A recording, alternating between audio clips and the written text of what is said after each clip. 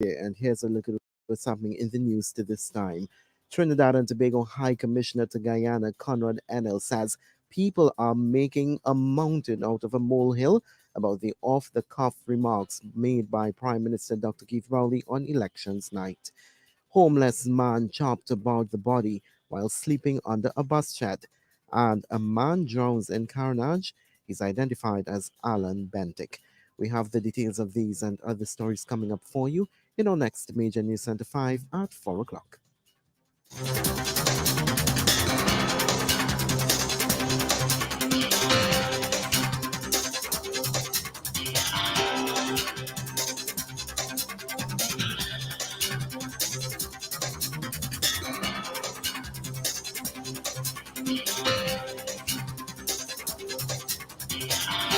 News Center 5, live local coverage you can depend on. I-95.5, the most influential name in radio.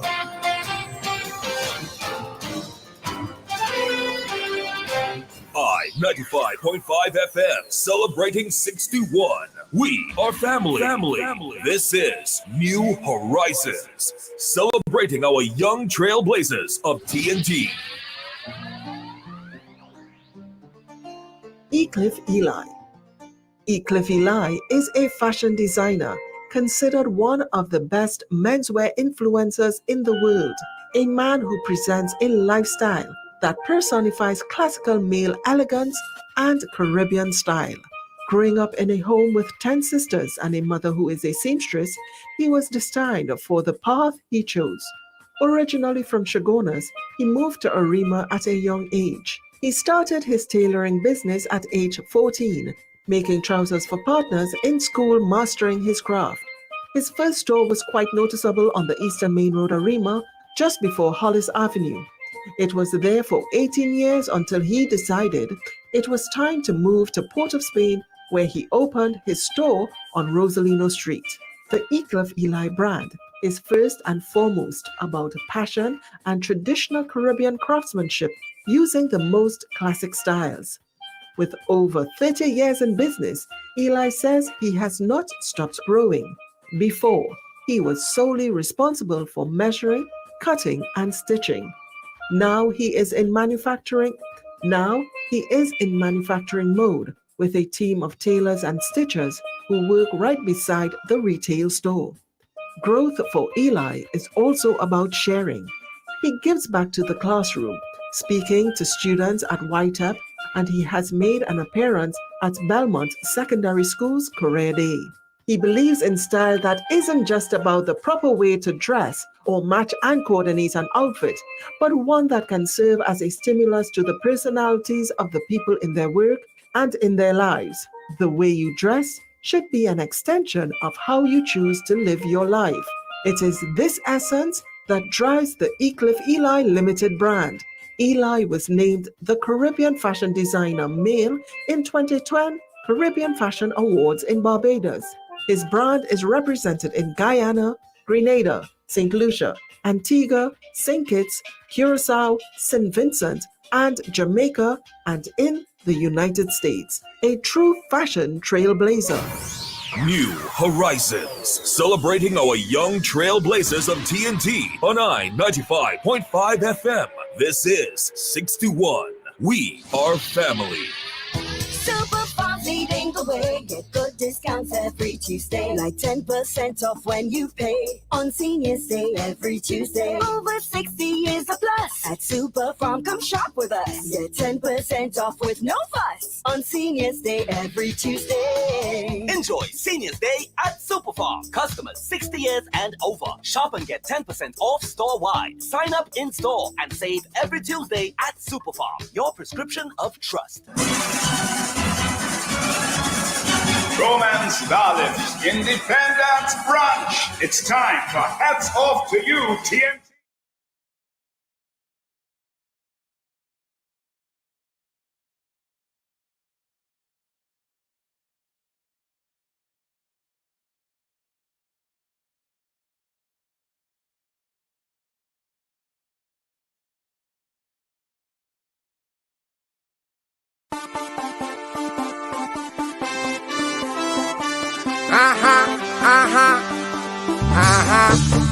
See me? See me? So long you not see me, when you see me, I will take it away. So long you not see me, when you see me, I will take it away. So long you not see me, woman said they want feel me, promoter said they need me. The mash up the place, the rip up the place, soca music don't steal me, and the power reveal me. Some woman claim that they dream me. I swear. So long you not see me, when you see me, I will take it away. So long you not see me, when you see me, I will take it away. I miss all the commotion and all the promotion and crossing the ocean and all the celebration and all my friends together at one location. I swear. So long you not see me, when you see me, I will take it away. So long you not see me. So long you not see me, when you see me, I will take it away. So long you not see me. So long you not see me. Woman said they want feel me, promoter said they need me. To mash up the place, rip up the place, soca music and steal me. The power reveal me. Some woman said they dream me. I swear. So long you not see me, when you see me, so long you not see me. So long.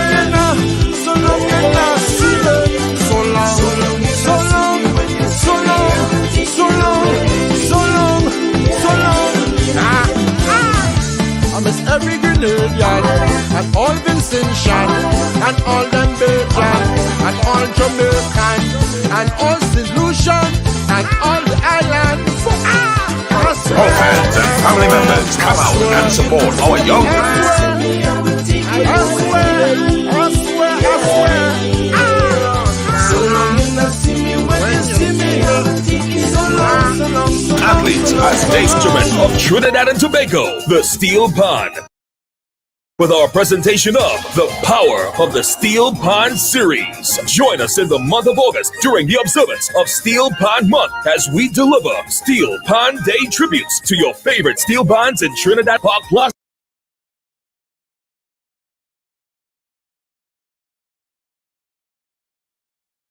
In Tobago, RBC Royal Bank, Cathedral Credit Union, Brentwood Shopping Mall, Panland, Trinidad and Tobago Limited, Rescott Solar Energy Company, and Call Fire. Call Fire covers the power of the Steel Pan series, the pulse of the Steel Pan. Not all heroes wear capes, but now your snack hero wears chocolate. Introducing Kiss Chocolate Coated Vanilla Goodie, a rich, unique chocolate coating on the outside with a smooth vanilla cream-filled goodie on the inside. Doesn't it just make you want to fly? Like a superhero? Hang on! I'm on my way to save the day! One bite and the magic continues. The all-new Kiss Chocolate Coated Vanilla Goodie. Try it today. This Wednesday, this one going and fuck up the place. Join Pan Trinbago 4. It's Steel Band Month, Pan and Powder Parade. This Wednesday, August 23rd, 5 p.m. Beginning at City Hall, Port of Spain, up Pembroke Street toward the Queen's Park Savannah. Come experience the sweet sounds of the Steel Band as we chip, dance, and sway through the streets. That's why I love powder. Everybody gets it. Featuring BP Renegades, Desperados, Hatco Bass Band Groove, Cuts and Jammers, Massey Trinidad All-Stars, NLCD Von Claire, NGC Cuba Joylanders, Republic Band Exodus, Shell Invaders, and T&Tech Tropical Angel Hops. Admission free. Wear white and bring your powder. Pan and Powder Parade. This Wednesday, sponsored by the Ministry of Tourism, Culture and the Arts, Tourism Trinidad Limited, the National Carnival Commission, East Port of Spain Development Company Limited, and the National Gas Company of Trinidad and Tobago Limited. For further information, contact events at pantrinbago.co.tt 235-5493 or visit Pan Trinbago social media pages. Buckle up. This is the 95 Afternoon Drive on I-95.5 FM.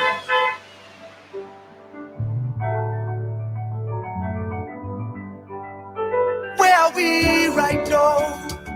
How we end up here today? Tell me who is to be blamed. Take a look around. Open up your eyes and see.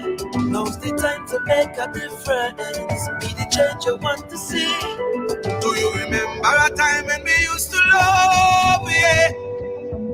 Now with a strength in me heart, we rise above, yeah. So what would it take to recapture? Now that we face a new chapter. Come on, my brother, my sister, the heart of the matters, we all need each other. Let's do this together, yeah. Together we aspire. Together we achieve. And oftentimes I wonder, yeah, is it something we still believe? Yeah. We bless the world with harmony.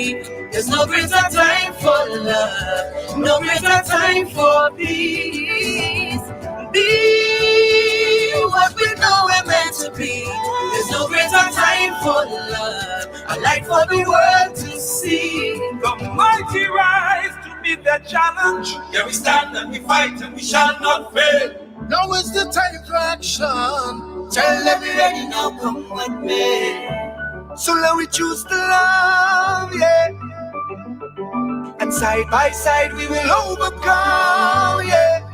Standing firm in defense of the future, a whole generation to nurture. So come and we show them the power of people together. If we work as one, then the victory is ours, yeah. Together we aspire. Together we achieve. Oh yeah. Oftentimes I wonder, is it something we still believe? Bless the world with harmony. There's no greater time for love, no greater time for peace. Be what we know we're meant to be. There's no greater time for love, a light for the world to see. We bless the world with harmony. There's no greater time for love, no greater time for peace. Be what we know we're meant to be. There's no greater time for love, a light for the world to see. There's no greater time than now. Truly respect each other. There's no greater time than now to bring our nation together. There's no greater time than now to live in love as the order. Cause if not now, then when? And if not us, then who? Bands look much better when we band together than the bands on mothers' bellies. Together, only the red on the flag becomes redder, and the only band we'd see is the band across the flag, if any. We're ready, and together we can move the clouds from gray to fine and make sunshine TNT. There's no greater time than now. show me how to love, show me how to get there. Show me how to live, show me how to love, show me how to get there. Show me how to live. Show me how to live, show me how to love, show me how to get Show me. Show me how to live, show me how to love, show me how to get there. Show me how to live, show me how to love, show me how to get there. Show me how to live, show me how to love, show me how to get there. Show me how to live, show me how to love, show me how to get there. Show me how to live, show me how to love, show me how to get there. Show me how to live, show me how to love, show me how to get there. Show me how to live. Buckle up. This is the 95 Afternoon Drive on I-95.5 FM. Who is to be blamed? And does it matter anyway? Take a look. Good afternoon, Trinidad and Tobago. I wonder who is to be blamed and does it matter anyway? So sings David Rudder in this track of, there are a number of artists on this putting their voices and their concerns about this sweet place, this sweet home of ours, TNT. It's called No Greater Time Than Now. And they can and that was done, I think, in COVID. This would have been done in 2020 or 2019. Does it say right?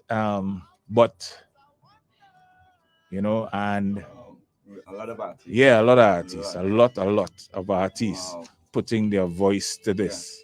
No greater time than now. And Trinidad and Tobago, listen, they are correct. There's no greater time than now. For us to put us, come together, put our backs to the wheel to solve and fix a lot of what is happening 2020 right here in Trinidad and Tobago. We have to come together, right? 35 artists. Now, and while I say that, I see on the Daily Express a headline: UNC goes to court over the Lingua Indian Walk results, right? You go into court, and that's your right. Yeah. That's your right to go to court if you feel that you have been wrong. And nothing wrong with that. But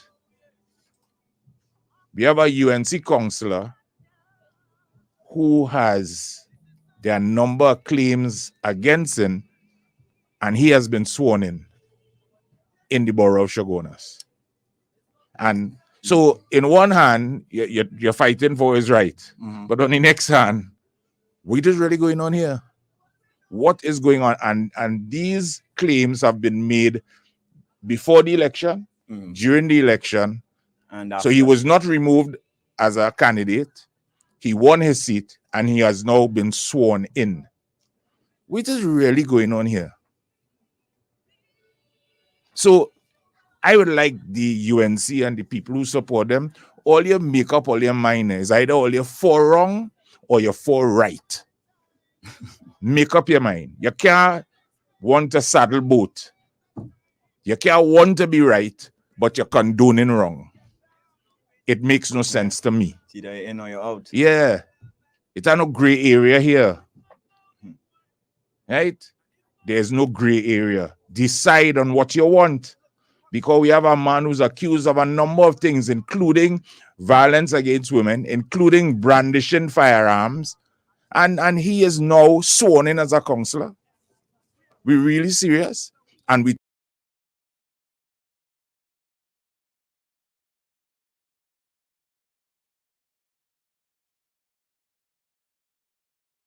talking about crime, boy? But it's not the first, not the only either. Person, right? Put forward by the UNC as either a councillor or MP. That you need to be serious, Mrs. Kamla.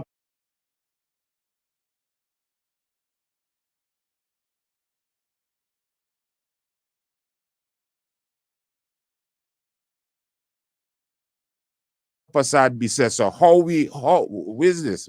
How we dealing with this?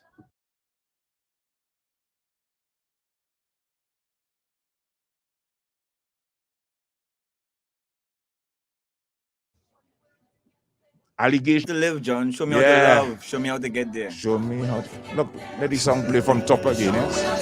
Because I feel we need to hear the voices of the young people of Trinidad and Tobago. Where are we right now? That's how the song starts. And does it matter? You see the pointing finger thing? So they say even if we blame someone, does it matter? It don't matter. We need to fix it. Okay. It don't make sense. The blame thing, though, we have to come together and fix it. Now you listen to this song. With a strength in me heart, we rise above, yeah. So what would it take to recapture? Now that we face a new chapter. Come on, my brother, my sister, the heart of the matters, we all need each other. Let's do this together, yeah. Together we aspire. Together we achieve. And oftentimes I wonder, is it something we still believe? Yeah. We be. There's no greater time for love, no greater time for peace. Be what we know we're meant to be. There's no greater time for love, a light for the world to see. The mighty rise to meet the challenge. Here we stand and we fight and we shall not fail. Now is the time for action. Tell them we're ready now, come with me. So let we choose to love, yeah. And side by side we will overcome, yeah. Standing firm in defense of the future, a whole generation to nurture. So come and we show them the power of people together. If we work as one, then the victory is ours, yeah. Together we aspire. Together we achieve. Oh yeah. Oftentimes I wonder, is it something we still believe? Bless the world with harmony. There's no greater time for love, no greater time for peace. Be what we know we're meant to be. There's no greater time for love, a light for the world to see. Good afternoon once again, Trinidad and Tobago. Welcome to the afternoon drive. And let me say good afternoon to some of the folks already locked on Facebook. Let's see who we have. Nikki James. Hi, how are you doing? Bernadette Stewart. Gloria Bess Mitchell. Angela Sobers. Claudia Fraser. Who else is here? Kathy Ann Yearwood. Yeah. Patricia Charles. Ray Paris. Good afternoon. Welcome. Good afternoon and welcome. Nikki James, Bernadette Stewart, and it's legal. Yeah. Together, only the red on the flag becomes redder, and the only band we'd see is the band across the flag, if any. We're ready, and together we can move the clouds from great to fine and make sunshine TNT. There's no greater time than now. No greater time than now. That's right. Yeah. Now is the time for us to come together and fix Trinidad and Tobago. The division has to stop. And those who encourage division and condone it, all you get real. Division and not short division. I'm telling you, boy, get real. All they're not seeing what's happening, and all they continue to play the look. Mr. Lett. Philip Lett, good afternoon. Lucille Thomas, Wilma G. Cupid, Erica Neckles. So let's go to the phone line 622-3937. Show me how to love. Show me how to get there. Good afternoon. Good afternoon. Welcome. Good afternoon, gentlemen. Afternoon, sir. John, I see you are appealing for them to make up their mind. They make up their mind already. They make up their mind already? All right. You have to have a criminal background to be part of them. Understand that? Why are you appealing to them again? Because we can't do it alone. We cannot do it alone. Yeah, we cannot do it alone, but something has to give eventually with them. I agree. But we can't continue doing the same thing, engaging in criminal activity on the side and complain about crime. You can't. It is not feasible. Crime statistics.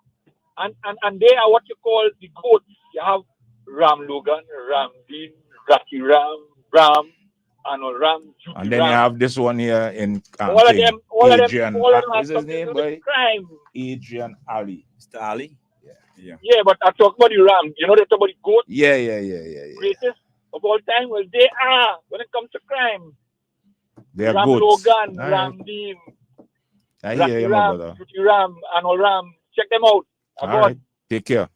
622-3937. Good afternoon. Welcome to you. Hi, good afternoon, Mr. John. How are you, sir? I'm Moral. I know you're a man well read.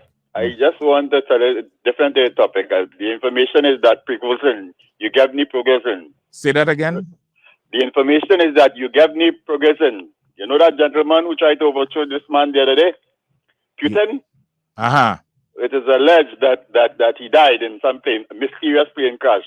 Oh, I I'm now hope some seeing it here. African countries Yeah, will survive because he had these Prigozhin. people in 5 African countries. Yeah. When he gave them hell and taking the diamond and ruby and gold. All right, I'm now seeing it here on Yes, CNN. but Yes. well, I know you're a man well read, Yeah, so I'm you would now know seeing that. Huh? it. Yeah. You would know. So I should have informed you. All right. Good. All right. Okay. Bye. Good afternoon. Welcome. We lost that one. Hello. Hello, good afternoon, John. Afternoon to you. And your co-host is Cameron. Cameron, yeah. Sir. Hi, Cameron. You know, John, you know what is puzzling me? When the opposition have issues, like, for example, the issue they have with the EBC at present, I would expect that as a political party, the official opposition of the country, if you have an election issue, your party, if you say you're going to court, will take the matter to court. And the court matter will be in the party's name. That the history will show the United National Congress took the EBC Nah. That is not there. Whatever misgivings they may have. Yeah, but that is not there, Emo. But they are paying the court costs for an individual, a citizen. Remember it's the same. Remember it's the same thing. The same thing they did with the. That does this thing all the way to the Privy Council, right? Yeah. And that is why I want the Revenue Authority. Where this man getting this money from? What is his source of income that he can afford all of these cases to the Privy Council where an attorney costs $150,000 a day? Well, good question. I would like the opposition to stop using the citizens of this country like that. Stop doing it. And you want to go to court with somebody. If the law says that it has to be signed by the presiding officer, what the hell they want the EBC officials to do? Break the law? Come on, man. All right. Thank you. Good afternoon. Hey, good afternoon, boy. Ubiquity boy. My brother. Cameron. Sir. I'm asking the brother, what the UNC does? The strategy is that Ralph Balgobin. I forget his name, Ralph Balgobin. They use a person of straw, right? Like a person like me, right? I don't have any assets. I don't have any money. So when you take a bound to lose court, a bound to lose case to court, and you lose it, and the cost is dropped because it's a civil matter, the cost drops. When you lose in a civil matter, you have to be pay the cost, pay the cost, yeah. So if I don't have any pocket and don't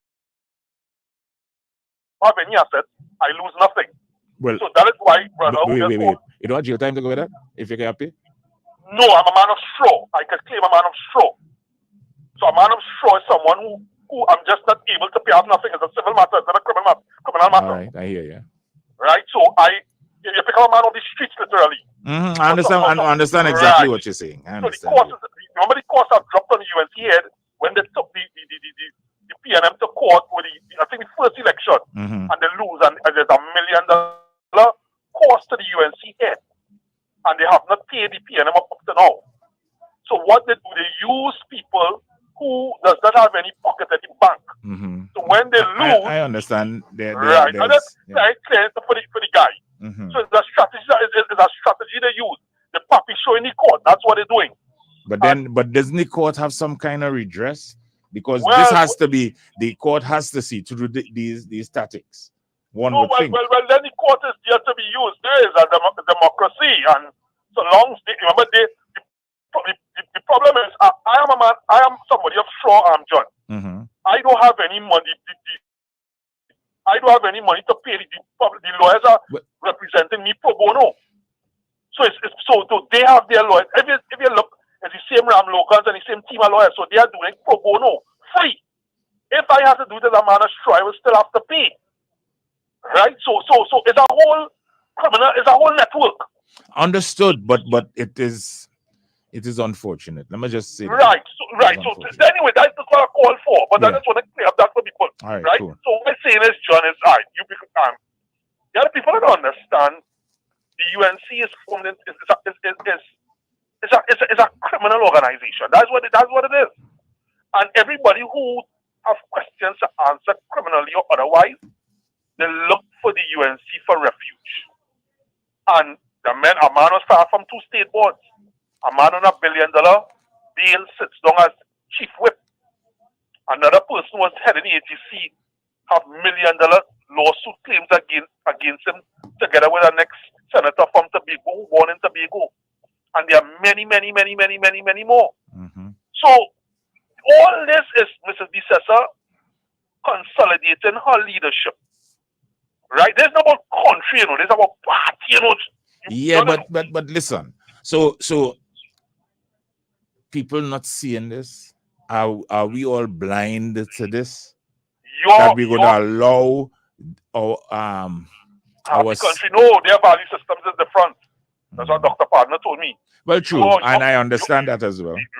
Yeah, so I believe in it is, right. John, I learned as I get older, never see you in other people. True. Yeah. So you'll never be disappointed. Exactly. Yeah. See them for themselves. Yeah, I hear that. Yeah, man. Good afternoon. Welcome. Hello. Good afternoon. Hello. Good afternoon, John. Afternoon. What I'm wondering is... Nah, you're too close. You need to turn down your radio. I turn it down, John. Yeah, but still getting feedback, sir. All right, I'll take it down. Thank you. I'm wondering on this, can an individual bring a case in terms of the election? I thought his party had to bring the case again. No. Remember the case that went to the EBC case that went to the Privy Council. No EBC case can go Privy Council. I'm not asking you.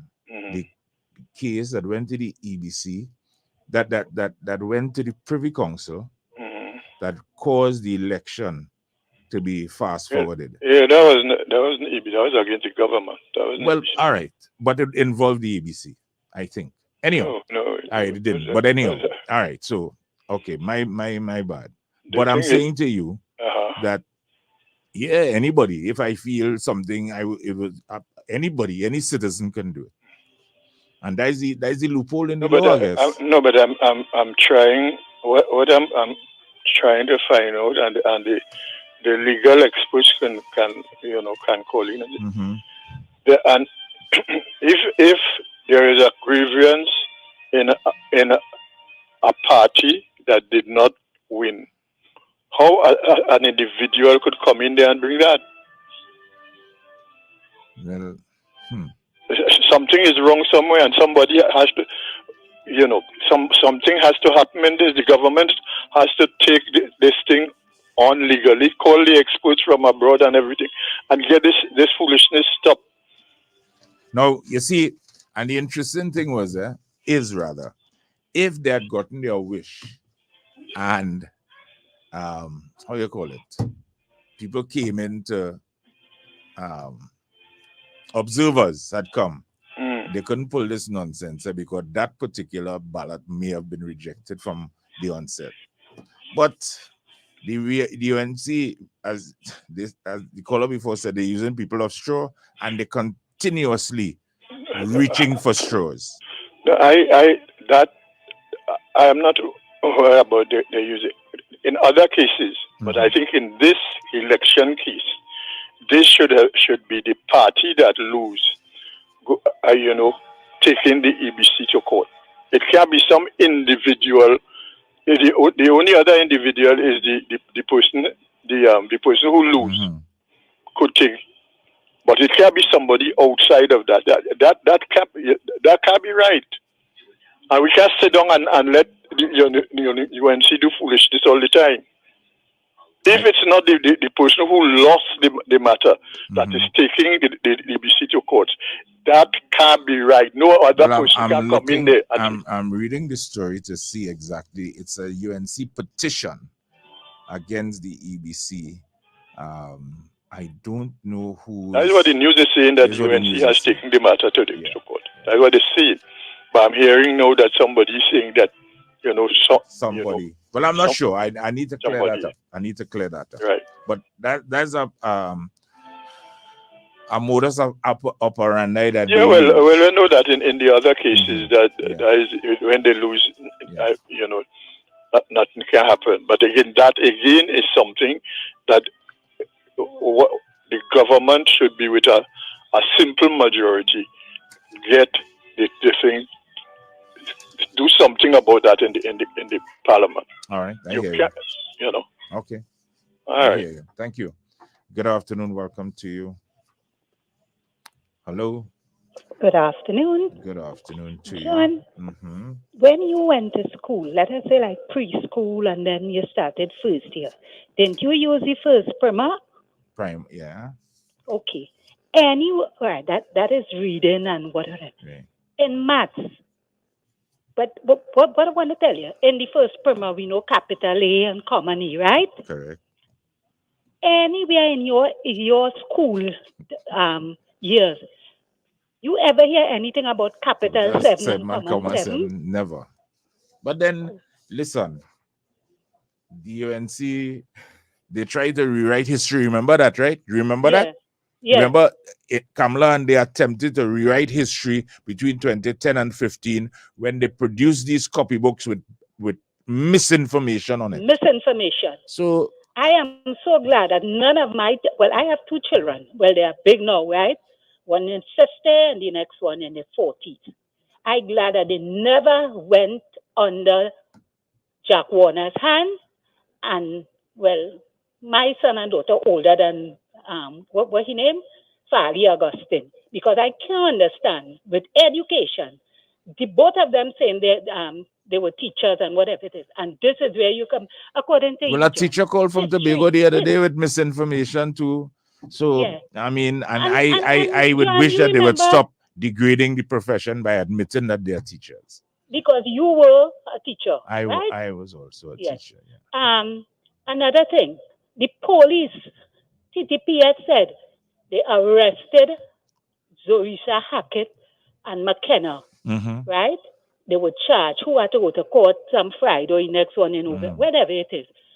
And this madman, this sick man, Fali, saying nobody at all, nobody, none of the secretaries or whoever from the THA was arrested.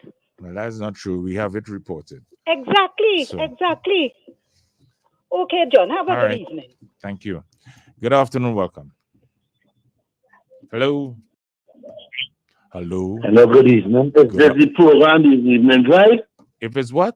Yes, this is the afternoon drive on 95. Right. Thank you for taking my call. You're most welcome. I heard you all about a few minutes speaking about elections and the petition and the going to court and all these kind of things, right? And it's the right of the person if they feel something wrong. I have no problem in that. But my biggest problem is how this crime is unfolding in my beautiful Twin Island Republic. Well, hold on. It's all related because we have an opposition that apparently condones crime. I will say that.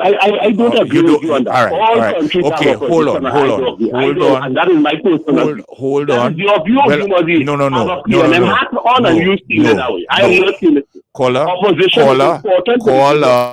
I never said they were not important, but I am saying that we have an opposition that supports criminal activity. Well, that is your view. That is not my view. Sir, there is proof. There is proof. Hold on. Sir, I can give you proof of what I'm saying. I don't agree with you. You don't have to agree, but facts are facts. Have a wonderful afternoon. Have a wonderful afternoon. I not me come here to argue with you on that. They are facts. There are people in the parliament who are before the courts. On the UNC side, there's a man who has questions to answer that has just been sworn into the Shogwonas Borough Council, and you're telling me nonsense? Is that your view? That is not my view. These are facts. Okay. And if you want to come back, you could call back, but call back with facts. If you're calling back to give me your opinion, save it. We have a call on. Good afternoon. Hello? John, yes, sir. John value system.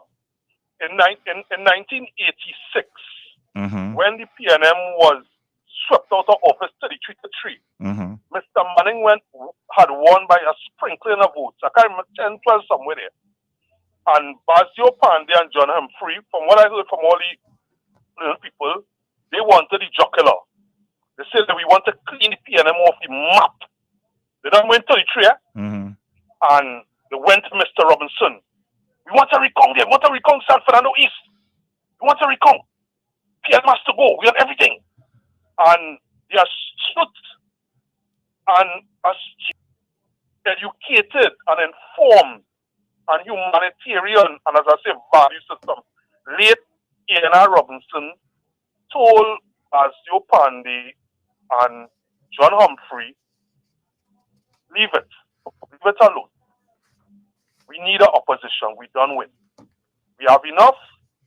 We have a constitutional majority. Let me go with that. And that is the difference in value system.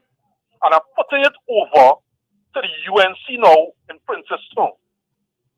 You don't win. You're not gonna make any mathematical Exactly, difference. because Right. no, it will make a slight difference because it's one.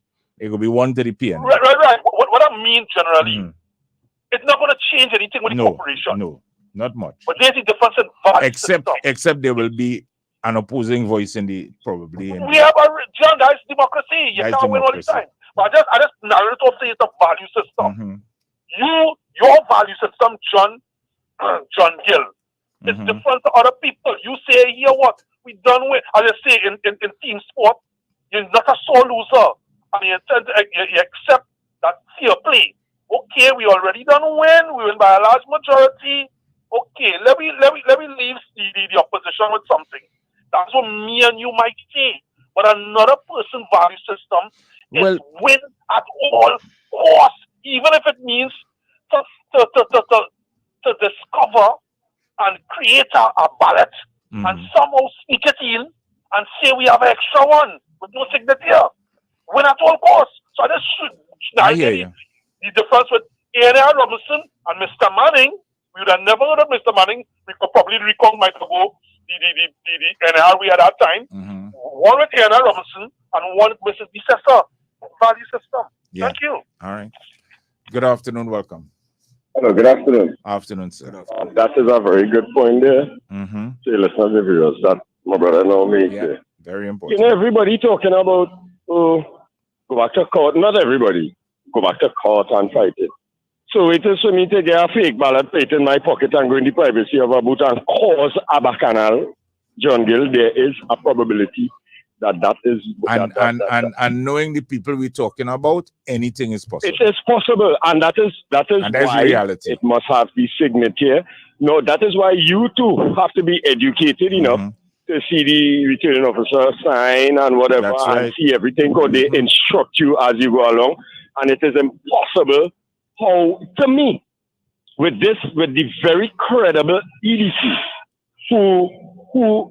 listen, they are loaded and applauded internationals. You know, I wondered if the observers had come, if this would have been an issue. You know, we have a little point there, right? Yes, we have a little point we could argue there. But in terms of the confidence of the EBC and how they function, and how they have operated over 61 years, millennials in the dinosaurs roaming, and I don't want them go no computerizer, John.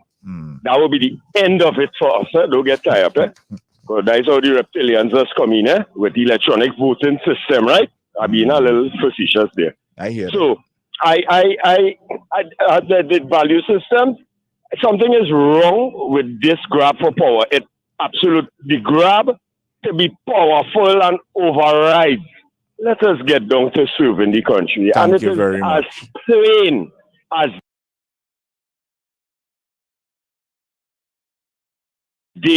that there is a push on one side to destabilize, destroy anything on the destruction level, and it is clear on the other side the aiming for development. And I cannot see how people will be vexed with the ones who support the side that comes with development.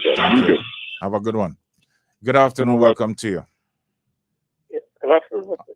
Afternoon.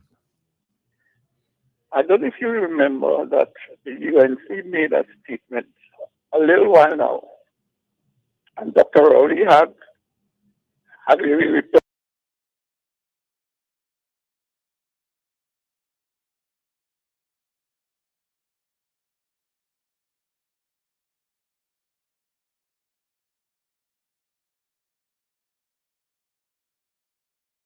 to it, and made a statement of it, and saying that the UNC, if it can't, if they can't beat you with the ballot, they have to beat you in court. Yeah. So like Madame Passad, Mrs. are always talking about the court and the court. So they had it to be like they had the people, like half of the court. I don't want to pass no accusation, but like the lawyers and the judges and saying all of them is UNC. For she to be so confident that we go win in the court. Yeah. Have a good day, sir. Have a good one. Hello, good afternoon. Hi, John, good afternoon. Afternoon to you. You know a PNM councillor was sworn in Shogunas this morning?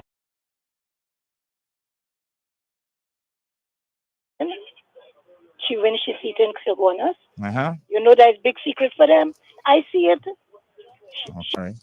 To you. You know what is disturbing me, John? No, we have a country here. We had 3 or 4, or I had to call it about 20 races. I don't know how much. But 2 is just making a miserable contract. And 1 above the 2 is doing it.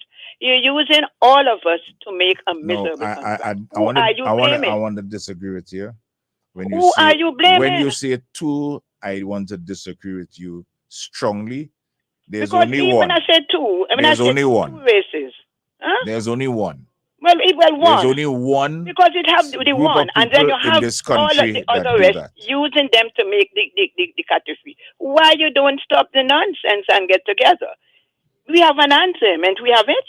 Yeah, but not everybody. Remember, there were people who didn't use the stand up for the anthem. You forget that or what? Let every creed and race find there are equal people place. who didn't stand up for our anthem at one point in time. So Johnny, if I tell you good day and I shake your right hand, we are going wrong, because if I put the 2 hands together, and we have to cross them. Yeah, but we have to put the other one and you shake right and right. The caller before, a couple callers before, said there are 2 different value systems, and we have to accept that.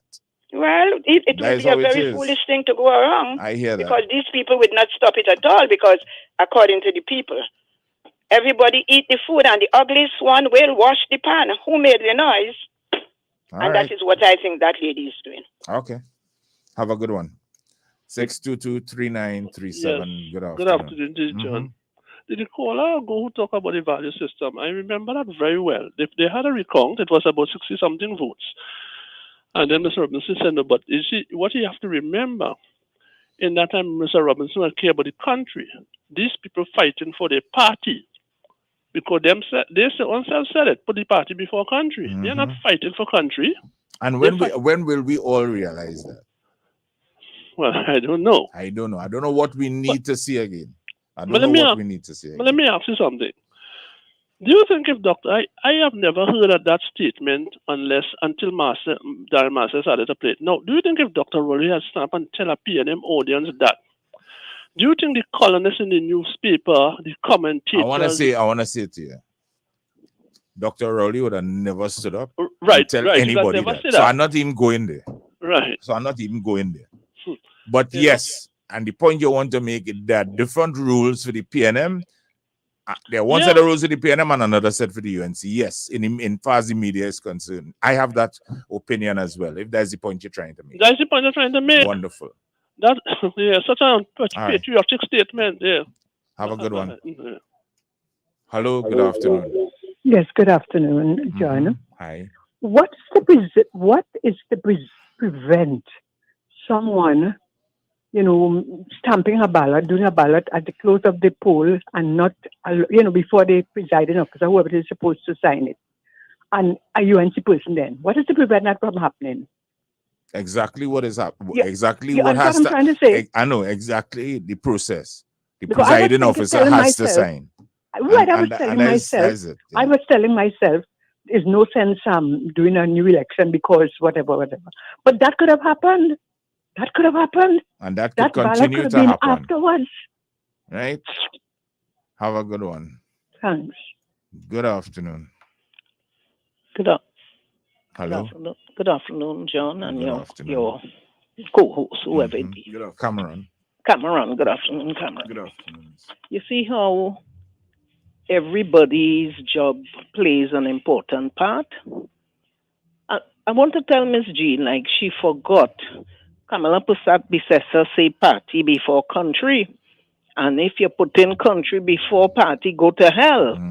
So that plays out with the UNC. She told Vassan Bharat that go to hell. So this thing about every creed and race, that is not for the UNC. No. John, the presiding officer made an error. It could happen. Well, hold on. Okay. You are assuming. Well, based on what I'm going by what we've seen in the media. You are assuming because suppose that was initial. Yeah, but suppose that was slid into the box. The box? Without really? Possible. Who we dealing with? All right, John, you're going you see, we can't forget who we dealing with. Take off like 100 meters. Yeah, because I serious about this. You understand? John, we have to remember who we are dealing with.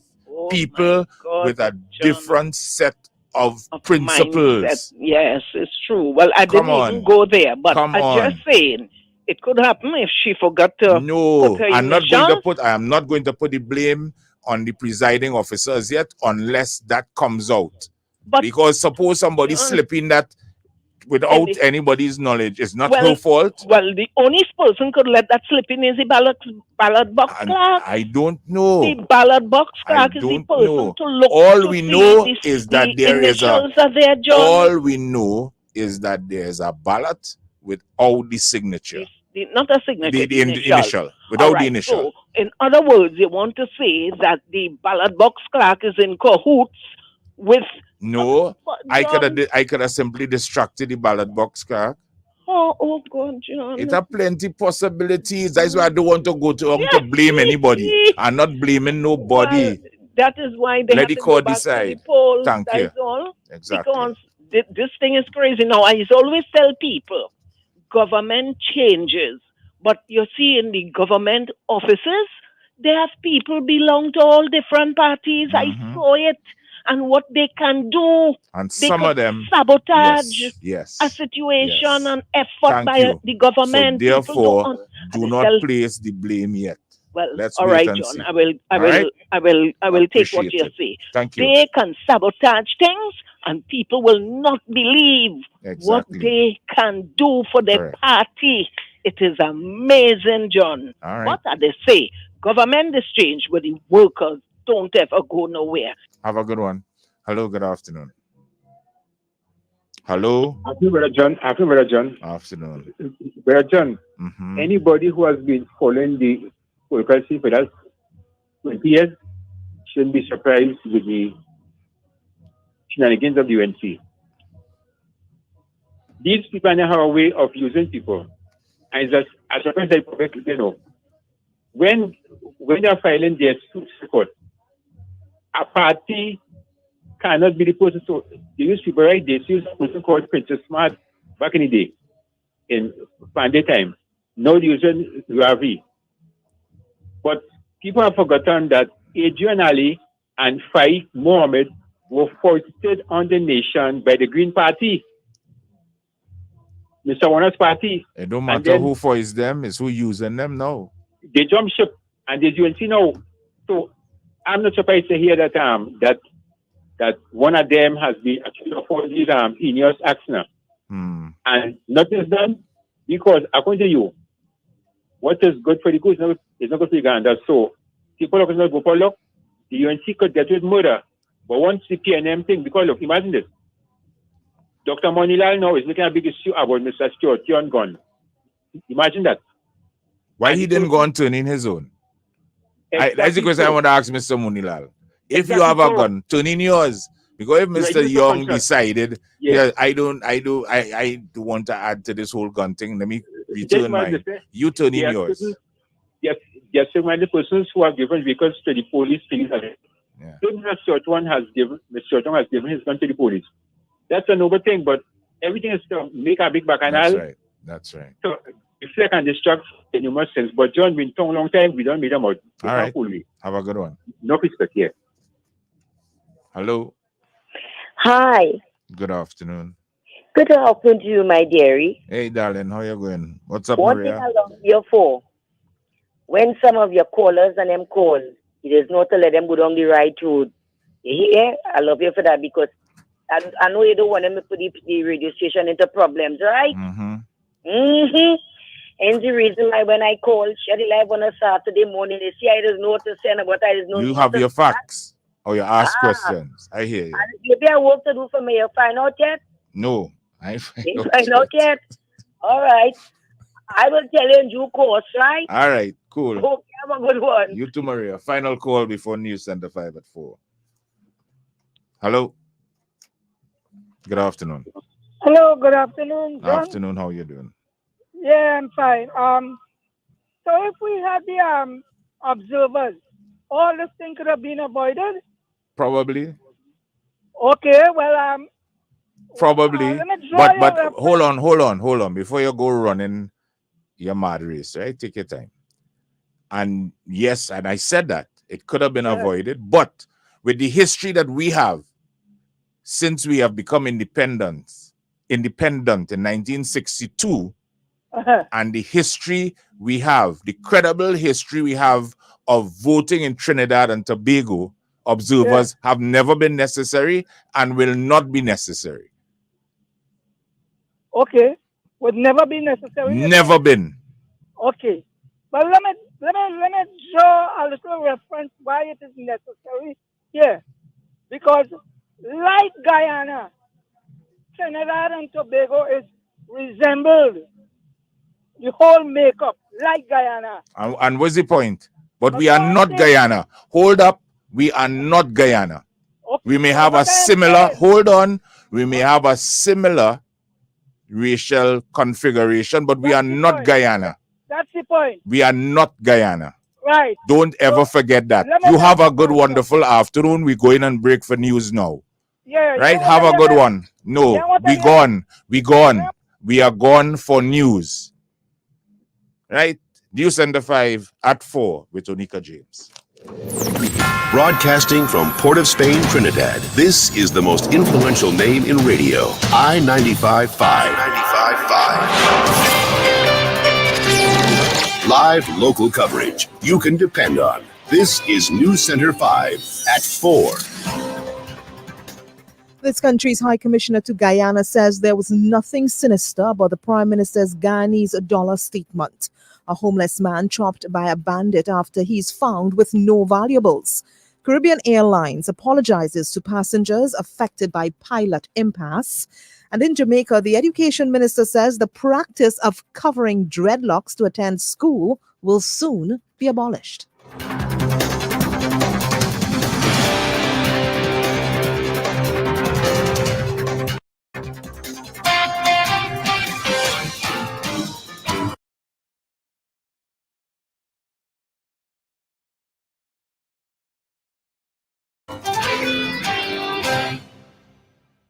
Good afternoon, Trinidad and Tobago. Welcome to the news at 4. I am Onika James.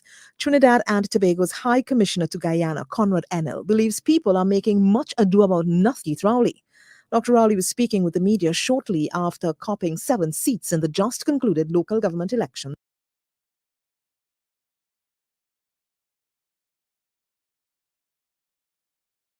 On the night of August 14th.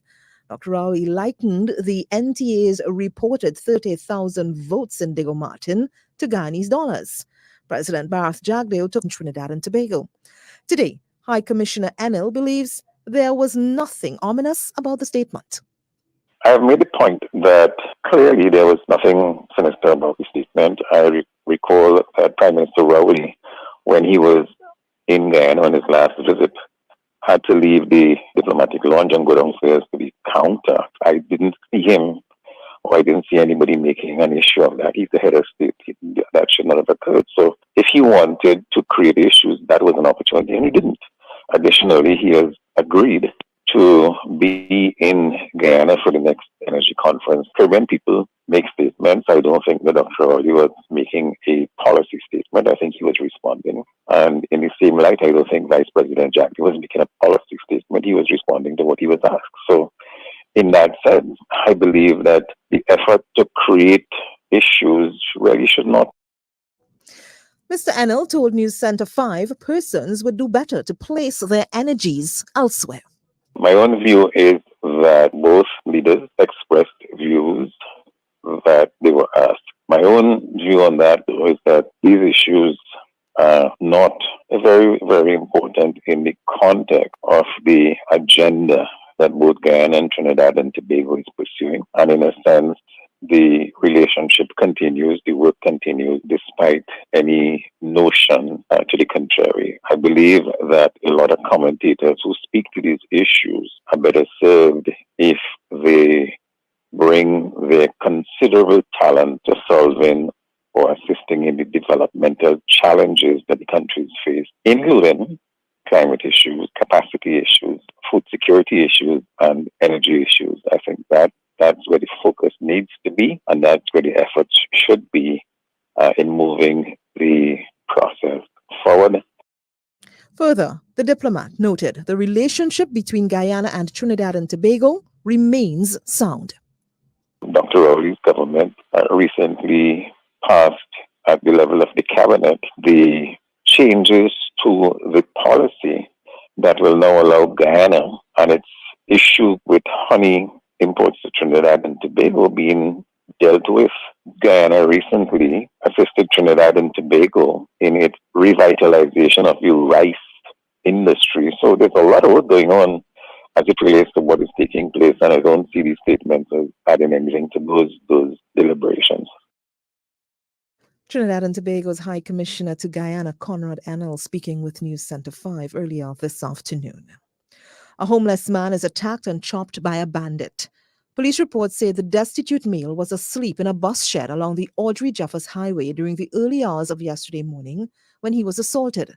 The 57-year-old man told investigators he was awoken by a man who announced a robbery while holding a Chinese chopper over him. The victim said when the bandit did not find any valuables, he chopped him several times about the body.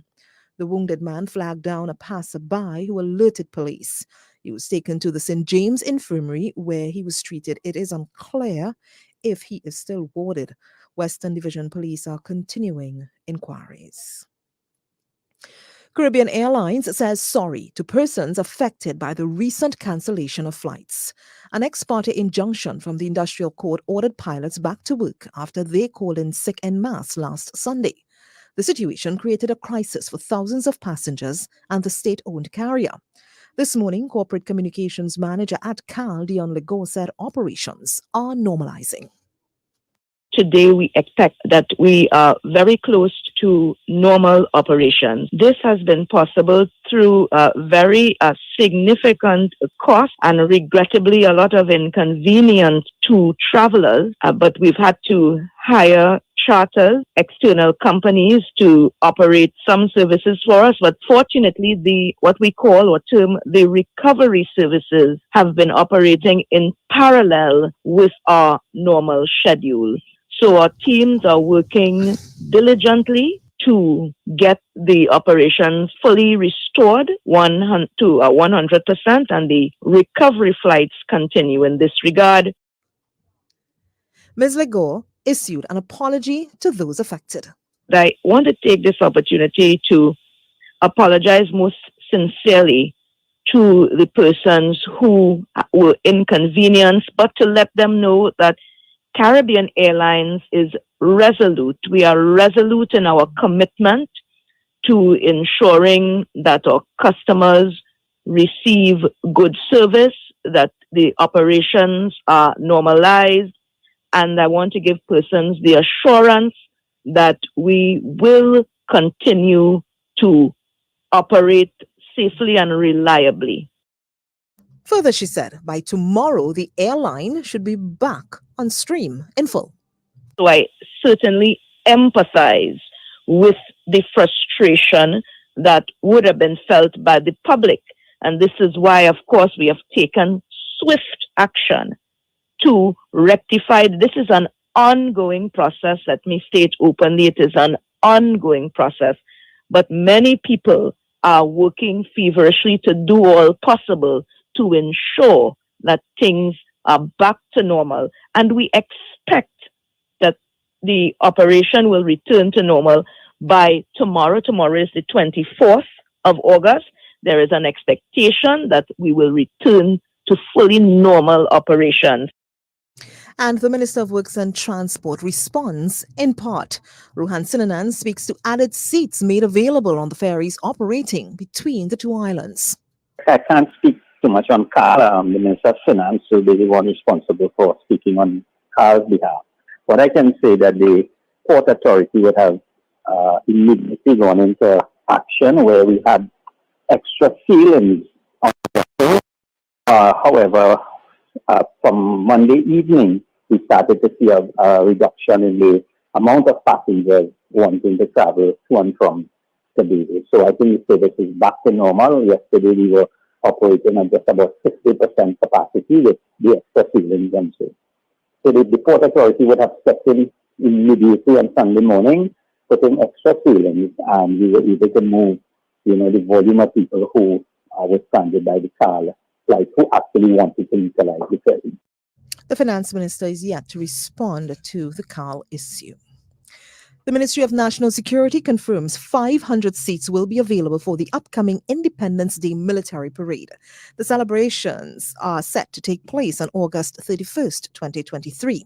Via statement, the ministry says these public invitations will be available for collection from August 24th from 8:30 a.m. to August 25th at 3 p.m. on a first-come, first-served basis. The ministry says invited guests must display their invitation cards and parking stickers for viewing by officers along their designated routes and when entering their respective parking locations. Guests are asked to be seated by 7:15 a.m. According to the ministry, pedestrian access to the facility would be via the gate located on the eastern end of the grandstand, and public seating would be opened from 6 a.m. and closed at 6 p.m. Additionally, the public is advised of the traffic route for the 61st Anniversary Independence Military Parade on August 31st. Flood-affected residents converge on the Ministry of Works and Transport Drainage Division. Led by the South Oraput Riverine Flood Action Group, the protest delivered a letter calling for relief, or rather, the protesting group delivered a letter calling for relief. Spokesperson for the irate villagers, Edward Moody, described the situation as dire in some areas. Mr. Moody accused the Ministry of Works and Transport of falling down on the job. Rivers now! Fix the rivers now! Fix the rivers now! Every single flood we have had since 2017 is because the riverbanks have been failing. The minister went and said on air that Woodland is under sea level. The water that drowns out Woodland is water coming from Moruga and Princetown and Queenam. 1980, that riverbank was 12 feet high. Today it is flat level. There's no riverbank, right? It needs to be managed. It needs to be repaired. And these communities are being flooded out because of failure of management. So that petition was delivered this morning together with another letter. It has nothing to do with sea level. It has nothing to do with anything else except failure in management. However, in an almost immediate response, Minister Rohan Sinanan said work is ongoing and the area is one which must be handled with care. I can say is that those areas are very challenging areas. They are more marshland. They are land that are very low lying and they have challenges. Most of it is below sea level. The ministry does have a lot of work taking place in those areas, and we will continue to do what we have to do. We are working with the experts, which Mr. Moody is not one, and they are advising the ministry, and the ministry continues its work in these areas. We do have climate change, we have strange weather patterns around the world, and what we see happening around the world Trinidad will not be saved from that. And I think so far we're doing, as much as we can do to save off the effects of climate change and the effects it will have on the low-lying areas, so those areas are low-lying areas in Trinidad. Mr. Moody said residents have been suffering and denied that the letter had anything to do with politics. I did not even vote, and I deliberately did not vote. I did not do any protest during the election period because I did not want to be any part of the literate drama that plays off during an election. Remember, our group started out of the 2017 massive flood, and since then, every year, we have been flooded out, and it is because of the failure of the riverbank. Now, until they put a pump in Woodland at the sluice gate, Woodland would have this problem. Until they repair the banks, you would be drowned in Woodland with water coming from Muruga. That makes no sense. However, Minister Sinanan is not so sure. He believes there is an ulterior motive and made this revelation about Mr. Moody. I keep seeing Mr. Moody's name coming up on protests, and so I have said what I have to say on Mr. Moody. Mr. Moody is a character who I try to stay very far from based on his last performance at MIDCO, associated with the route movement and the highway to San Fernando. I have a lot of questions that I'm sure will come up in the Commission of Inquiry on the part that Mr. Moody played with MIDCO. So I don't waste my time to comment on Mr. Moody. Several areas in Woodland are currently under water. Reports of a drowning in Caranage. Police have identified the deceased as Alan Bentic. According to officers, 60-year-old Mr. Bentic was found floating at Pier 1 yesterday. The discovery was made by a member of management at Pier 1 at around 5 p.m. The body was pulled from the water and an autopsy is expected to be performed soon. Over in Jamaica, Education Minister Favour Williams has indicated that the practice of using tams to cover locks needs to end. Tams is a hair covering specifically worn by those with dreadlock hairstyles. The statement is geared specifically to students, especially boys, who are of the Rastafarian faith and have their hair in dreadlocks. The minister was giving an update on the draft dress and grooming policy for schools while at the Jamaica Teachers Association conference now underway in Negril, Westmoreland. She said a person's religious practices should be respected. Ms. Williams pointed out that if the religion states that the hair should be covered, then that should be followed. There have been a few times that I've gone to schools and I see students, maybe not more than one or two in a particular school, boys wearing tams to school to cover their locks. This is 2023. We really should not be doing that anymore. We need to respect other people's religion. Yes, we need to say to all students, you have to ensure that your hair is clean and so forth. But come on, you shouldn't have to cover your hair unless that's what your religion calls for. She said the policy should be published later this week. Further afield, a private plane has crashed in Moscow's Tver region, killing all 10 people on board. Russia's news agency TASS reports that Wagner mercenary group chief Yevgeny Prigozhin was among those on board. A private legacy aircraft traveling from Moscow to St. Petersburg crashed near a village. There were 10 people on board, including 3 crew. According to preliminary investigations, all those on board died. Daniel Hawkins, a journalist in Moscow, told Al Jazeera that reports in the Russian media, unconfirmed so far, are saying this aircraft could have been taken down by air defense systems. What we know so far is that a plane has crashed. It was an Embraer 600 private jet that was coming in from St. Petersburg to Moscow. It's crashed in the Tverskaya region. Witnesses report hearing at least one explosion before the crash. Reports in the Russian media, unconfirmed so far officially, are saying this aircraft could have been taken down by air defense systems in the Tverskaya region. Now, from the videos we're seeing on social media, there does appear to be witnesses that have filmed this crash, that have filmed the plane coming down, some sort of trail of smoke coming from the plane as it crashes to the ground and is burning on the ground. We understand emergency services say around 14 people are dead in this crash. There are no survivors, but more importantly, Rosaviatsia, which is the Russian aviation authority, has said that Yevgeny Prigozhin, the head of the Wagner PMC, Wagner private military company, was among those on board, or was at least listed as among those people on board. That is being confirmed, or rather written about, by multiple Russian media accounts as we speak.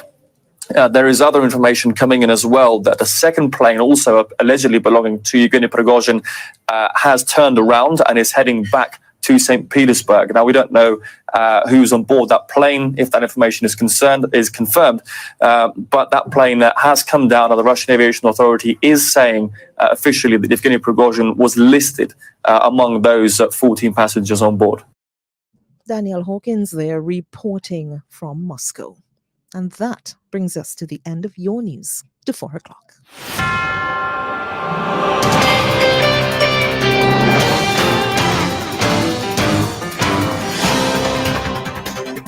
As a reminder of the headlines to the hour, this country's High Commissioner to Guyana says there was nothing sinister about the Prime Minister's Guyanese dollar statement. A homeless man chopped by bandit after he is found with no valuables. Caribbean Airlines apologizes to passengers affected by pilot impasse. And in Jamaica, the education minister says the practice of covering dreadlocks to attend school will soon be abolished.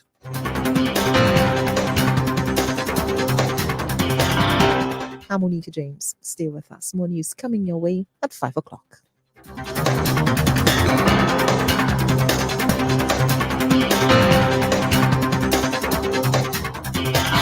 News Center 5, live local coverage you can depend on. I-95.5, the most influential name in radio.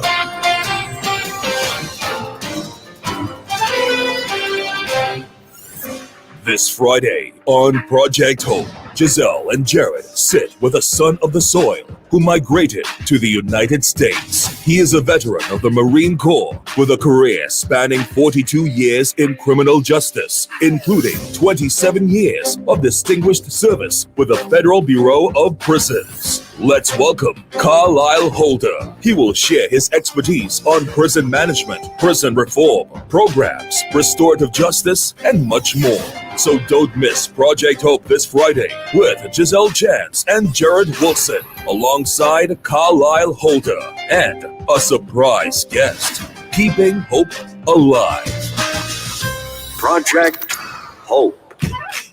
Calling all single ladies. All the single ladies, all the single ladies. Getting married soon? Now put your hands up. Well, this is for you. Amber Media Productions and Studio One Photo Center invites you and your fiance to the Wedding Showcase Bridal Show. Sunday, September 24th at Signature Hall, Chaguanas from 9 a.m. to 7 p.m. It's one full day of giveaways, samples, live entertainment, and much, much more. With free wedding cakes, free wedding venue, free photography, and lots of discounts for your wedding. Register online at ambermediatt.com. That's AMBERMEDIATT.com. Or call 359-5448 or 359-5452 for more info. The Wedding Showcase Bridal Show. Sunday, September 24th, Republic Day weekend. Signature Hall, Chaguanas. Don't miss it. If you like it, then you should have put a ring on it. Bagel Jam is back. Get ready to revel in paradise. Thursday, 31st August, Shore Park Complex. Independence celebrations meets the launch of Tobago Carnival in Bagel Jam. Bagel Jam. Today's the holiday. With a star-studded cast, Super Blue, Iowa, Johnny King, Pretty, Sherwayne Winchester, Stephanie Joseph, Tam Tam, Gerard Balfour, and featuring the Viking and Vi-Queen of Soca, Bungie Gallon and Fayan Lyons. Welcome. Gates open 5:30 p.m. For more information, visit the Welcome to Bago Facebook and Instagram page. Tickets $161 and sold online only at Weetix.com or visit Show Park Cultural Complex 9 a.m. to 4 p.m. On Independence Night, the Tobago Carnival begins. Come revel in paradise at Bago Jam. I never come here for a stand up. Hey. This Sunday on episode 35 of Eye on Dependency, where every life is a biography. What's the worst that can happen when a mother abandons her 15-year-old daughter to go on a crack cocaine binge? Or when she is absent for her daughter's murder trial 3 years later? I heard my daughter got incarcerated. That was a reason for me to smoke, because I don't want to deal with that. I smoke even more. In life, there is cause and effect. Is this enough reason for a child to end up in the wrong hands or even on death row? I was incarcerated at the age of 18. I was then convicted for murder at the age of 20. I spent 13 years on death row. I have been incarcerated for the past 30 years. My name is Natasha De Leon, and this is my story. Join us this Sunday as there may be lessons to learn from Natasha and her mother, Mary. Listen live from 10 a.m. on I-95.5 FM or watch live on the Eye on Dependency Facebook page or YouTube channel. Eye on Dependency. We don't just share stories, we change lives. Digicel brings 50 days of Java to you. Win a PlayStation 5, carnival costumes from Tribe or Yuma, gas vouchers for the year, and more. Purchase a 1-day, 3-day, or 10-day plan for your chance to win. This Wednesday, this one going and fuck up the place. Join Pan Trick Bagel 4. It's Steel Band Month. Pan and Powder Parade. This Wednesday, August 23rd, 5 p.m. Beginning at City Hall, Port of Spain, up Pembroke Street toward the Queen's Park Savannah. Come experience the sweet sounds of the Steel Band as we chip, dance, and sway through the streets. That's why I love powder. Everybody gets it. Featuring BP Renegades, Desperados, Hatco Bass Stoop and Groove, Cats and Jammers, Massey Trinidad All-Stars, NLCD Von Claire, NGC Cuba Joylanders, Republic Band Exodus, Shell Invaders, and T&Tech Tropical Angel Hawks. Admission free. Wear white and bring your powder. Pan and Powder Parade this Wednesday. Sponsored by the Ministry of Tourism, Culture and the Arts, Tourism Trinidad Limited, the National Carnival Commission, East Port of Spain Development Company Limited, and the National Gas Company of Trinidad and Tobago Limited. For further information, contact events at pantrybago.co.tt 235-5493 or visit Pantrybago social media pages. The NGC Republic Bank National Juvenile Championships is on Saturday, August 26th and Sunday, August 27th. Starting time 10 a.m. daily at the Hesley Crawford Stadium. Calling all fans and family members, come out and support our young athletes as they seek national fame and glory. Come out and support the stars of tomorrow at the NGC Republic Bank National Juvenile Championships, August 26th and August 27th, Hesley Crawford Stadium, 10 a.m. on each day at a back-to-school price of $20 with children under 12 free.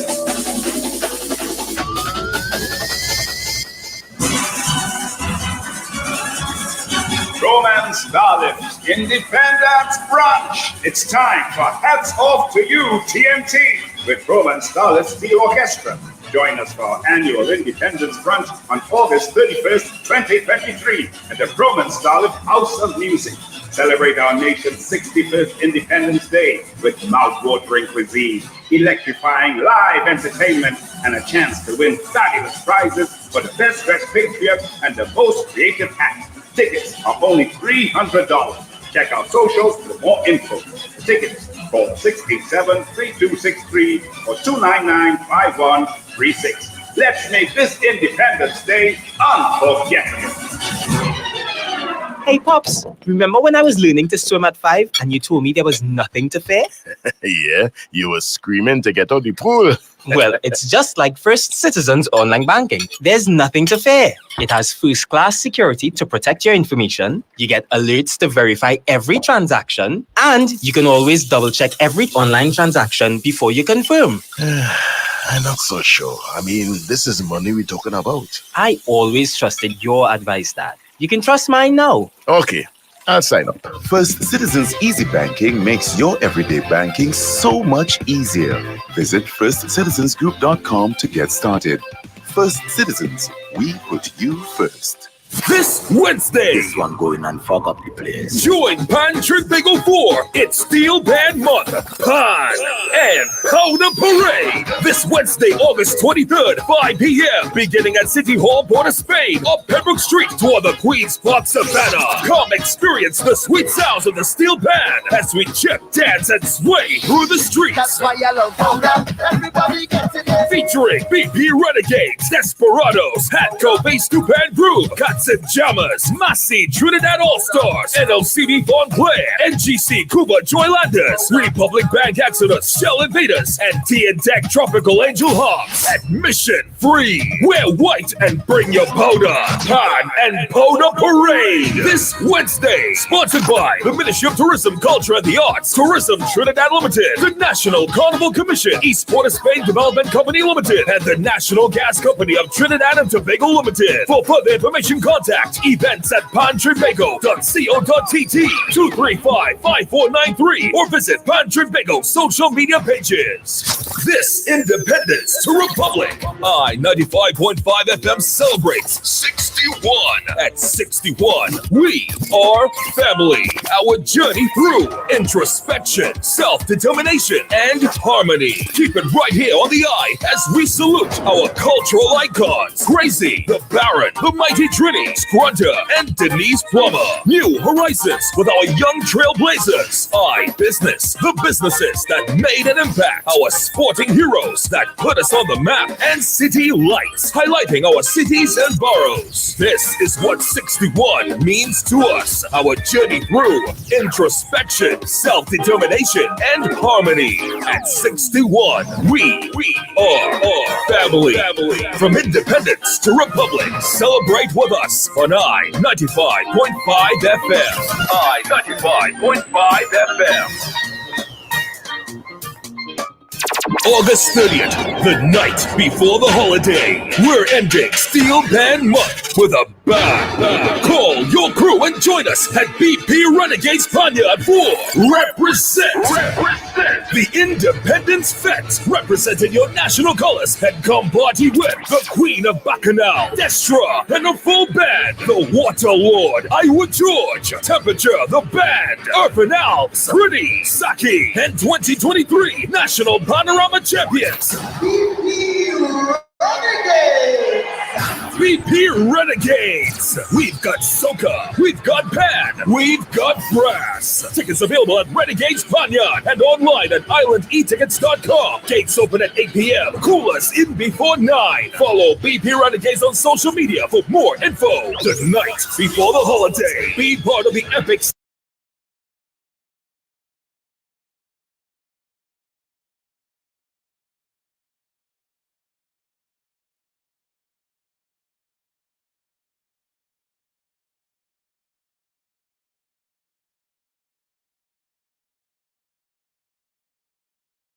Celebration at Represent, the Independence Fete. See you there.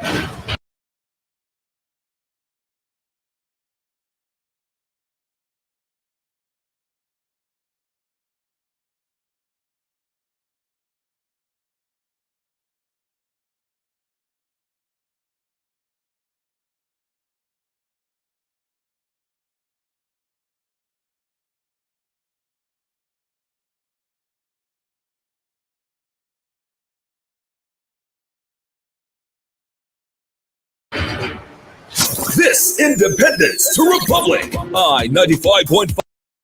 This is the hot seat. Who will be next to sit on the hot seat? If they truly love our country,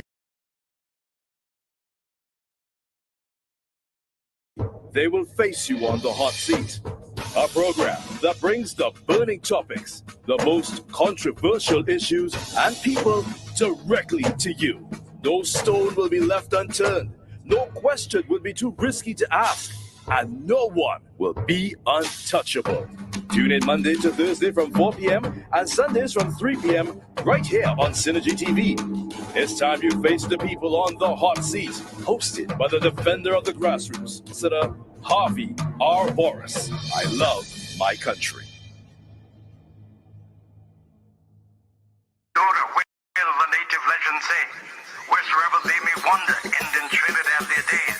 And this lovely fragrant island, with its forest hills sublime, well might be the smiling Eden, pictured in the book divine. IT&T, happy anniversary.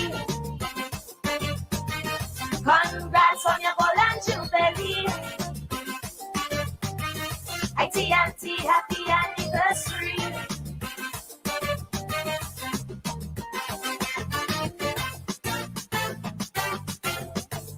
The primary school reader did say it plain. Once you eat at the cascadoo, in Trini you must remain. Cause no matter how far you fly, once you taste it, baby, right here you'll return to die. Since 62, some head to greener pastures. In the big apple, they want to bite. So for 50 years, we could have gone faster. To build a nation, we have to fight and fight. I love my country. I shall put it away before party, just like Happy Forest.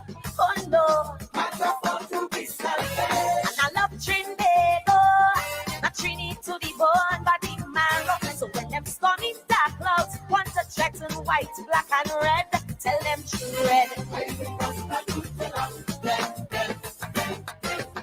Until we get real serious, remove the drugs and all them coke heads. You see me, I want to see Trinbago moving ahead.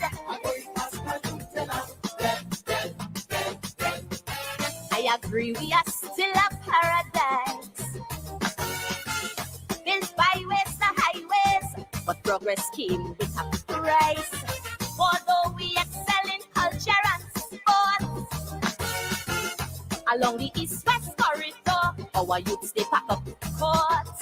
Tell me, what is this great fatal attraction? This love affair that they have with crime. No one by one they fall a daily extraction. We've got to save our youths while they're in their prime. It's better to see. This is Dear Lord, thank you for today. Thank you for your continued grace and blessings. Lord, today I ask for clarity that only you can bring. When everything feels noisy, confusing, and overwhelming, your peace is what I seek. Lord, be my center in the midst of the storm.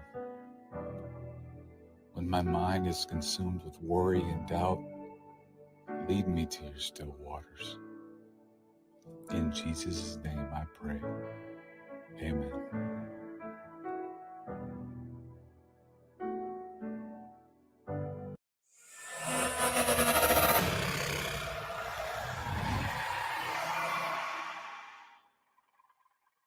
A warm welcome awaits you at Alicia's Palace. Ladies and gentlemen, this is the entrance to Cascade, right in front of the Bricks Hotel. I have started the work. We started the work here. I love my street. And we painted the ends. And I believe Bricks Hotel, after hearing our clarion call, has now and have painted the full rest of the bridge to ensure that the entrance to Cascade in front of the Prime Minister's residence looks beautiful. We shall beautify Cascade. We shall beautify Woodbrook. We shall beautify San Juan. We shall beautify. I love my street. I want all communities to join in. If the Bricks Hotel can be part of it and join in, I want all communities to join in. Look how beautiful this is. This part, of course, done by the people of St. Anne's. Here we are, right here, in front of the Prime Minister's residence. In front of the Prime Minister's residence, the entrance to Cascade. This is it. Trinidad and Tobago. The bridge to enter Cascade looks beautiful. Cascade is getting back to its original beauty. Cascade, a wonderful place, a beautiful place, a place with great people. Cascade is the place to be. And here we have it, the wonderful bridge in Cascade here at Coblins Avenue, the entrance to Cascade, right in front of the Bricks Hotel. And there we see the Bricks Hotel. Wonderful indeed. The Bricks Hotel, right here in front of Cascade. Excellent. Well, A warm welcome awaits you at Alicia's Palace, a hotel nested in the quiet hills of Lady Chancellor at 1.75 mile mark just above the Emperor Valley Zoo. Alicia's Palace is a perfect place to combine pleasure and business. A 24-hour facility with full amenities, including air-conditioned rooms with Wi-Fi, mini fridge, microwave, and a cable TV. Designed to provide you with quiet comfort and convenience. The perfect staycation location where you can swim in the outdoor pool, soak in the jacuzzi, or simply soak up the sun, all at an affordable price. Relax and enjoy local dishes in an eco-friendly environment. At Alicia's Palace, they conduct steam cleaning of all rooms and common areas in keeping with current health and safety protocols. Whether it's a special occasion or simply just to get away, Alicia's Palace combines affordability and... Yes, meditate deeply. Hear this now. What I want to say too, you know, there's some ancient philosophy where it is understood, it's all in the Bible and everything, that what we up against is really kind of like non-human in form, in shape, in form, and everything, but we're not practical. We're not practical about our spirituality of the things that you see what people gain on with in this country. It is not the illusion is that it's in Trinidad and Tobago, but on a spiritual level, they are in tandem or resonate on a frequency with these beings that exist here right now. If I understand what I'm saying, it just looks political. It isn't. All what the opposition and thing going on with that affecting this country, it is against humanity itself, John. The illusion is that it's Trinidad, it's Sawa, it's Batare. Nobody can look around the world and see it happening in other places. Yes, it's an illusion that, all right, I a shooter in Trinidad. No. You are in tandem with demons and things. All what they're doing in terms of all who doing what they're doing to bringing this and bringing that and is black children. If you're in red, how it go? If you're red and ready, then you're dead and bloody. Now I find nobody here run up on that woman on that statement, and the dead and bloody taking place every day right in front of my face, and she made that statement. John, when these people close their eyes, we and all go feel sorry for them. I all are leaving that with this evening. Have a good evening. Yeah, and there are so many of them out there, out on only, destruction and division. Like I was listening to something that Inchan Ishmael, another idiot, posted on Facebook, talking about black people. And, Mr. Ishmael, you have nothing to tell me about black people, my brother. You understand? And here what to do. Stay in your lane. Stay in your lane, but in your crease. All right? You went and you jump out with Kareem Marcel. You learn nothing. Keep jumping. Good afternoon. Welcome. Hello, good afternoon. Afternoon to you. Yeah, I have been receiving feeds on my phone recently about Philadelphia and what is going on in LA and California and stuff. And to see where those people are, the thought that Trinidad to reach there one day it's insane in my mind. Well, it's up to us to make sure that it doesn't. And we can't sit back and watch it and say, well, I hope. No, we have to get actively involved in making sure that it does not. is very scary. But the thing is that I mean, Americans, and I don't mind, they have to do it. It is their place, I suppose. They think that they're in charge of the whole world, but they come here and they try to show videos of areas in Trinidad that's bad. Sometimes when they do it, and they try to pinpoint certain things, but they have problems there. And Yep, they do. I mean, I was in New Orleans last year, and there are vagrants, in New Orleans, normal, and it's in Miami, it's all over the world. So, crime, so Trinidad and Tobago is not immune to these problems, but guess what? We have what it takes to fix our problems, and we need to do that. Very true. All right. Have a good one. Good afternoon. Hello. Okay, we lost that one. Hello. Good afternoon. Hey, good afternoon, John and Cameron again. Yeah. Good afternoon. You see, I understand your enthusiasm. I ain't gonna lose it, I would not lose it. Yeah. I know. I can't afford to. I can't afford to because many people have already lost it. I can't afford to be one of them. I know when you drive down Henry Pierce Street, I just know. And you look left. You're calling the headmaster had to see. Yeah. All that's good, man. All that's good. Yes, my brother. John, let me be real. John, we was on this station. You, and your brother Darion, the pandemic. 60-something times the opposition took the government to court through the COVID and the pandemic, trying to undermine and shoot down every initiative that the government is trying to do to save all of it. To save all of it. Right, including them. Yep. And if you could go that low, they never show magnanimity. They never show to be magnanimous and say, here what's going on. It's about time. Let me pass aside the politics and let me come together. This is not about the Dr. Rowley and Hines and all the rest of them. Let me do this as a country. And that was the time that countries and oppositions were joining hands. Were joining hands. In St. Lucia, it happened. What I can remember. It happened in St. Lucia. 60-something times they take the government to go straight up to the Privy Council. It costs us about $15 to $16 million in legal fees. These bunch are good for nothing, and their supporters, 300,000 plus supporting that party before country. You see, what I was taught is to look at events, and then you compile it, and you see the direction people going and what they're saying and what they're thinking and what they feel. And John, as I said, value system come back down again. I hear you, and you're right, and that yeah.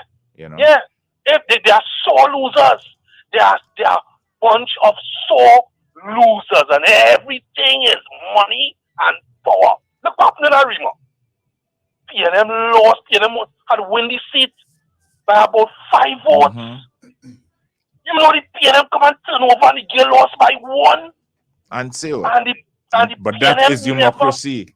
That is democracy. Hold on, John. Yeah. They never make a fuss about or it. Yep. They accepted the rules. They accepted that. Yep. I think the time to 2 seats, John, that the recounted and PNM had 1, and they came back and lose. PNM never seen that mono court. The supporters, because we, the PNM respects the institutions of the country. Right. And we don't try to undermine them. And win at all costs, and everything is about power. We won. The rules is, if there's 2 recounts and it come back the same way of a stalemate, the democratic thing to do, new election. Go back to the polls. That's right. You know them against that and all. They want to go and waste the court time, but I blame the court. Time to start to run the UNC out of court and stop making a mockery of the democracy. Well, and at the end of the day, who paying that bill? Who paying that bill? I hear you. Taxpayers paying that bill and they're using a man of straw. So when they lost and costs are awarded on the person here, the UNC person who they put up the file the case, that person can even buy a jockey shorts and a raffle. But John are gone, value system. Yeah, man. Hello, good afternoon, welcome. Hello, good afternoon. Afternoon, John, sir. you ready to take my call, boy? If you're really, hold on. If you come here to talk sense, present facts, yes. If you Facts call, and information, hold on. Let me finish. If you come here to talk a set of crap, yeah. I will cut you off. I'm telling you straight. I'm not playing, right? So go ahead. All right, not crap. But we were talking about not the difference, but the same understanding that the Guyanese have to Trinidad and Tobago. No, why are you comparing Guyana and Trinidad? It is Well, we not were the same. It All is right. not the same. The things that have happened in Guyana have never happened in Trinidad. Do not compare the two countries. You know what I'm going to talk about? I don't care what you're going to talk about. You cannot compare Guyana and Trinidad. Okay, hear this. I was asking about observers. We didn't have no observers in Trinidad. So the issue had was to go to court. No, it didn't have to, because here what, as the caller before you said, NDPNM lost in Arima after having been declared winner first. Yes. Has that gone to court?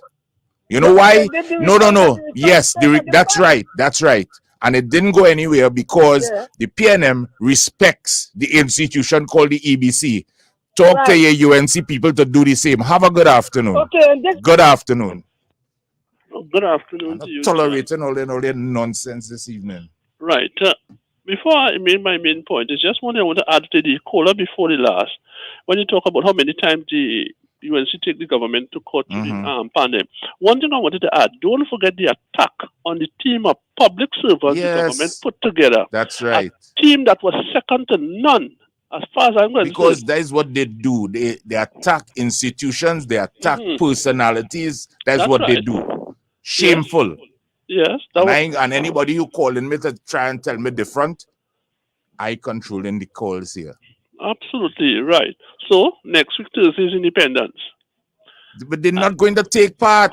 And that is what When last, let me ask you a question. When last has the UNC attended independence celebrations in the Savannah? And that is what I commented, because based on how we start off the program this week, about loving one another and so on, and this country, are we seeing this right? I would have liked to see, John, the 41 members of parliament there. Well, hear what? You better start saying your prayers from now, you know. Because I don't have great expectations. I would love to see it too. Right. But the reality is, these people are not for country. Well, yeah, we and independence is about the country. And I don't know, what I'm saying, I don't know if we should keep accepting this kind of unpatriot. Well, over 300,000 people. Well, they accept it. Well, because if you well, look hear at what? The rest of us, because if over 300,000 accept it, and we are 1.4, there's almost 1 million people who supposedly do agree with that.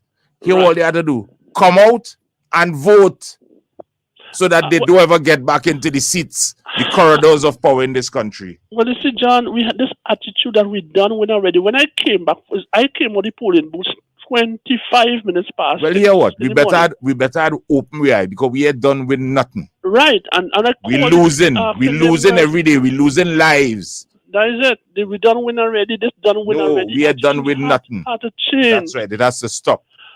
Yeah, but independence is for Trinidad and Tobago. And, you know, we have to start. We can't accept this. Well, how are we going to get together when we have to keep calling on. We have to keep calling on them. We have to, or we have to keep embarrassing them. One of the two. But at the end of the day, something has to be done. But this nonsense has to stop. Yes, you have a significant amount of influence, around 32% of the country, or somewhere around there. And the kind of thing you're telling them, this nonsense. Go to hell with this thing about country before party. Your party first. Well, but the rest of us, right, supposed to have voices, and we need to stand up.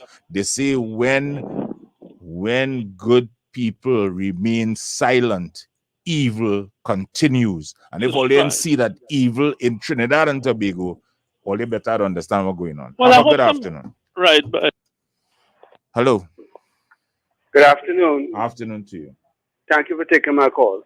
I want to touch on something that the morning show host talked about, and it's my observation for quite some time. Mm-hmm. It seems like in Trinidad and Tobago, we are running a parliamentary car dealership. A what? I say that, a parliamentary car dealership, because what they're talking about is all these parliamentarians, they have this privilege of bringing in these cars. And majority of them is a year or two. Let me ask you a question. I want to stop you. Please. I want to stop you. Have you been looking at television? Well, no. No. Well, I suggest you go on because you know. No. Hold on. No, let me finish. No, John, I'm a blind person. I'm a blind person. And so therefore, so I have to listen to the television. All right. All right. Okay. Sorry. All right. I apologize for that. But listen, you know Donald Trump, who was the former president, still is driven in high-end cars. You know that? Yeah. Oh, so you know it.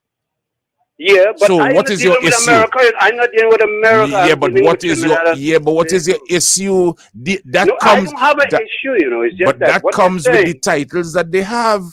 But every 2 years you have to change your car. I do understand if they have the ability to do it. It seems like no. The reason why I said that is the host said what they're doing with your car because they don't have them, and it seems like they're selling them to their friends and they. So on and so on. Wait, you have. Wait, hold on. Is that speculation or fact? I'm not speculating anything. I'm just saying. Well, then I'm just observing. You're observing a conversation on air. Right. This is the talk that's bandied around. There's a talk. Well, so in other words, you're encouraging a narrative which. But I hear it from Tony Lee and them. I hear it from Tony Lee and them. That don't make. So what? That make it what? Because Tony Lee saying it. No, I didn't say it make it what. I'm just saying. Well, all right, but it's still a narrative. There are no facts to support it, and until you have facts to support it, until you have facts. Let me put the question to you because it seems like one of your callers said, you know a lot, right? And no, I don't know. I don't know a lot. Sorry, don't try and mama guy me. Hear me. No. Here was a no. I don't take mama guy. That is what I'm sure about. No, I'm not trying to mama guy you, my friend. I'm not trying to mama you at any point in time. Yeah, so is this pandering to me about a no? No, I don't know. I don't know plenty. I don't. No, I'm listening to you. It's not now I'm listening to you. Well, all right. Well, good. And you shouldn't. I have been wrong many times. And it's my observation. I have been wrong many times. So don't try and mama guy. Like you know, there are a lot that I don't know, and I want to ask the question to you, right? In the thing that. In the evening with Mr. Maraj and Mr. Darian Marcel, citizen. What thing? Well, it just seems like for 2-3 years I've been observing that it's a pattern. After he does his thing on Sunday in the newspaper, and he comes there on Monday. Because he used to be on the station for 3 days, 4 days a week, but that has changed. I used to be on the station from Monday to Tuesday. I know that. Right. I know that too. I know that. So that has changed. Right. But it just seems like, in my observation, every time that I'm hearing and I jump in on a Monday, whoa. Well, listen. It seems like you have a lot of questions to be answering. Listen, I have made a decision not to work on a Monday once Mr. Maraj is on because I find him dishonest. Yes. Right? Yes. So I am not prepared to work with that. Darian chooses to, that is his choice. Yeah, Pavilion, like a Calabash. Well, all right. Well. All right. So, Mr. John Gill, I do so much appreciate having the conversation. Not a problem. And I thank you again. Have a good one. Yeah. Good afternoon. Welcome. Good afternoon, Mr. Gill. Afternoon, sir. Don't come here to mama guy me there. Brian Wapman. Wow, man. I am cool. You really have belly like a calabash. You have belly like a calabash. Not Darius. Hey, stop. Well, everybody, let's tell me it's by shoots with hump. What's your story? Nah, don't study Benoit, man. Don't study What Benoit. going on? Benoit gets in there, he doesn't reach it. You're looking for company. What's up? John, listen to me. I'm listening to the callers since the last couple of days. And I want to just tell everybody that, listen, UNC is not going to change their stripes. Today, tomorrow, it's going to get worse as a matter of fact. It's not going to get any better. Because they believe that they can use whatever means necessary in order to win an election. It's not about, as we have always been saying, not about the country. It is about us winning and helping our friends who are in trouble. That is what it is about. And also enhancing their pockets. It's not about the poor and the indigent as they continue to see. There is one particular MP who was supposed to go Syria. Has anybody asked him whether he has gone there as yet to help the poor lady and the children? Has anybody asked that MP from Central if he has gone to Syria yet? Nobody has asked him that. He's still here. I hear that. You understand? Mm-hmm. And it is not good. As a matter of fact, it's going to get worse. This is a general election we are coming to. And the PNM has to get all their ducks in a row from the 15th of this month. That is the issue. All these fly-by-night things we're talking about that they went to court and we know what they are about. It's not going to change. It ain't going to change overnight. It's going to get worse. Every day we get up out of our beds, you put on the news, you're hearing the attacks from left, right, and center, even from people who say there's doctor this and doctor that and so on. People supported when fugitive Jack Warner came back. People who was university lecturer, people of knowledge, people of learned degrees and so on, lawyers, attorneys, supported it. In a country like ours, and we always want to say how we want to be first world and be so intelligent. People supported that. We were clapping for that. Supporting it. This is a man who can't leave his own country to go anywhere because they will hold him. And people support that. So if the people support it, if one day you're supporting it and you're calling the man all kind of thing and the next day you're supporting it, what does that say about us?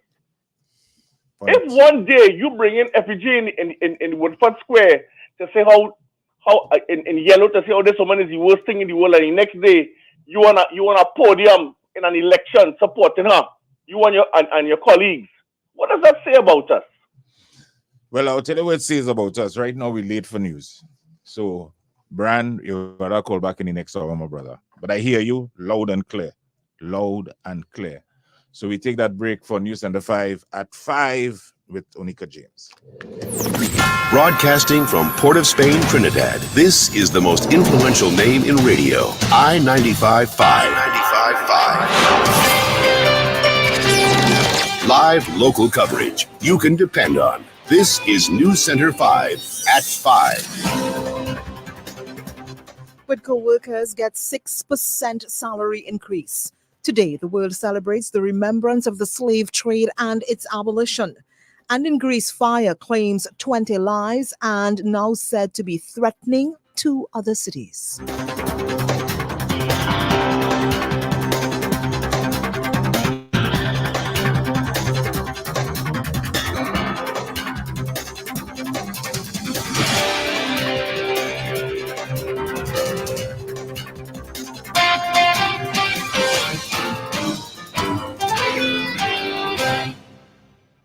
Good afternoon, Trinidad and Tobago. I am Onika James. Here's what's making your news to 5 o'clock.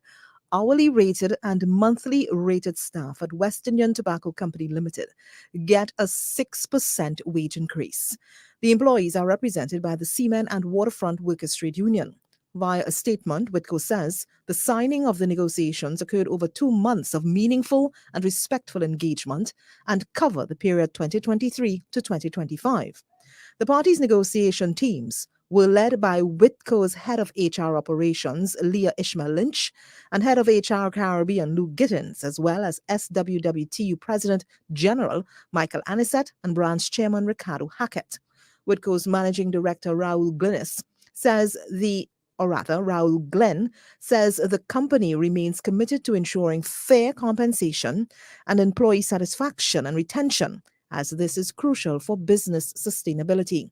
He further states the negotiations were transparent, respectful, based on comprehensive data, and the company's very competitive positioning in the market. He notes the agreement is in keeping with the current socio-economic environment of the country, and the company continues to ensure the best benefits are available to employees, and Whitco continues to be a great place to work. Today's commemoration of the International Day of the Remembrance of the Slave Trade and its abolition is said to have come at an exciting time. The designation is sanctioned by the United Nations. Founder and director of the Caribbean Freedom Project, Shabaka Kambon, says gains are being made in the acknowledgement of the wrong that was the slave trade.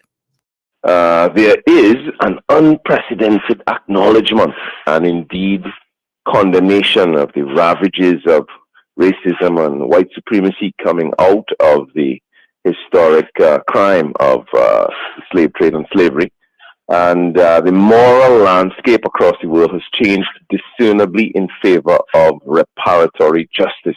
And so it's, all kinds of fascinating things are happening, perhaps even too fast for us to keep up with all of them.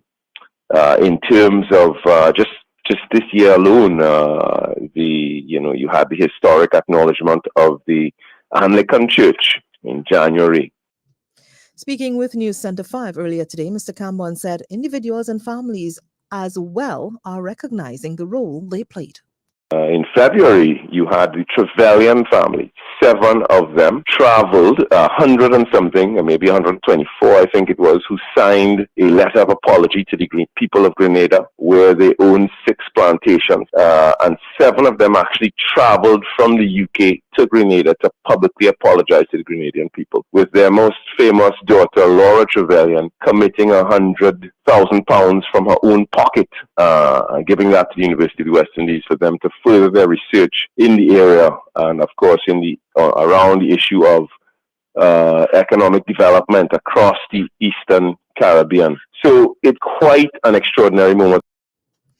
The United Nations says this International Day is intended to inscribe the tragedy of the slave trade in the memory of all peoples. It says, in accordance with the goals of the Intercultural Project, the roots of enslaved peoples, it should offer an opportunity for collective consideration of the historical causes, the methods, and the consequences of this tragedy, and for an analysis of the interactions to which it has given rise between Africa, Europe, the Americas, and the Caribbean. Police arrest a man with a revolver and a quantity of ammunition.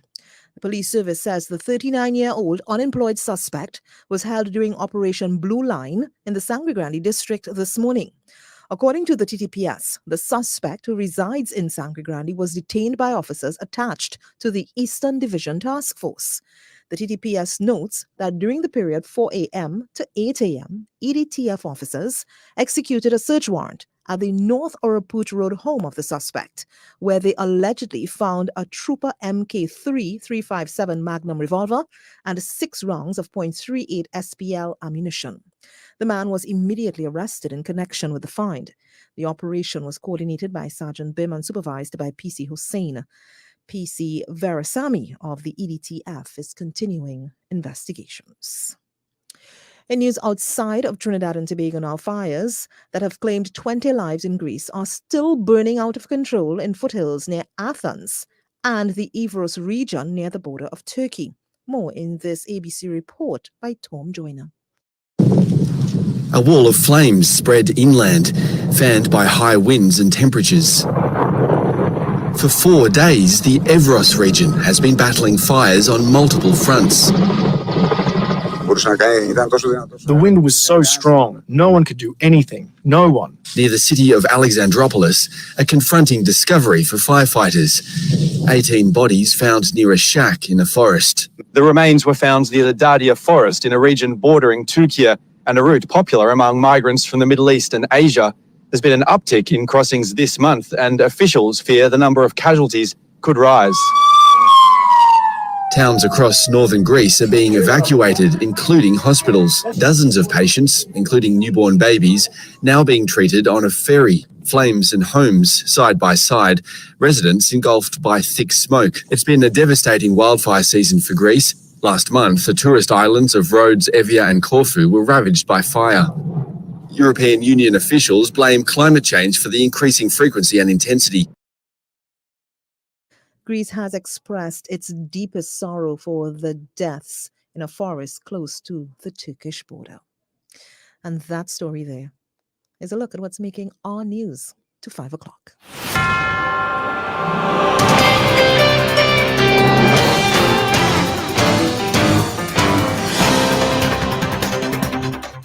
As a reminder of the headlines, Whitco workers get 6% salary increase.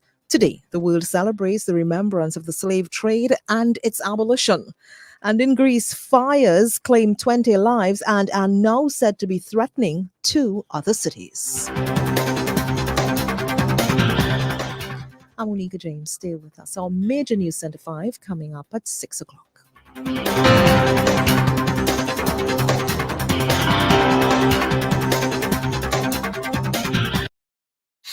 News Center 5, live local coverage you can depend on. I-95.5, the most influential name in radio.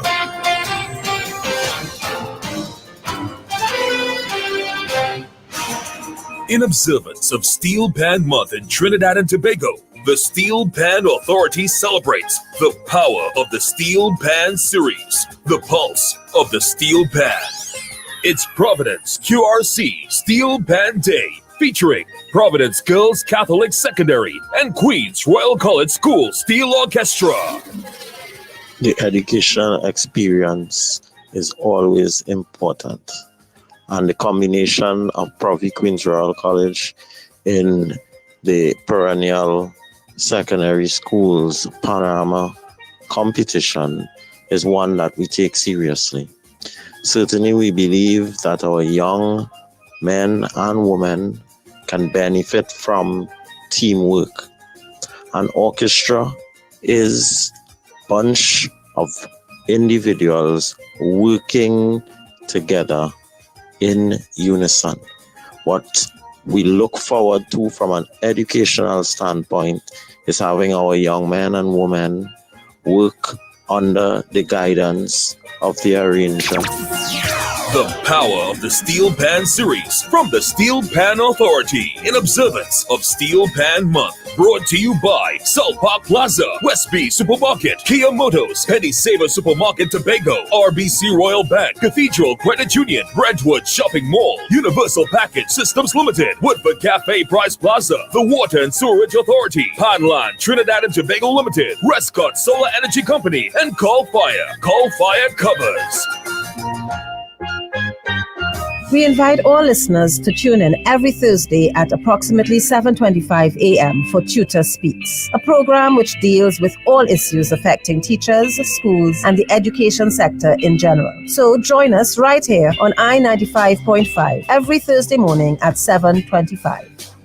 Yo, it's more mega, more chances, more money, more fun. With the mega bonus ball, win 40-1. Playway is giving you more mega for your money. Win 40-1 and win mega payouts daily. Now you can win 40-1 in every Playway mega mix draw if the mega bonus ball calls. That means even more chances to win when you play any of the mega mix options. Hey, it's more mega, more cash, more ways to win with the mega bonus ball. Unleash your winner within. Players must be 18 years and over. Please play responsibly.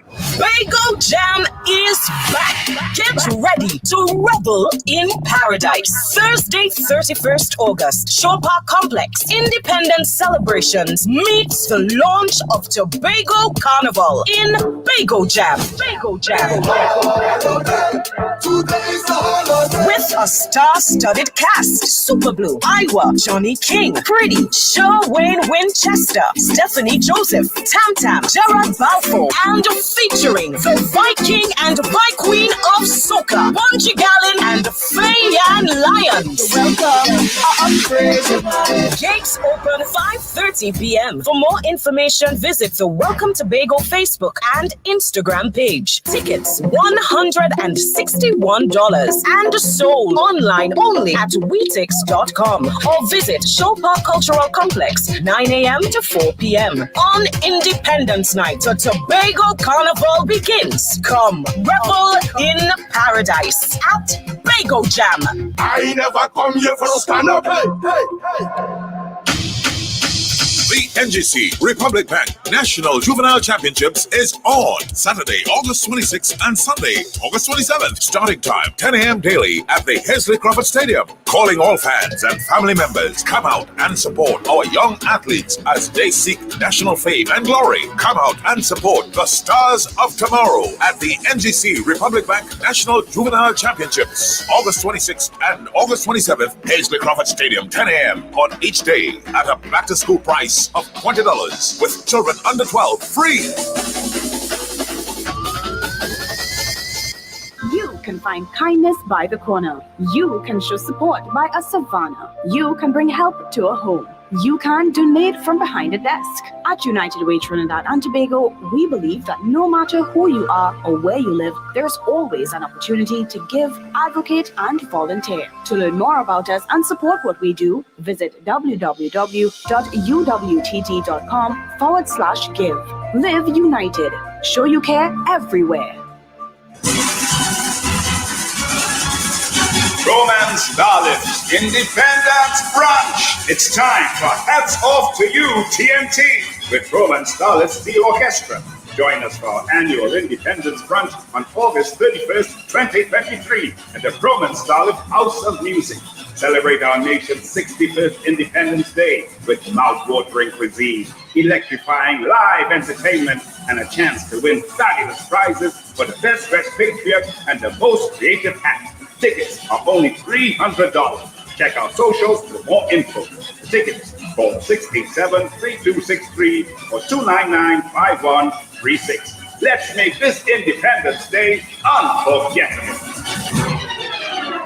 Super Farms leading the way. Get good discounts every Tuesday, like 10% off when you pay. On Seniors Day every Tuesday. Over 60 years or plus. At Super Farm, come shop with us. Get 10% off with no fuss. On Seniors Day every Tuesday. Enjoy Seniors Day at Super Farm. Customers 60 years and over. Shop and get 10% off store-wide. Sign up in-store and save every Tuesday at Super Farm. Your prescription of trust. Divas Calypso Cabaret International invites the nation to display national pride as we celebrate 50 years of soca. 50 years of soca.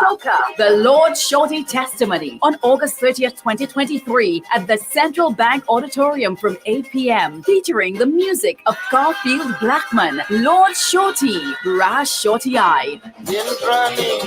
The old Indian chick, she's so pony, skinny like a whip. Get your tickets at $200.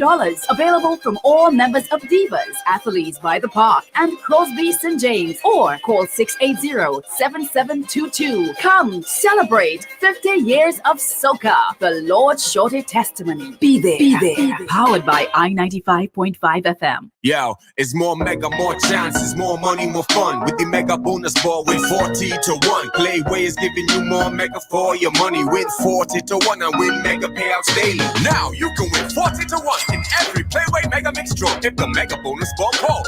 That means even more chances to win when you play any of the mega mix options. Hey, it's more mega, more cash, more ways to win with the mega bonus ball. Unleash your winner within. Players must be 18 years and over. Please play responsibly.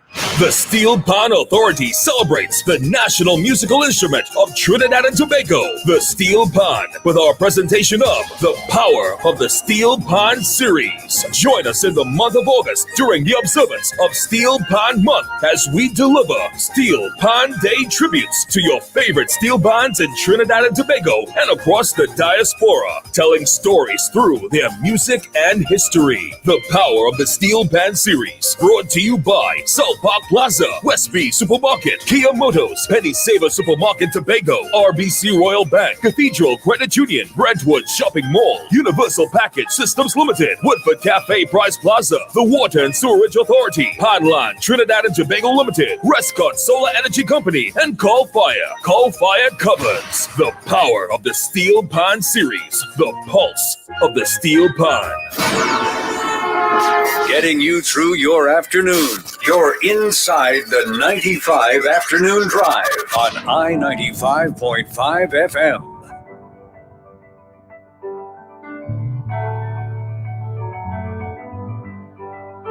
Where are we right now? How we end up here today? Tell me who is to be blamed, and does it matter anyway? Take a look around. Open up your eyes and see. Now's the time to make a difference. Be the change you want to see. Do you remember a time when we used to love, yeah? Now with our strength in we heart, we rise above, yeah. So what would it take to recapture? Now that we face a new chapter. Come on, my brother, my sister, the heart of the matters, we all need each other. Let's do this together, yeah. Together we aspire. Together we achieve. And oftentimes I wonder, yeah, is it something we still believe? Yeah. We bless the world with harmony. There's no greater time for love, no greater time for peace. Be what we know we're meant to be. There's no greater time for love, a light for the world to see. The mighty rise to meet the challenge. Yeah, we stand and we fight and we shall not fail. Now is the time for action. Tell everybody now, come with me. So let we choose to love, yeah. And side by side we will overcome, yeah. Standing firm in defense of the future, a whole generation to nurture. So come and we show them the power of people together. If we work as one, then the victory is ours, yeah. Together we aspire. Together we achieve. Oh yeah. Oftentimes I wonder, is it something we still believe? bless the world with harmony. There's no greater time for love, no greater time for peace. Be what we know we're meant to be. There's no greater time for love, a light for the world to see. We bless the world with harmony. This is the 95 Afternoon Drive, 3 to 6 p.m. on the most influential name in radio, I-95.5 FM.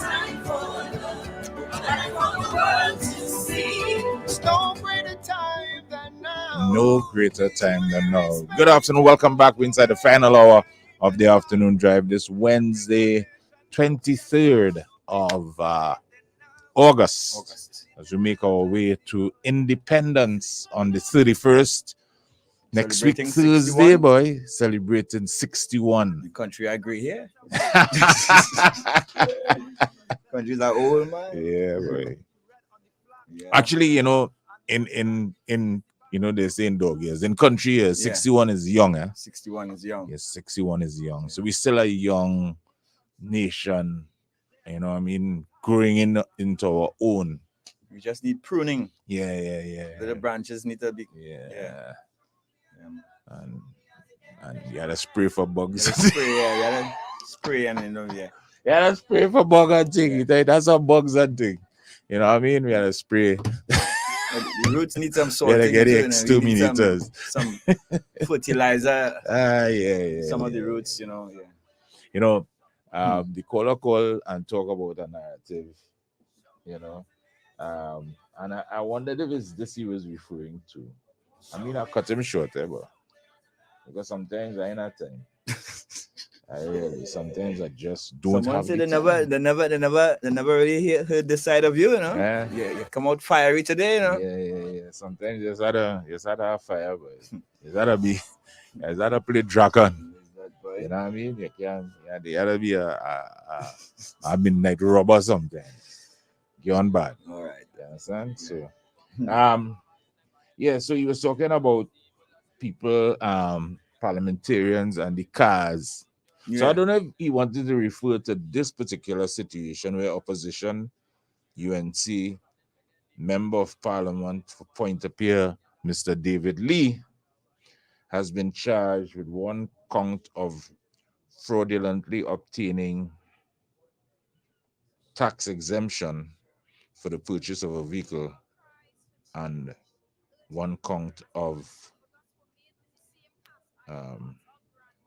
conspiracy to defraud. I don't know if that's what he's talking about. You're talking about people, but people have to understand as in any position, whether it be an MP, parliamentarian, or a CEO or a manager in a company, you have perks that come with it.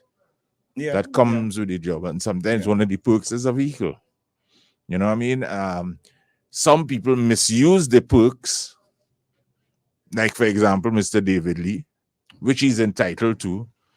But if you misuse your perks, there are consequences. And that's that thing that we don't like in Trinidad. We don't like to talk consequences. Because when you do things, there are consequences for what you do. But people like to do things and be good. No consequence, we good. But that's not how life is. You know, we love the shortcut. Yeah. 622-3937.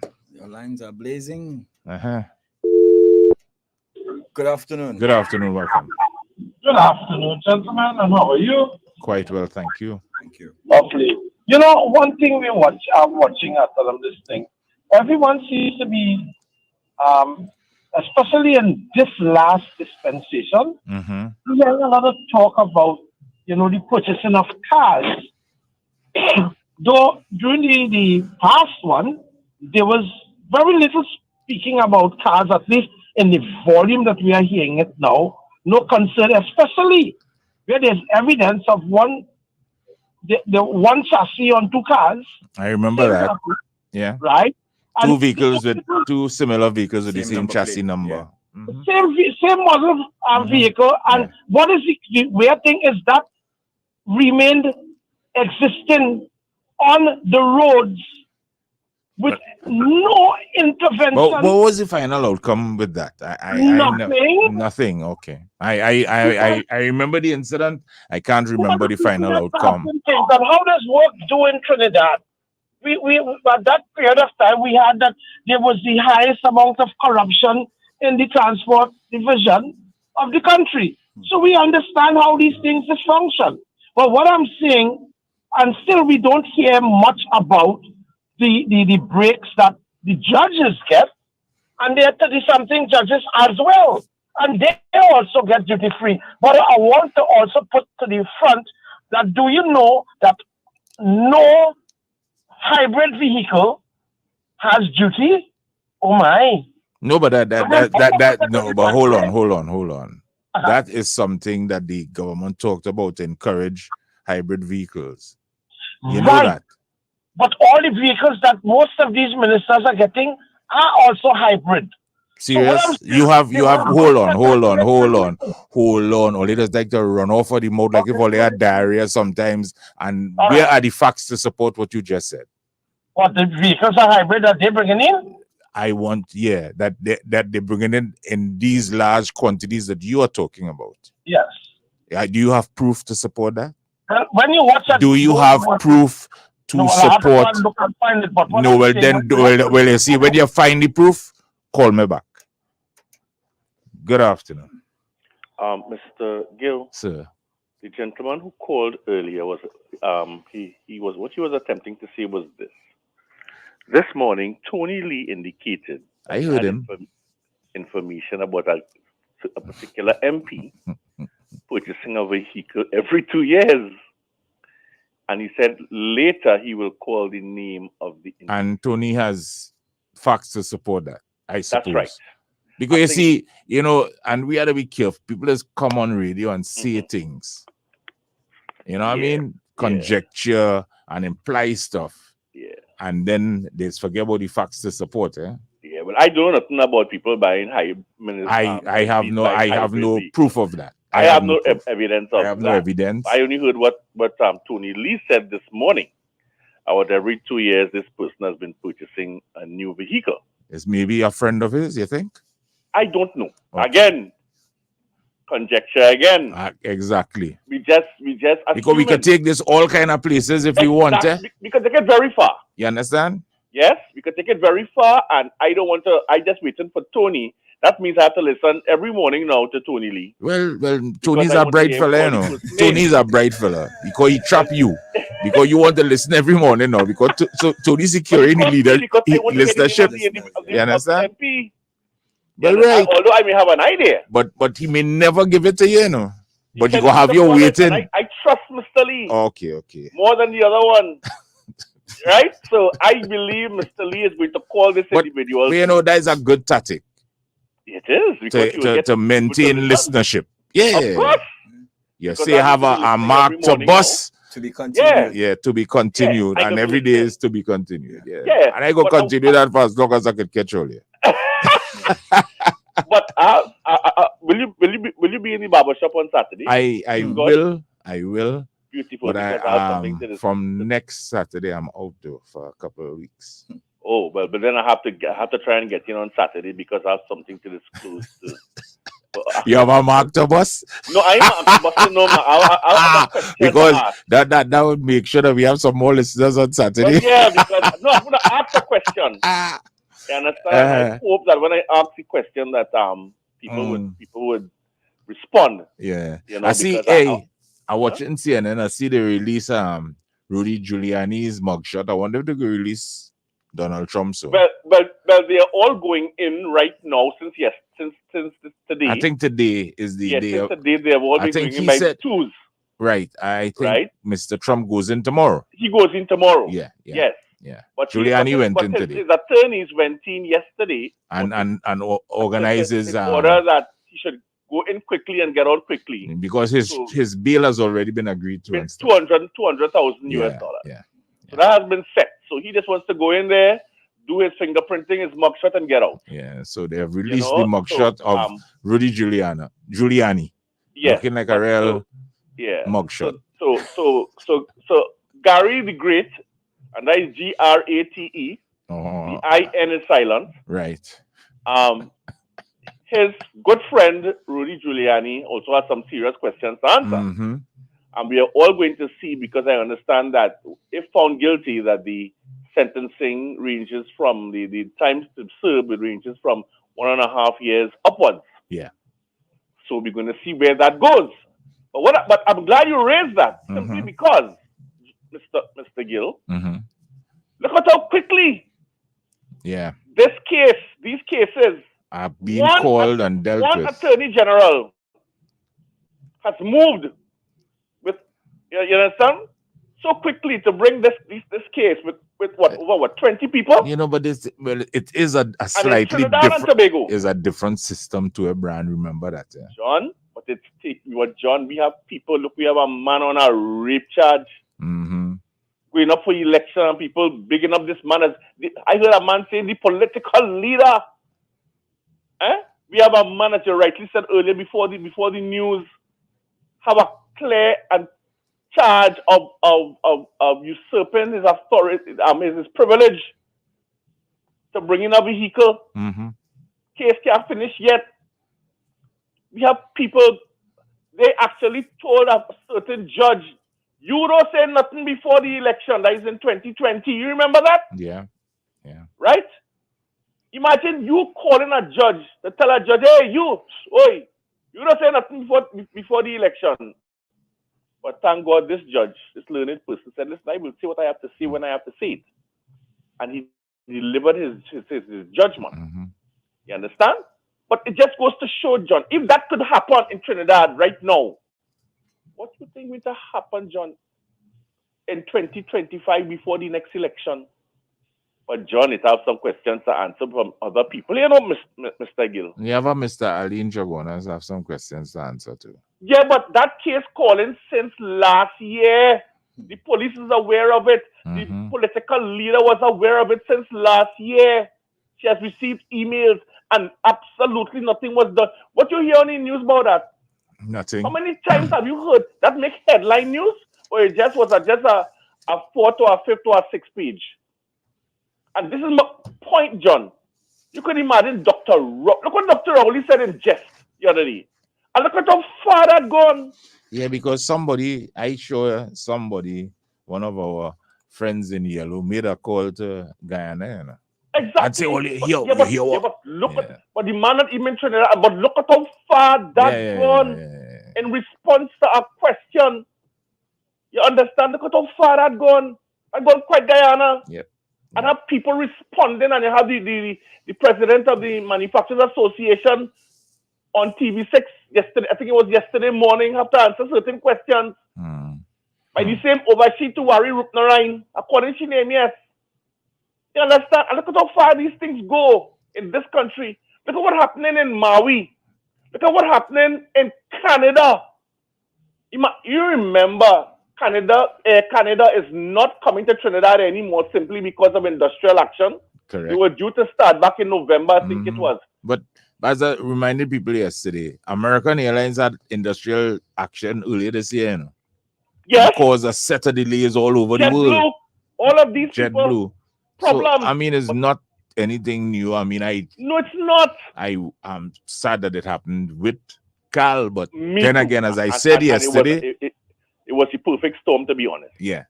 As I said yesterday, this was badly mismanaged by the Cal management.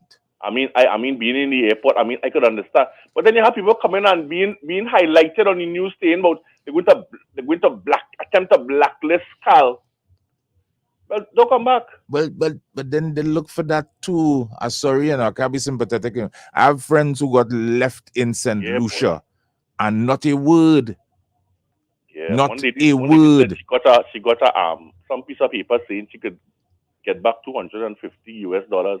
She didn't know what to do with the piece of paper. You know, I mean, I don't know. But if you give me that, I'll say, well, what? And then on top of that, too, some people say that they were sent to particular hotels, like motels with dusty beds and dusty. I don't know. We need to come into the 21st century as quickly as possible. And look at these issues and put things in place to deal with it. Yeah. You know, if it should ever come up again. Thank you very much. Have a good one. Graham. Good afternoon. Welcome to you. Hello, good afternoon. Afternoon. I don't expect Tony Lee to call any names at all, because when it was Marlene McDonald, every morning they call that name.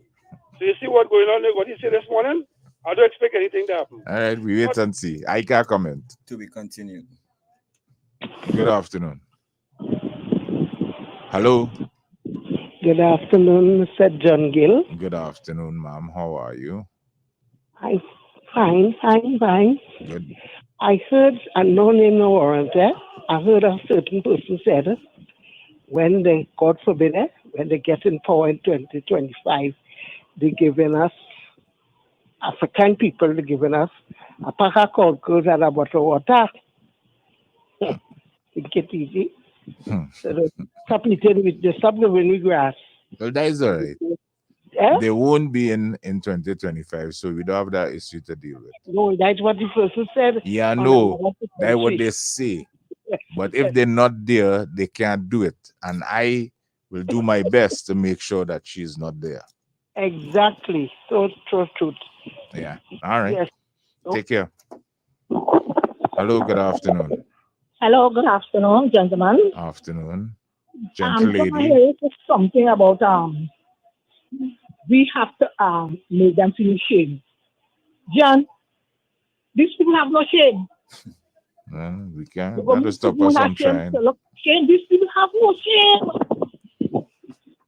listening to John. My, when Saturday, when was it? Before the election. Here, Dr. Picong said something. Get together. I don't know. We're having a lot of difficulty. There's a lot of noise in the background. Caller. Okay. Good now? Yes, a lot better. Thank you. Thank you very sorry about that. That's all right. Dr. Raleigh said, let us build this church together. Mm-hmm. You know, I figure, now this is my opinion. I figure what Dr. Raleigh said, I think God heard him. See what you do? 7-7. That is easy.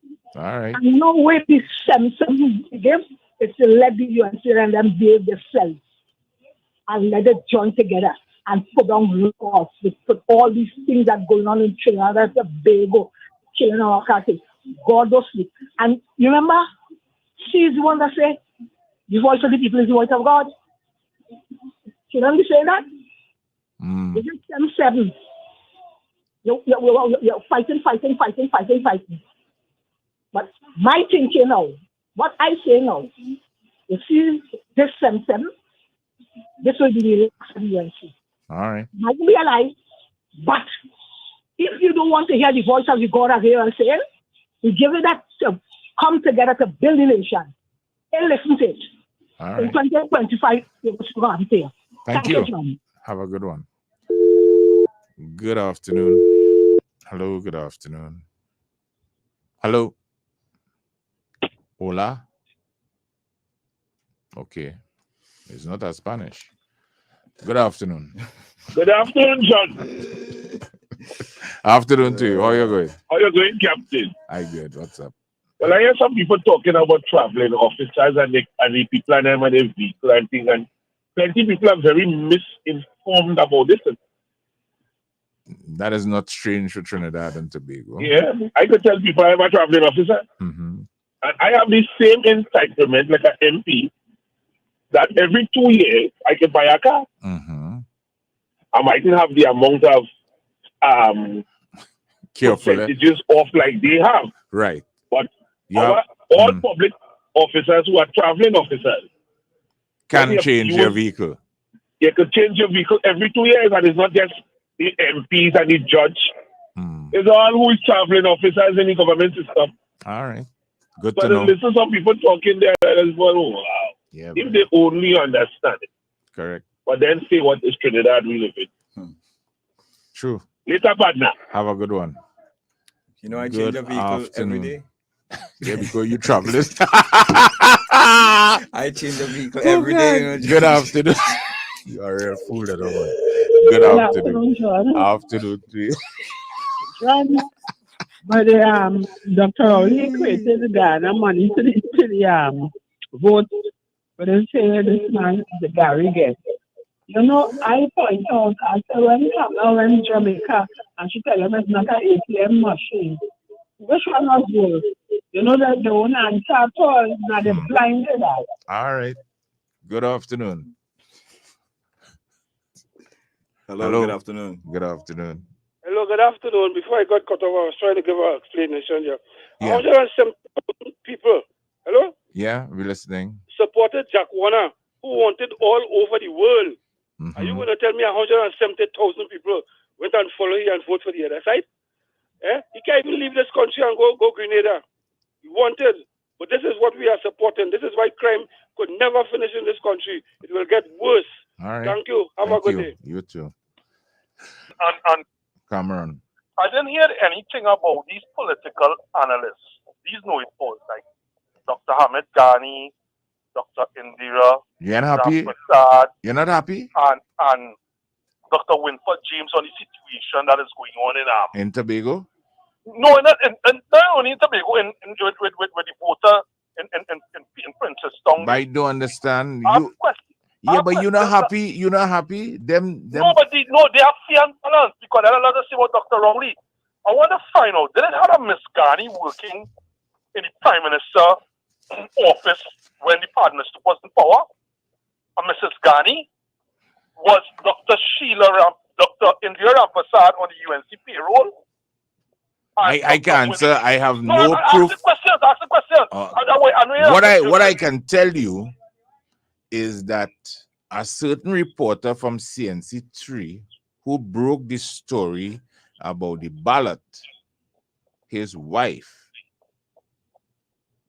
works with the EBC, from what I understand. Wow. So who will guard the guards, boy, King Austin? You understand? Winford James, Dr. Winford James, is he employed on the kitchen or what thing on some board? The Saltfish has him. So I want to find out for me this great doctor, this Englishman, Dr. I just call Hamid Ghani. Did it have a Miss Ghani working? I really don't know. I just asked I don't know, but I do have an answer. Problems at all. You all do your investigation for me. Was there Miss Ghani working in the Prime Minister office when Mr. DeSantis was Prime Minister? Because a lot of people, a lot of people are running around this country with some great intelligence and some great integrity. You know, the so-called good citizens that Sparrow spoke about. You know, a lot of people are running around. When you dig below the surface, election agent. All right. Thank you for the correction. When you go below the surface, John, you realize a lot of people are make believes, and there's the problem in this country. John, have you heard these two pensioners, these two great pensioners? One is the greatest lawyer in the Commonwealth, Martin Daly, and the next one is a bombastic one, Israel Khan. Have you heard them? They had all sorts of things to say with the 6-6 deadlock in Tobago. Have you heard these two learned counsels, senior counsels, had anything to say on what's going on in the assembly with Fali? Remember, those guys are balanced, you know. They're extremely bright. And when you see them, you know, you have to bow and genuflect. Because whatever they say is right and is always beyond reproach. But somehow, I haven't heard the greatest lawyer in the Commonwealth, Martin Daly, and the bombastic one from, I think it's Israel Khan, Dr. Oli saying he's Buddha. What is your views and your opinion? Why the media is not reaching out to those guys? Those guys are fair and balanced, you know. You know, we are sycophants. But you know what, John, you know what I discovered? PNM people are sycophants. But you know, there are opposing sycophants in this country. And they are always usual suspects. Every time the PNM it seems to be winning, these are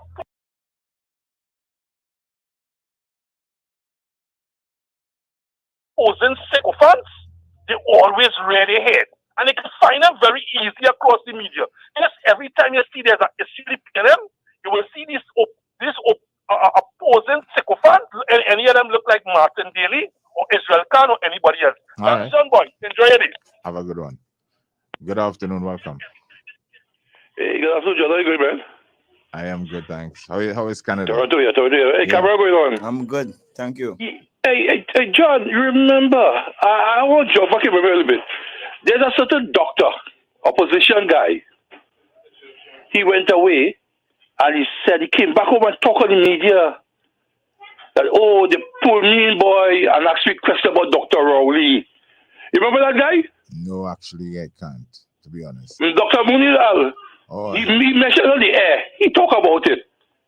That they called me that they spoke about Dr. Rowley. I want to tell Dr. Munilal. Dr. Munilal, I know better than that, eh? Dr. Munilal, you had questions to in Trinidad. And when you leave and go away, United States or Canada and places, they will pull you because you have you be listed, exactly, boy. Because you have your own questions. Answer. You have your own questions. Yes, answer. They were pulling, boy, and they were here to these people.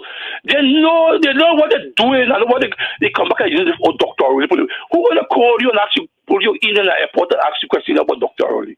It's you the questioning, boy. We know it's you. I will stop lying to Trinidad and Tobago, boy. All right. You know this, and I hear another radio station this morning. I the serve other radio station. They were saying everything about Dr. Rowley. And the question I asked, how come Kamala losing all these elections and she's still there, but they want Dr. Rowley to go? You understand? All But right. John, good program, and I heard you're fighting. All right, all the fight, keep fighting, man. I love you guys, man. All right, take care. Good afternoon. Hello. Good afternoon. Welcome. Hey, good afternoon, gentlemen. Hey, my brother, what's up? Not bad at all. Like, You know the point I want to make this evening? like you I in was fact, listening to the discussion on the exemption of taxes, yeah. right, to government ministers. Now, so many people in the public service. That's what the caller called. The caller all, called all and he the identified custom that. officers, all the immigration officers, Traveling all the officers. building inspectors, Traveling all officers. the thousands of traveling officers. Now, the thing is this.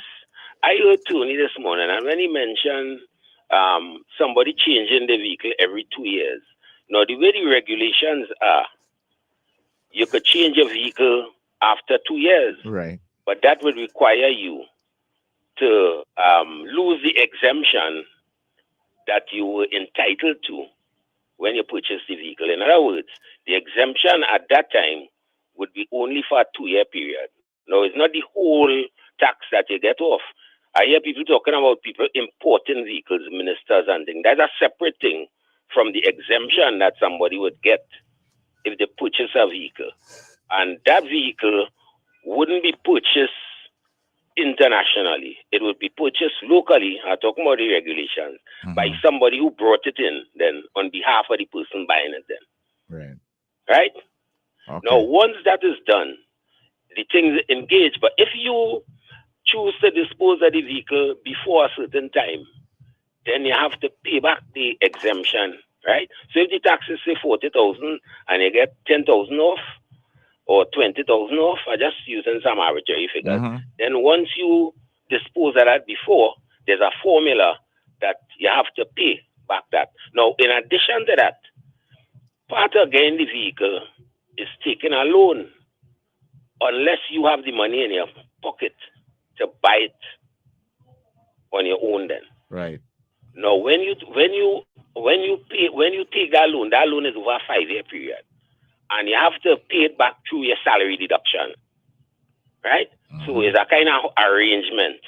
So if you decide to dispose of it, you have to go in and they will make up whatever and show you where you have to pay back this or what. Now, the price at which you're selling the vehicle for, because you have to indicate how you're disposing of it. And it had to do with your repayment of the loan. In other words, you can't just dispose of it when you're owing a loan. Part of disposing of it is paying off the loan. That's right. You understand? Now, people might see somebody buying a vehicle as a traveling officer or as a minister and say, hey, that person has real money or what. But if I drive in, say, a SUV, a Toyota SUV, at this present time, and I become the mayor of Port of Spain, and I decide, well, look, I want to drive a Mercedes-Benz or some real expensive vehicle, what I could do is sell my vehicle, so I get a sum for that contributing to paying the off. vehicle I buying. Yeah. It's not as though I taken a loan to buy the whole vehicle. Because I have a certain amount, I could put it based on the vehicle I have. You understand the point again? Yeah. So all that is taken into account. So it's not as though a minister could change a vehicle every 2 years. Yes, you might be able to change it, but there's a lot of consequences and a lot of costs. It's not as though you could just change it and you have the vehicle and things. Because I know a lot of people who are traveling officers and they might want to, after they keep a vehicle for 3, say 4 years and they're going to change, they might want to pass it on to a relative, a son or something. There's a kind of arrangement, but you have to account for the costs. So that I think a lot of it is misunderstood, and it is much more available than a lot of people feel throughout the public service, because it's thousands of people who, by virtue of the job or the position they reach, would qualify for that. And it's the same thing the ministers get. But because their salary bigger, they might be able to afford a more expensive vehicle. And that is where it is, So I just wanted to clarify that because so much misinformation is out there. Oh yes. You have any Trading vehicle misinformation. you wanna pass down to me, John Gill? You have any? I have one. You wanna buy it? Yeah, which one? Not the one pack up in front there. What it? I got the guy exemption. I can't pay for it. Good afternoon.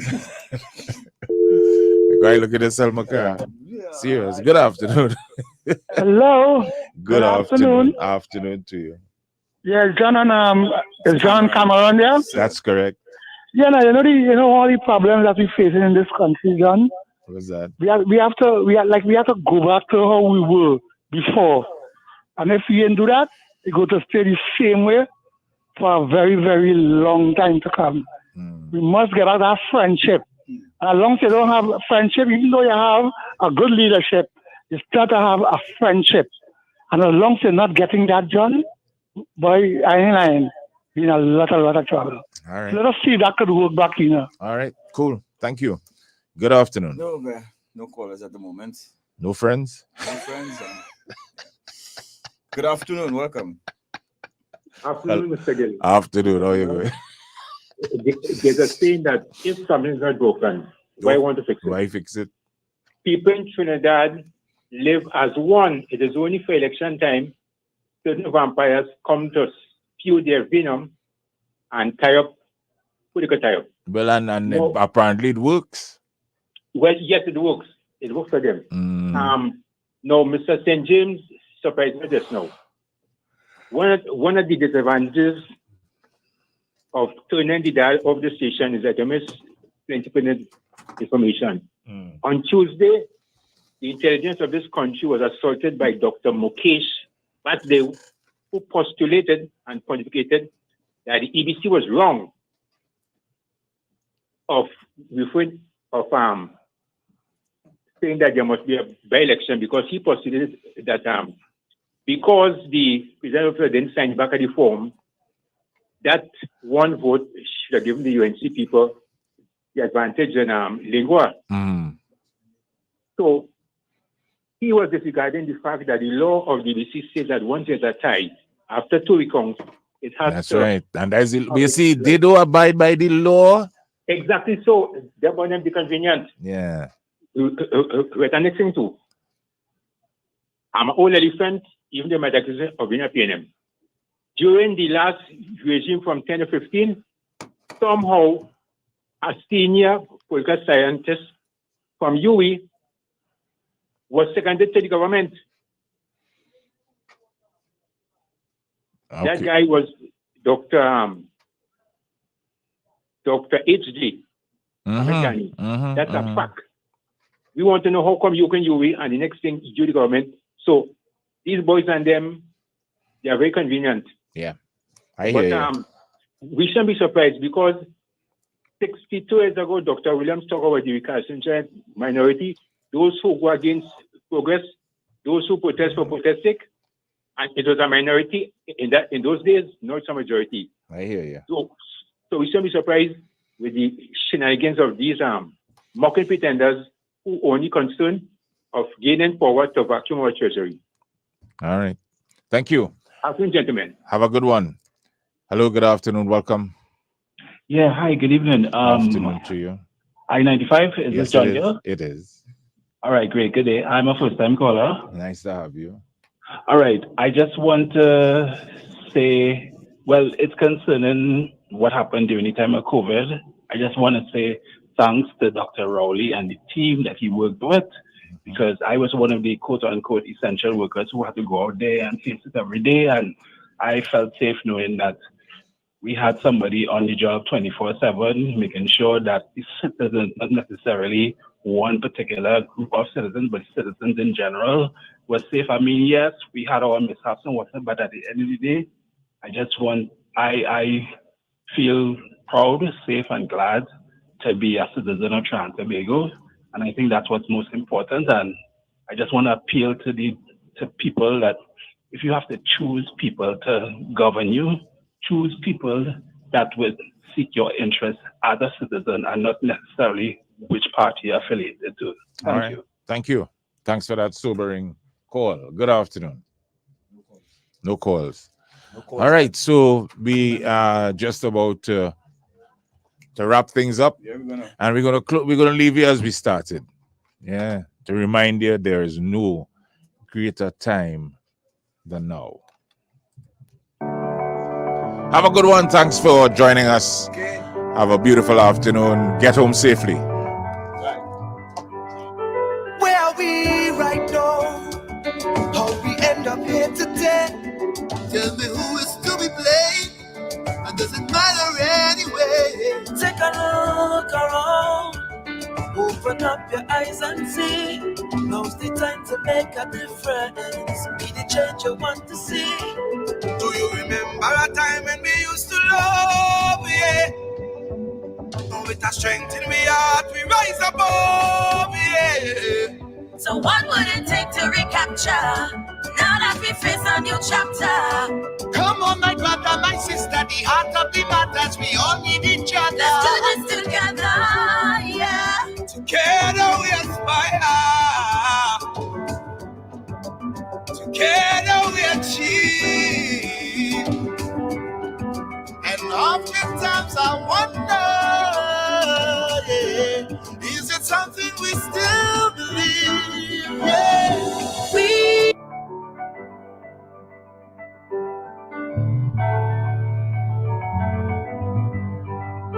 Where are we right now? How we end up here today? Tell me who is to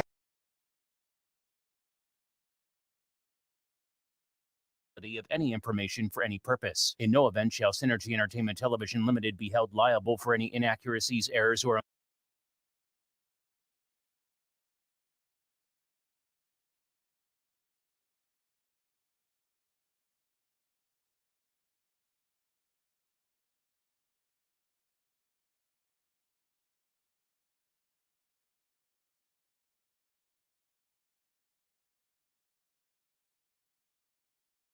omissions with respect to the information in the transmission or any part thereof,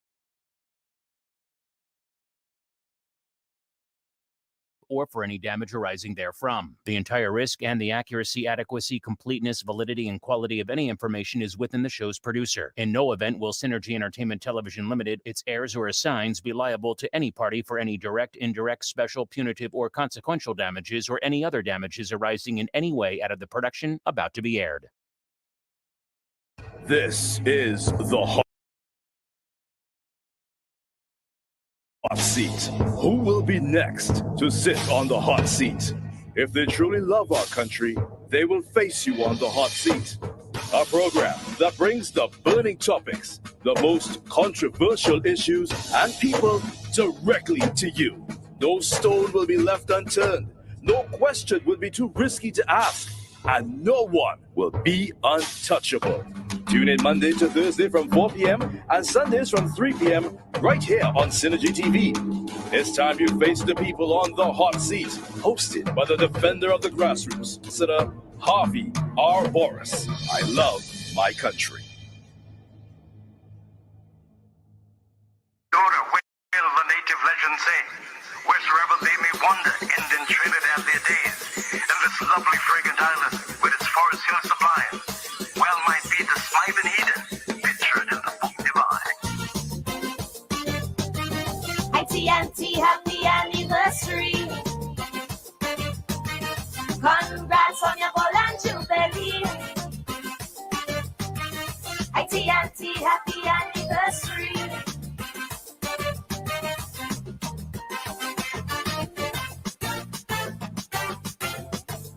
The primary school reader did say it plain. Once you eat at the cascadoo, in Trini you must remain. Cause no matter how far you fly, once you taste it, baby, right here you return to die. Since 62, summer head to greener pastures. In the big apple, they want to fly. So for 50 years, we could have gone faster. To build a nation, we have to fight and fight. I love my country. I shall put it away before party, just like Happy Forest. Oh no, and I love Trinbago, not Trini to the bone, but the marrow. So when them stormy dark clouds want to threaten white, black, and red, tell them red. Until we get real serious, remove the drugs and all them coke heads. You see me, I want to See Trinbago moving ahead. I agree, we are still a paradise. Built byways to highways, but progress came with a price. Although we excel in culture and sports, along the east-west corridor, our youths they pack up courts. Tell me, what is this great fatal attraction? This love affair that they have with crime. Now one by one they fall a daily extraction. We got to save our youths while they're in their prime. This is Dear Lord, thank you for today. Thank you for your continued grace and blessings. Lord, today I ask for clarity that only you can bring. When everything feels noisy, confusing, and overwhelming, your peace is what I seek. Lord, be my center in the midst of the storm. When my mind is consumed with worry,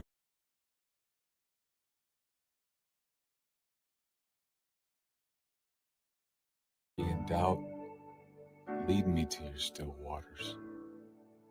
In Jesus' name I pray. Amen.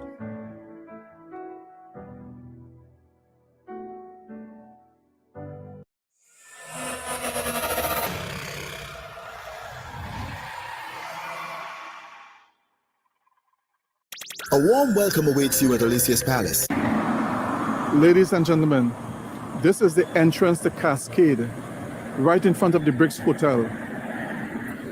I have started the work. We started the work here. I love my street. And we painted the ends. And I believe Bricks Hotel, after hearing our clarion call, has now and have painted the full rest of the bridge to ensure that the entrance to Cascade in front of the Prime Minister's residence looks beautiful. We shall beautify Cascade. We shall beautify Woodbrook. We shall beautify San Juan. We shall beautify. I love my street. I want all communities to join in. If the Bricks Hotel can be part of it and join in, I want all communities to join in. Look how beautiful this is. This part, of course, done by the people of St. Anne's. Here we are, right here in front of the Prime Minister's residence. In front of the Prime Minister's residence, the entrance to Cascade. This is it. Trinidad and Tobago. The bridge to enter Cascade looks beautiful. Cascade is getting back to its original beauty. Cascade, a wonderful place, a beautiful place, a place with great people. Cascade is the place to be. And here we have it, the wonderful bridge in Cascade here at Coblins Avenue, the entrance to Cascade, right in front of the Bricks Hotel. And there we see the Bricks Hotel. Wonderful indeed. The Bricks Hotel, right here in front of Cascade. Excellent. Well, A warm welcome awaits you at Alicia's Palace, a hotel nested in the quiet hills of Lady Chancellor at 1 3/4 mile mark just above the Emperor Valley Zoo. Alicia's Palace is a perfect place to combine pleasure and business. A 24-hour facility with full amenities, including air-conditioned rooms with Wi-Fi, mini-fridge, microwave, and a cable TV, designed to provide you with quiet comfort and convenience. The perfect staycation location where you can swim in the outdoor pool, soak in the jacuzzi, or simply soak up the sun, all at an affordable price. Relax and enjoy local dishes in an eco-friendly environment. At Alicia's Palace, they conduct steam cleaning of all rooms and common areas in keeping with current health and safety protocols. Whether it's a special occasion or simply just to get away, Alicia's Palace combines affordability and quality service. For more details, check out their Facebook page, Alicia's Palace HQ, or give them a call at 621-1017 or 624-8553. Looking for that magical escape? Well, come to Caribbean Tourist Villa, located at number 7 Methuen Street, Woodbrook, Port of Spain.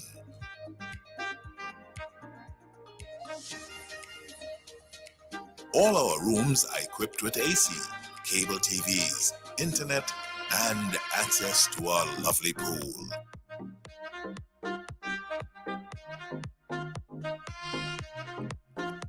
Whether you're looking for a personal getaway or family accommodations, Caribbean Tourist Villa is exactly the place to be.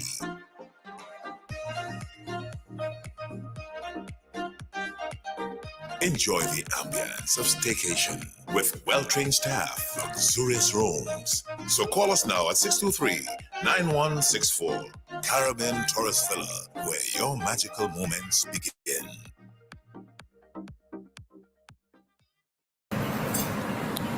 Pleasant good day, ladies and gentlemen. This is part of the work being done in Cascade as part of I Love My Street. As you can see, the paint on the poles. And this again, I want to thank some of the young men from the Cascade area. This is right to the corner here, where they fix up the fence. And look at the railing here, looking brand new. The community is looking better. Again, the work of the people coming together to do I Love My Street. You know, it is what we're talking about in improving the area and getting things done. And as you can see, even on the street, on the pole here, you're seeing the sign. You're seeing the sign, I Love My Street. As you can see, the pole is also well organized. So as we turn back here, you're seeing the work. And seeing the other side, turn on the other side. You're seeing the work done. Part of the project, I Love My Street. Everybody can get involved. Everybody can do a part. Everybody can help. I love my street. I love Trinidad and Tobago.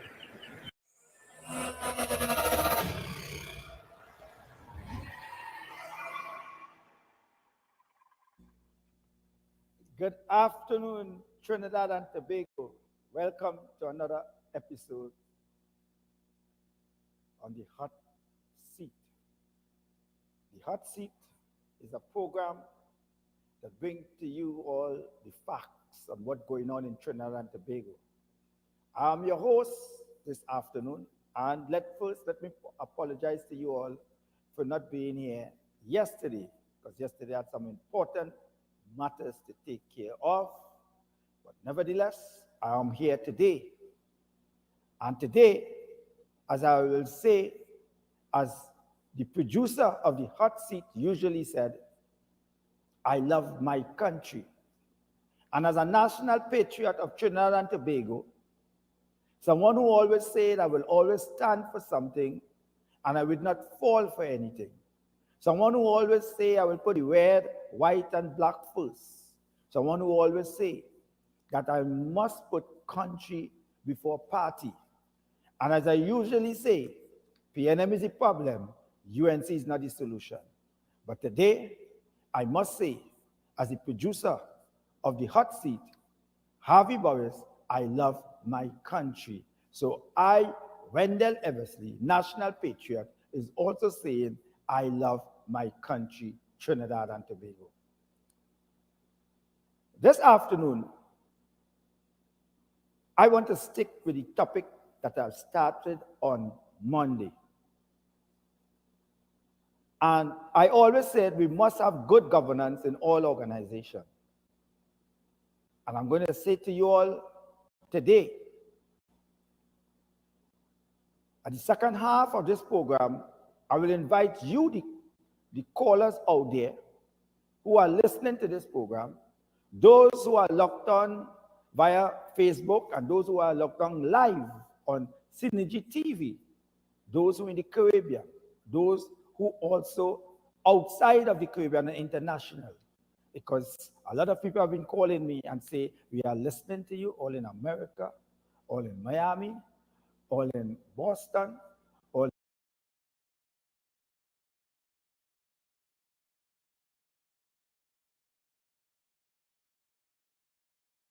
in England, all in Canada. And they talk about the program on Monday.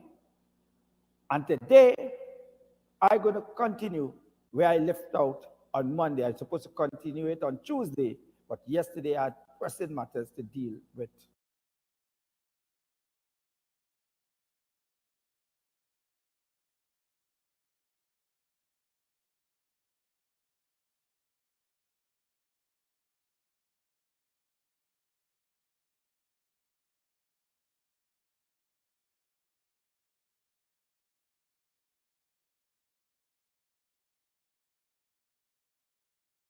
and I could not have made it.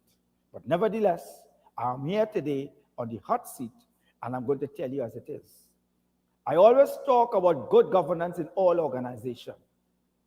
And I always talk about the people that we want to select as councillors, as senators, as MPs to represent us at local government level and at central government level.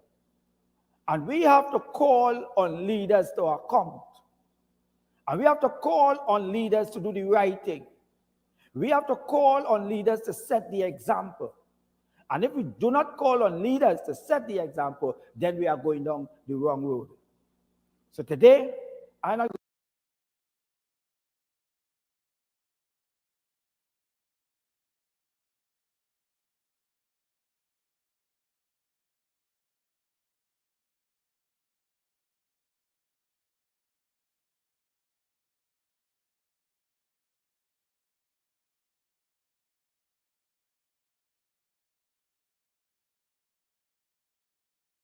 pay the hard-working pilots and the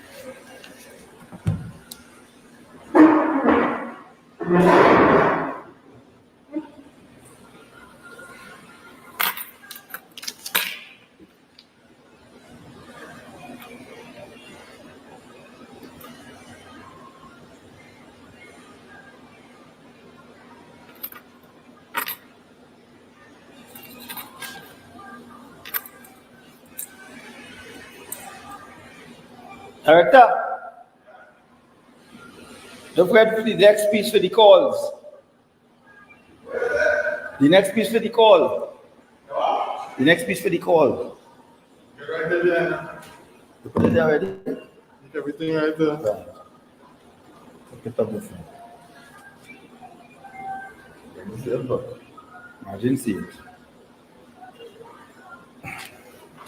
Right.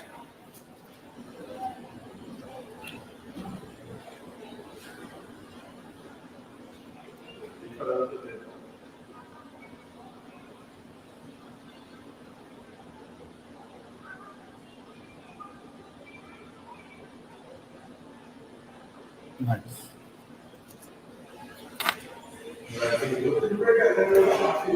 Right. Okay then. So we're on air in 4 minutes time. In 4 minutes time we're on the air. All right.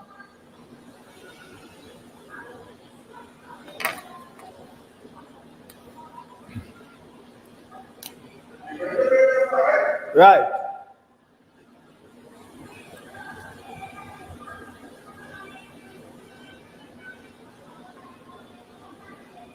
This is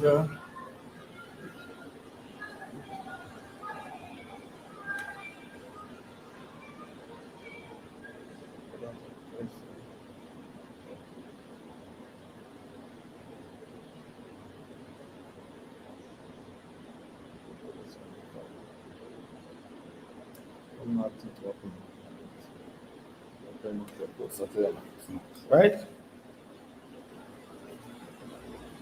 Mic check 1 2 1 2.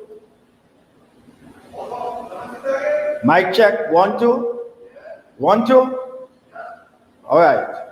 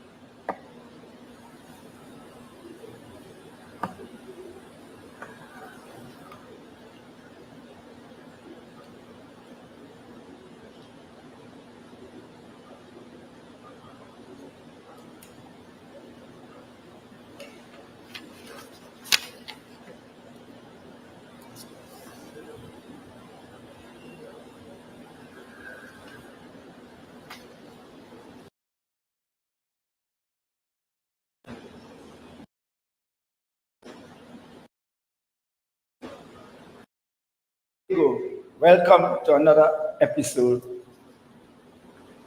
on the hot seat.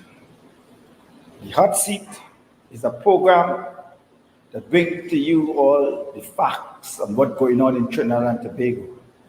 I'm your host this afternoon, and let me apologize to you all for not being here yesterday, because yesterday I had some important matters to take care of. But nevertheless, I am here today. And today, as I will say, as the producer of the hot seat usually said, I love my country. And as a national patriot of Trinidad and Tobago, someone who always said I will always stand for something and I will not fall for anything. Someone who always say I will put the red, white, and black first. Someone who always say that I must put country before party. And as I usually say, PNM is the problem, UNC is not the solution. But today, I must say, as the producer of the hot seat, Harvey Burris, I love my country. So I, Wendell Eversley, national patriot, is also saying, I love my country, Trinidad and Tobago. This afternoon, I want to stick with the topic that I've started on Monday. And I always said we must have good governance in all organizations. And I'm going to say to you all today, at the second half of this program, I will invite you, the callers out there who are listening to this program, those who are logged on via Facebook and those who are logged on live on Synergy TV, those who are in the Caribbean, those who also outside of the Caribbean and international. Because a lot of people have been calling me and say, we are listening to you all in America, all in Miami, all in Boston, all in England, all in Canada. And they talk about the program on Monday. And today, I'm going to continue where I left out on Monday. I'm supposed to continue it on Tuesday, but yesterday I had pressing matters to deal with, and I could not have made it. But nevertheless, I'm here today on the hot seat, and I'm going to tell you as it is. I always talk about good governance in all organizations. And I always talk about the people that we want to select as councillors, as senators, as MPs to represent us at local government level and at central government level. And we have to call on leaders to account. And we have to call on leaders to do the right thing. We have to call on leaders to set the example. And if we do not call on leaders to set the example, then we are going down the wrong road. So today, I'm not going to mix matter. Today, we are seeing a serious issue being played out there. We're seeing a serious issue where people who are now in public life, people who have been, reports have been made, not just yesterday, not just in 2022, not just in 2021. This person who I'm going to speak about this afternoon is a sitting councillor, a returned councillor in the borough of Chaguanas. And I want to tell you all something. Are we seeing also the TTPS in this country called Trinidad and Tobago failing us? Are we seeing people from the public, when they go to the police station and make reports of serious crime, serious nature, the TTPS just sweeping it under the carpet and not dealing with it? Are we seeing that the policemen and policewomen, is it that we are seeing that they know the persons who the victim went and lodged a complaint of, decided because he or she could be my friend, he or she family, I know very well, or he or she is close to some hierarchy in the police service that they are not going to deal with that issue. And I was seeing also too hierarchies of a political party who always talk about protecting women. And when women have been come under attack, they're turning against, they're turning a blind eye on. I want to draw to your attention Andrea Barrett. All remember Andrea Barrett? I remember this young girl leaving her job place and never went back, never reached back to her home after work. Some days after, they found her dead. I remember the outcries from political leaders. I remember the outcries from political leaders. I remember the outcry from Kamala Prasad-Bissasa's opposition leader. I remember the same opposition leader went to the funeral at Five Rivers Junction, Faith Assembly, and gave a speech. I remember also other political leaders went. Although remember also the candlelight vigil that all over Trinidad for Andrea Barrett. There was even here the cry that Rowley must go. This is what they're saying. The Rowley must go. Protest in front of the parliament. When parliament sitting in their numbers, Rowley must go. Rowley must go. And he must go now. And they say crime is out of hand. Look what's happening to our women. Well, remember the member of parliament for St. Augustine, Kadisha Aming, was there. I remember also other MPs of the United National Congress organized protests in their constituencies. Chairmen of the United National Congress of various constituencies organized candlelight vigil, night after night. All you must not forget, they had both scale lit up. They had also various part of their constituency candlelight vigil. But here today, in their very own party,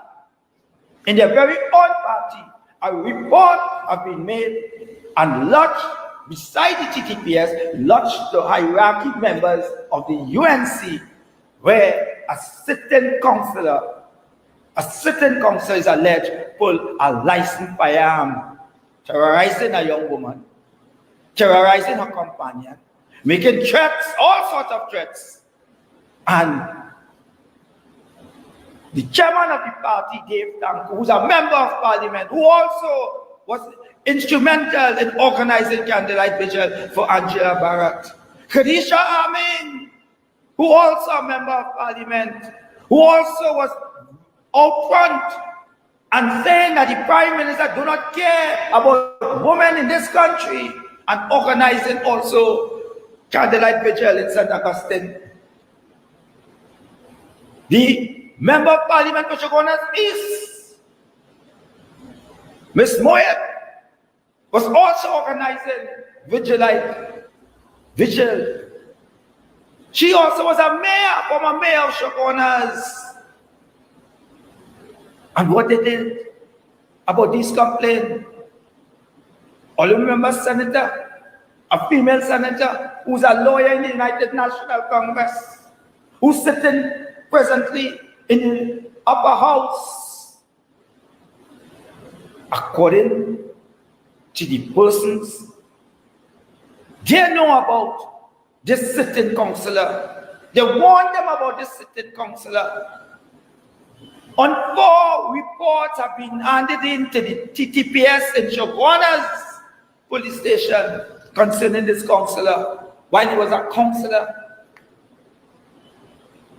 And when they called election, he went and faced the screening committee. And the screening committee gave him the all clear to continue as the candidate, and he was re-elected as the councillor for Shogunas for Monroe Road. I will give you all the exact electoral district just now. And how come people who are always fighting for women and want to talk about women are being victimized, they say they want protection for women? I remember the teaser. It was a big debate in our lower and our upper house. Women can't walk the streets free. Women are being murdered. Women are being kidnapped. Children have been gone. Female, young teenager girls and things have been gone missing. All in Santa Cruz. All in Arriba. All in Sandy Grande. In South. In Central of Trinidad. And they was all complaining. And yet today,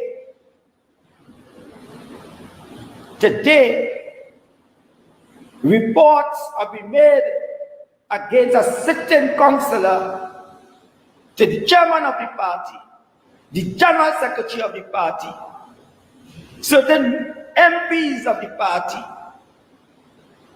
the political leader of the party, and all of them turn a blind eye on it. All of them turn a blind eye on it until they finally get a senior official from the TTPS to investigate. And on today Express, the senior police officer said he have in his hand presently, he have the 4 report that was made previously on that same councillor. And yesterday, that swearing of mayor, not mayor, the mayor, I think today or tomorrow there will be the swearing of the mayor. Yesterday was the swearing ceremony of councillors who have been elected into Shoguana's borough. And that include this councillor who pulled his licensed firearm, threatened a woman, threatened her companion, harassing them non-stop. I do not know for what. But to show when people come and tell you they care about the crime in this country, they care about women being victimized, women being murdered, women being threatened, they're telling us with a tongue that's full of salt in it and full of deceit and full of lies. Because if you have a serious issue of a sitting councillor, you all remember Eric Williams and Franklin Khan. You all remember when Kamla Prasad Bissessa went to the parliament and read out a letter and they called on Patrick Manning to fire these 2 ministers. Patrick Manning did fire them. Tell them, go and clear all the name and come back. It so happened that the person who lodged the complaint went back and said that it's a lie that he tell on Eric Williams and Franklin Khan. And he was set up by his own party members to lie. And they went in the House of Parliament, the lower house, and read out a report. They said the police must investigate. And yes, the police investigate. Franklin Khan was subsequently eventually charged. But here it is. Complaints have been lodged concerning a sitting councillor in the borough of Shoguanas. And I want to tell you all his name. His name is Adrian Ali. It's on today in the Express again. Newly elected Shoguanas Borough Corporation Councillor Adrian Ali yesterday refused to comment on allegation that he had threatened and harassed a couple and that he drew his licensed weapon at the woman at a workplace in Central. But his same leader was notified about this. His same leader was sent emails by the victims. His same leader and chairman and general secretary knew about this. The former mayor Ms. Moab also knew about this because I will read what was reported in the Day's Express concerning the harassment from this couple, from this counselor, that they turn a blind eye on and have him sitting in the borough of Chabonas. Are we seeing that people who come and tell you they're fighting and asking what the government doing about crime, and reports are being made in their own party about individuals who harassing and threatening people, and they're turning a blind eye on it? As I keep telling you earlier, UNC could never be the solution for this country called Trinidad and Tobago. I said it again, and this is what Wendell ever saying it. UNC could never be the solution of Trinidad and Tobago again in this country called Trinidad and Tobago. Because if you see it, and you all quick to complain about women, you're quick to complain about women have been victimized in this country. But here it is a woman reporting a counselor in your own party. Are you turning a blind eye to this? Is it that all you're fake? Is it that we are seeing a bunch of people fake? Trinidad and Tobago, we have to protect the citizens of this country. We have to make sure that our citizens could walk the streets without fear and without favor, without harassment. I have a video circling around. I don't know if all you see this video. So the guy put out something on his Facebook page. Tell the woman I will kill you. Tell the woman I will kill you. You say you want to play bad? I will show you what is badness. You all see the video? About 8 minutes of torture for that woman. Licks. I didn't know what. I didn't have to see people standing up next to him, watching. He abused a woman. He asked for pliers to pull out her tongue. He asked for a screwdriver. He asked for a knife. What we are going to do? Until he eventually said, I will kill you. And we see it on social media. I don't know if the police, the TTPS will turn a blind eye on this also. I do not know. But these are things we have to make sure that we protect our citizens in this country called Trinidad and Tobago. And I said we must have good governance in all organizations. And if people can't deal with wrongdoing in their own party, and all of a sudden they're saying it's a police matter. A set of hypocrites we see as politicians in our country today. A set of two-tongued people. So now I was asked if they're baby or if they are kunumunu. That's why I will ask. And it's time we stand up for what is right for Trinidad and Tobago. It's time we stand up for what is right. We seen Alex video circling around.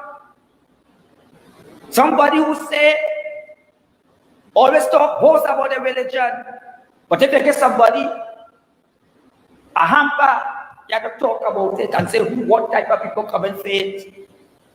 They could never be of God. They could never be of God. So sometimes I ask what their religion teach about loving always and embracing always, but not when you come in the approach to reproach. These are the things we have to get rid of. We have to look at ourselves as Trinidadians and Tobagonians, as citizens that belong to this beloved country, because all of us came here. We was not the first people. The first people was taken away of the land. And they bring people here to work this land. Some came as slaves, some came as indentured laborers. We know how everybody come. We know how the Africans come, how the Indians come, how the Chinese come, how the Syrians come, how the Spaniards come. But they came and meet people here before. And today, instead of they embrace one another with love, it's only hate.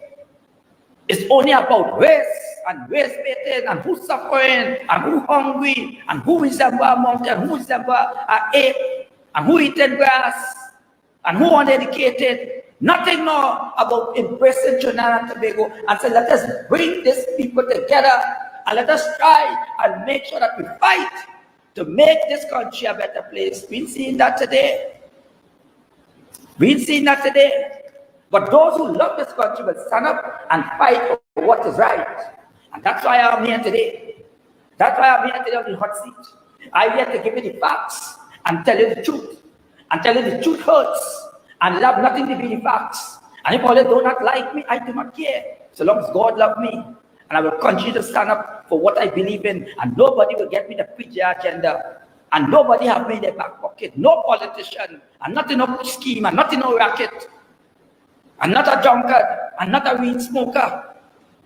And not involved in nothing illegal in this country called Trinidad and Tobago. And I'm wanted by the TTPS.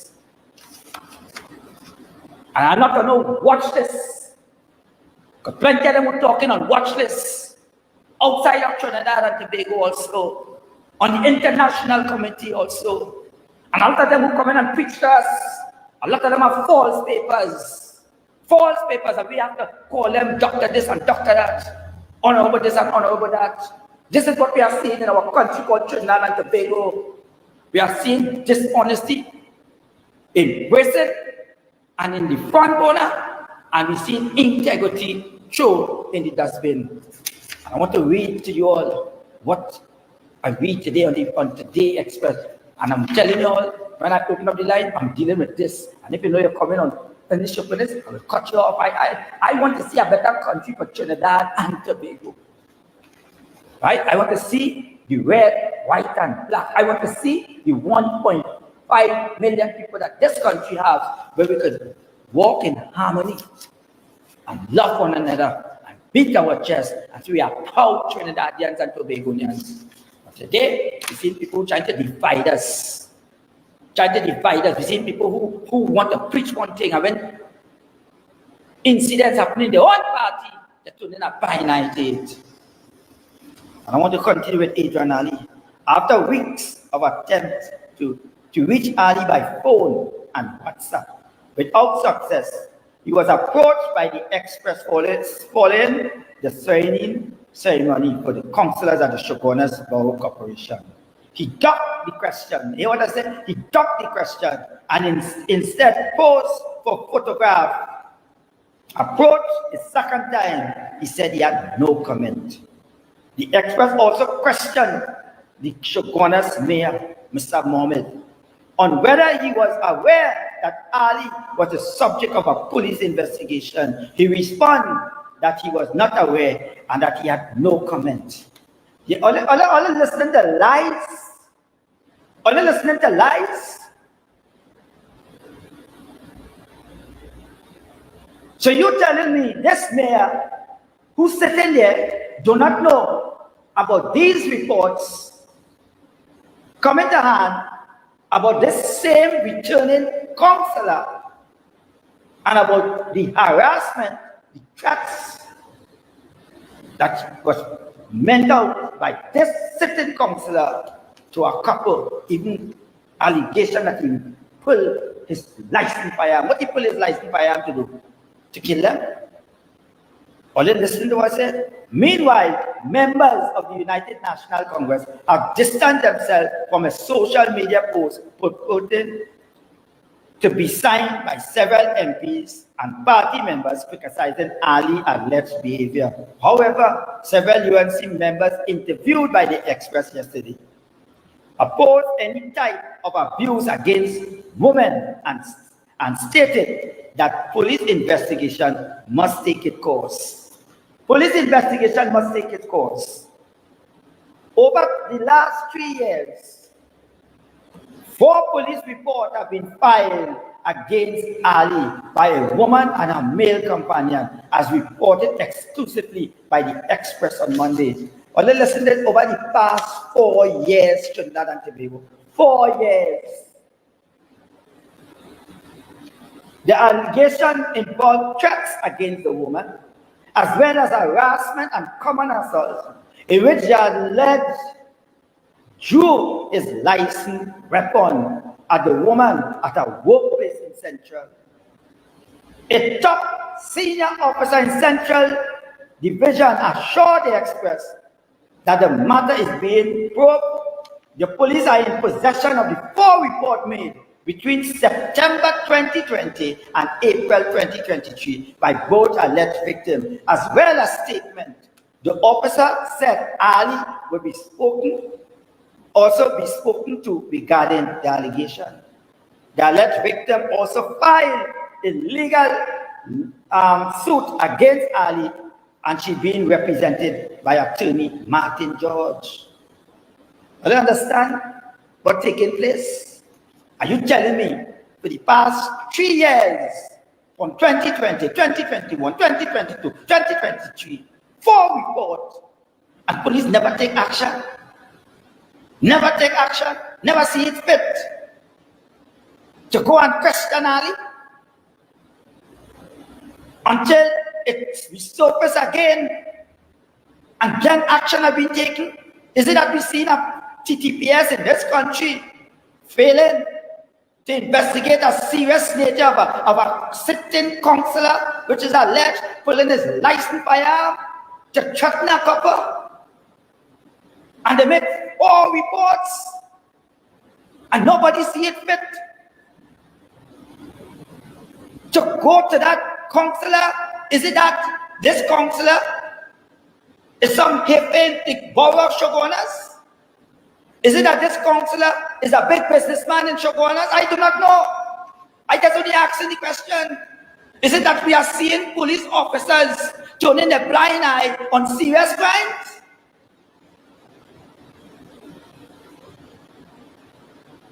And today, what if we heard that this woman has been dead by the same councillor? And 4-time report has been made. And what about the party members, the executive members of the UNC, the political leader? She said in the report, they said email was sent to Kamla Prasad Visasa, the political leader. Email was sent to MP Rudal Munilal. Email was sent to MP Dave Tanku, who is the chairman of the party. Email was sent to the general secretary of the party, Mr. Kanai. And Mr. say, oh, they turn a blind eye on this. They said also, so Kidisha Army knew about it. And although turning that blind eye, so what the women's arm of the UNC thinks about women, but all quick to talk about keeping candlelight vigil and calling on Keith Rowley to go and talking about the government don't care about women and women have been murdered. But here it is, serious report sent to your leader, an executive member. You're turning a blind eye on this. A Facebook post by someone with the profile Kim Khan condemned the allegation action of Ali. Even though our party leader, Prasad Visasa, had supported him, these crimes affect many women across Trinidad and Tobago. And we cannot have a person like this in our party. You understand? And this person who's Kim Khan is a member of the UNC, because we cannot have somebody like this in our party. Come and be serious and not be called out and condemned. And she said it put that people signed. Who signed? And I have the name that who signed. Vandana Mohit, Marissa V. Ramlogan, Marsha Lauren Walker, Senator Jayanti Lakshmandian, Anita Hayes, MP Kidisha, for St. Augustine, Dinesh Rambali for Shogunas West. Trinidad Tobago. We're going for a break.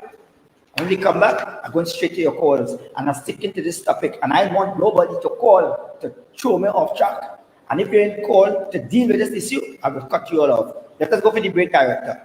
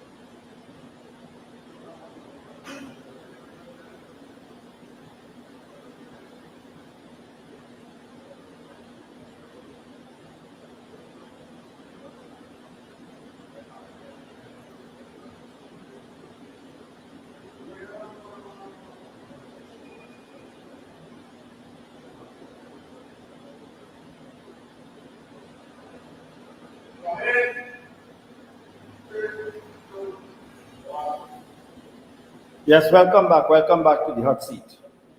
And the numbers will be coming up on the screen for you all to call. And yes, the numbers are 235 5325. 235-5325. And while we're waiting on your calls, I want to hear protecting our women. The Express contacted several of those who purportedly signed the post. Shogunas West MP Dinesh Rambali, who is an attorney at law. The only information that I can aware of is including what is supplied to me is that which is in the public domain. He continued, these allegations, which are extremely concerning to every citizen of Trinidad and Tobago,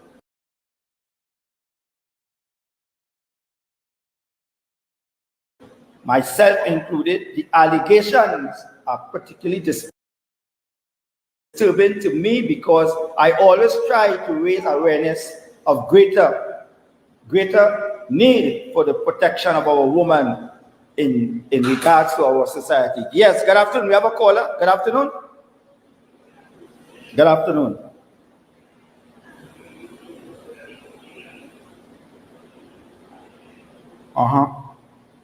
Yes. Caller, listen to me. You see, you right now, you see that you don't care about that woman's life. Next caller. Yes, hello? Good evening.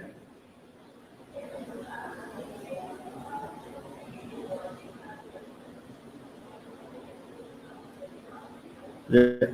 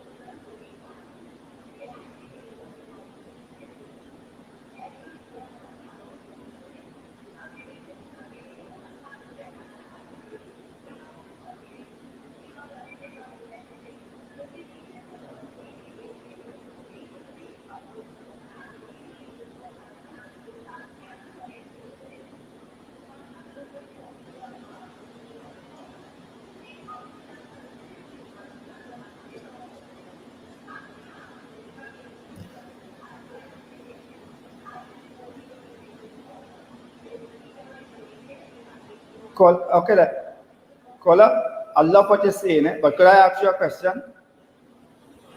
Caller, should we have politicians in our country who we see when reports have been made of threats to people's lives, right? And deciding to choose what they should fight and what they shouldn't fight?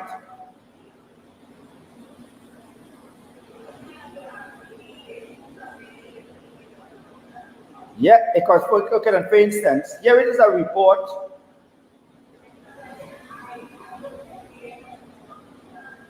Okay then, thank you, caller.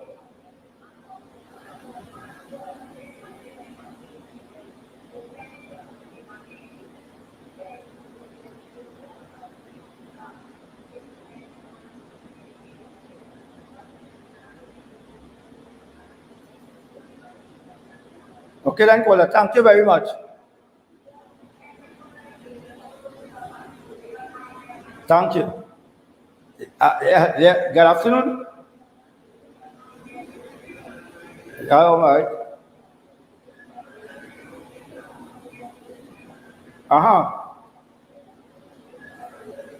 Hello? Load down the TV. Load down the TV. Talk.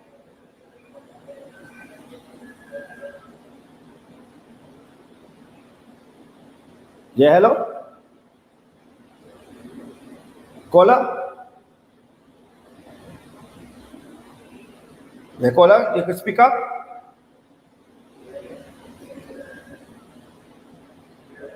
Caller, I think you better call back because I'm not hearing you properly.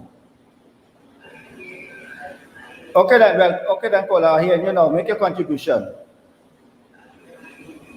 Okay. I'm all right.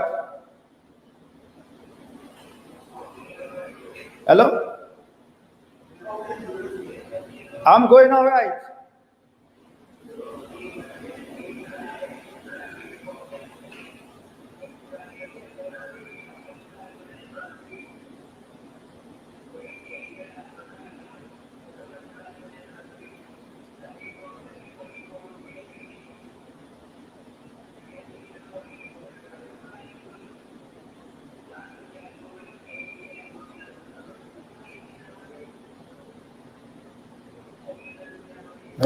Well, caller, I like what you're saying, but it's time we call on the 41 members of parliament to come together and bring legislation. You said what we're doing about it, but we also remember we elect 41 people to make sure that they deal also with national security. National security deal with the government and the opposition. Yes?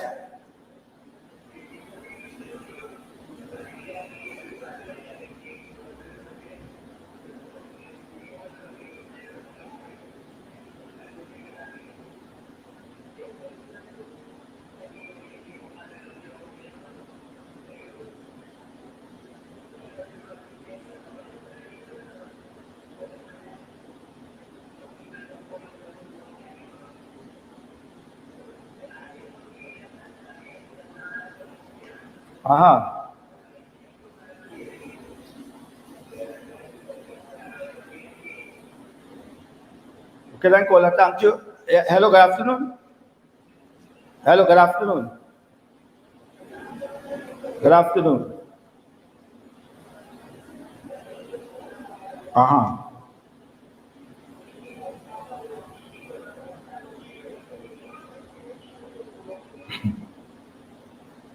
Yeah, go make your contribution, caller.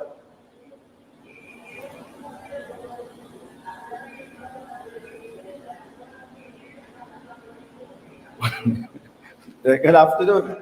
Yes.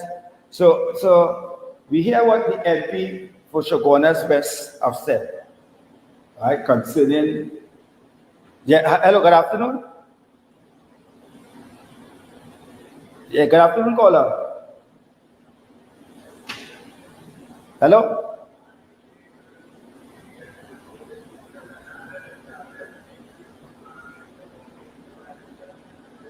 Right.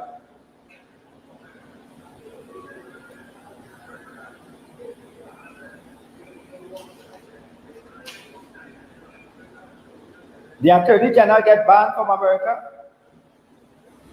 What he get banned from? He get banned from what? What you have that you know that the current Attorney General get banned from America from practicing in America for the whole entire United States of America. But caller, I think you're mixing up a case. I think you're mixing up a case with banning for the whole entire United States of America. Next caller, you see when they come with things that is not facts. You hear what this caller said? And people want to listen to these kind of information are being put out there. Hello, good afternoon. Yeah, good afternoon.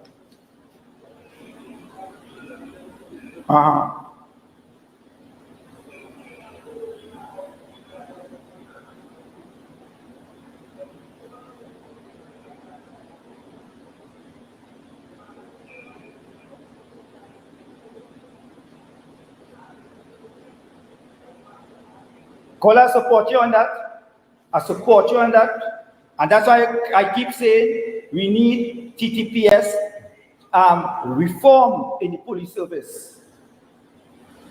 Right? And I support you 100% because all the evidence are there. Here it is, for instance, this report here, 4 consecutive reports for the last 3 years, and nobody do nothing about it. You see, nobody do nothing about it.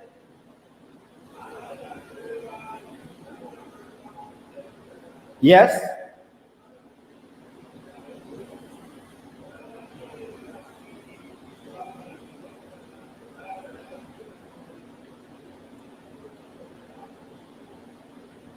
But caller, yes, you and I,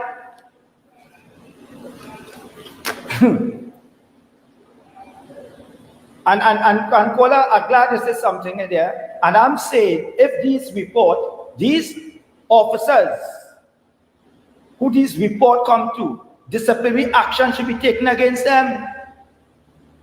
Because how many reports like that already went to police officers and they sweep it under the carpet?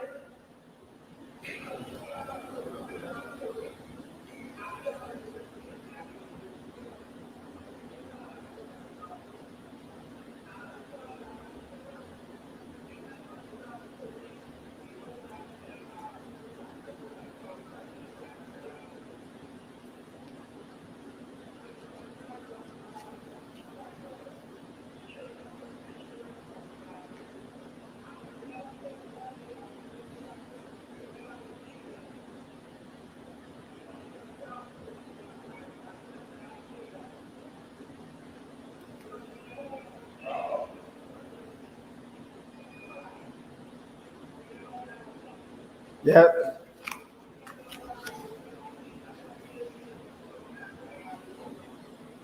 Thank you, caller. Well, you heard the caller and you heard also the other callers who call in too. And this last caller brings some very important points. And I keep saying it also too, because here it is, serious natures of report, of incident being reported to the TPS, and look like somebody sleeping on the job. And we cannot afford to allow this to continue in the TTPS. And we need to put a handle on what is going on right now where crime is concerned in Trinidad and Tobago. Today, on the hot seat, I want to tell you, I will continue fighting for the red, white, and black.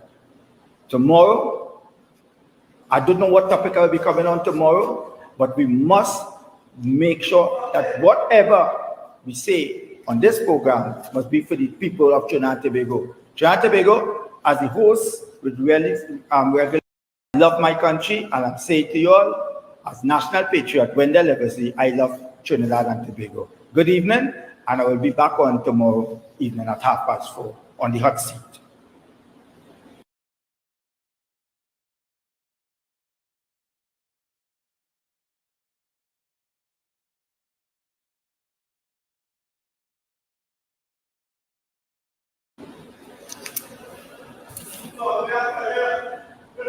Well, wherever Eddie might come tomorrow. Well, if he come, they do it, I will come back Sunday.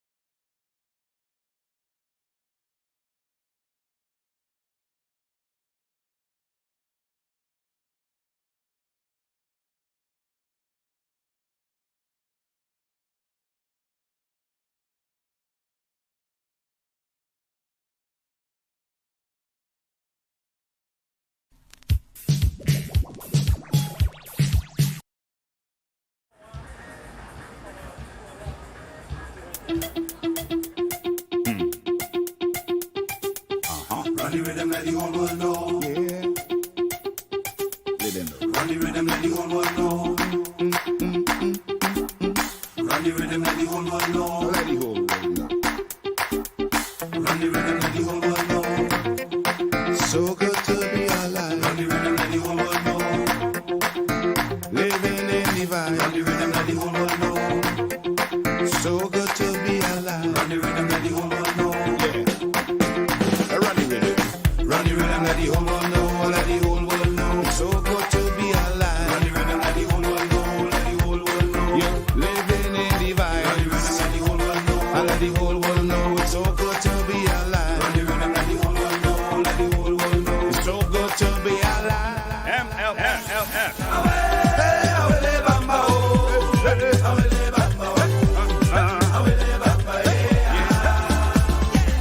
Right now is the time to compromise. Right now is the time to rectify. Rectify the rights and right the wrongs. Right now we come out to bring it down.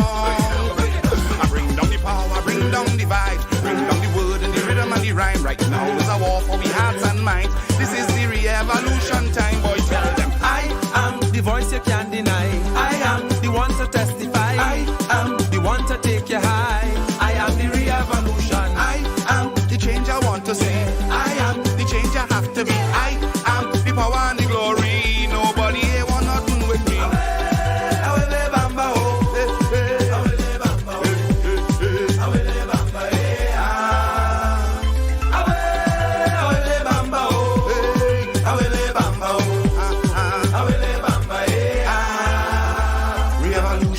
Revolution time, everything must change, everything in a time. Revolution time, everything must change, everything in a time.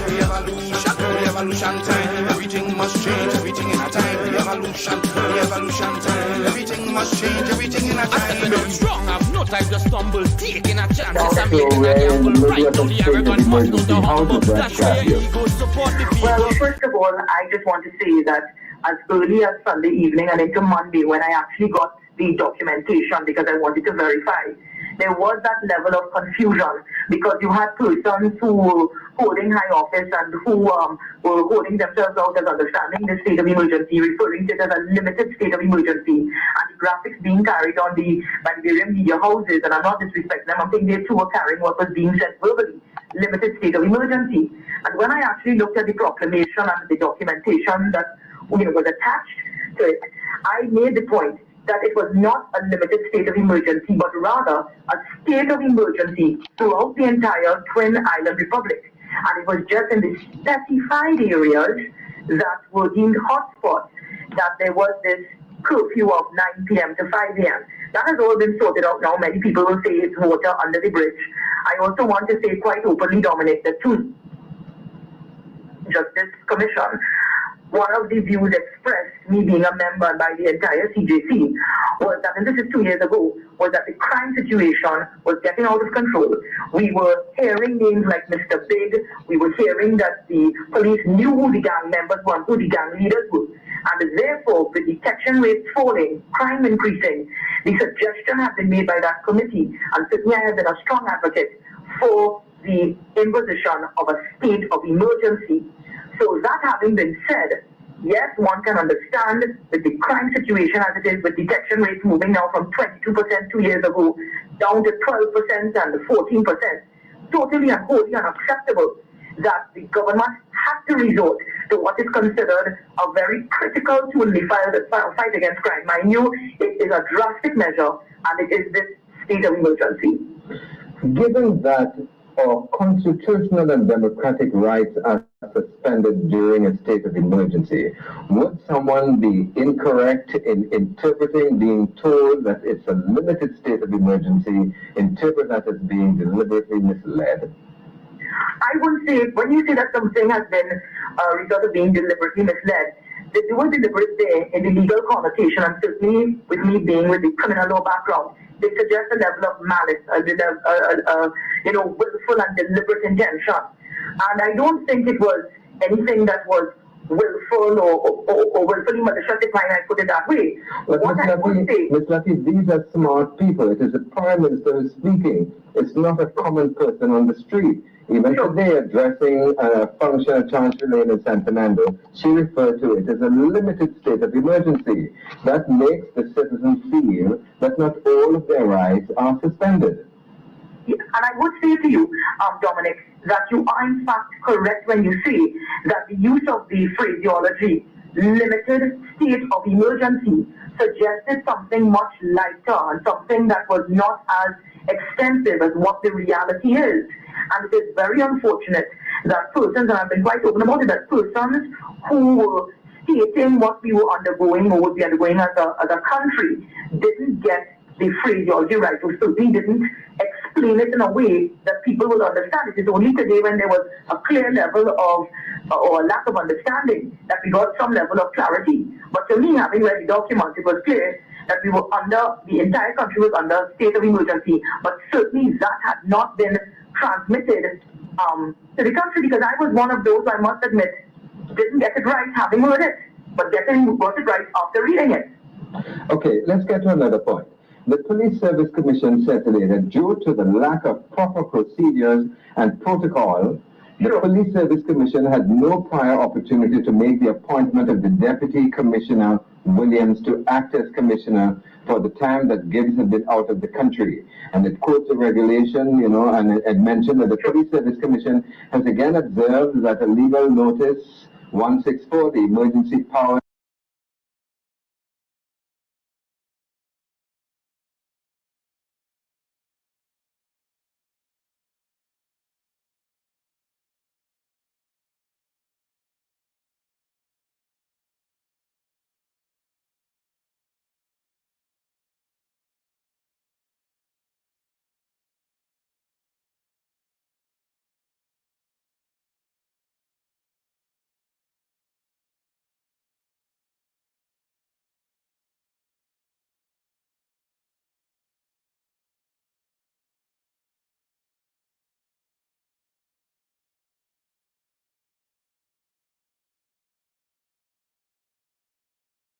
Lucky idea.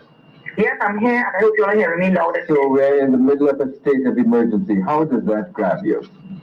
Well, first of all, I just want to say that as early as Sunday evening and into Monday, when I actually got the documentation because I wanted to verify, there was that level of confusion because you had persons who were holding high office and who were holding themselves out as understanding the state of emergency, referring to it as a limited state of emergency, and the graphics being carried on by the various media houses, and I'm not disrespecting them, I'm saying they too were carrying what was being said verbally, limited state of emergency.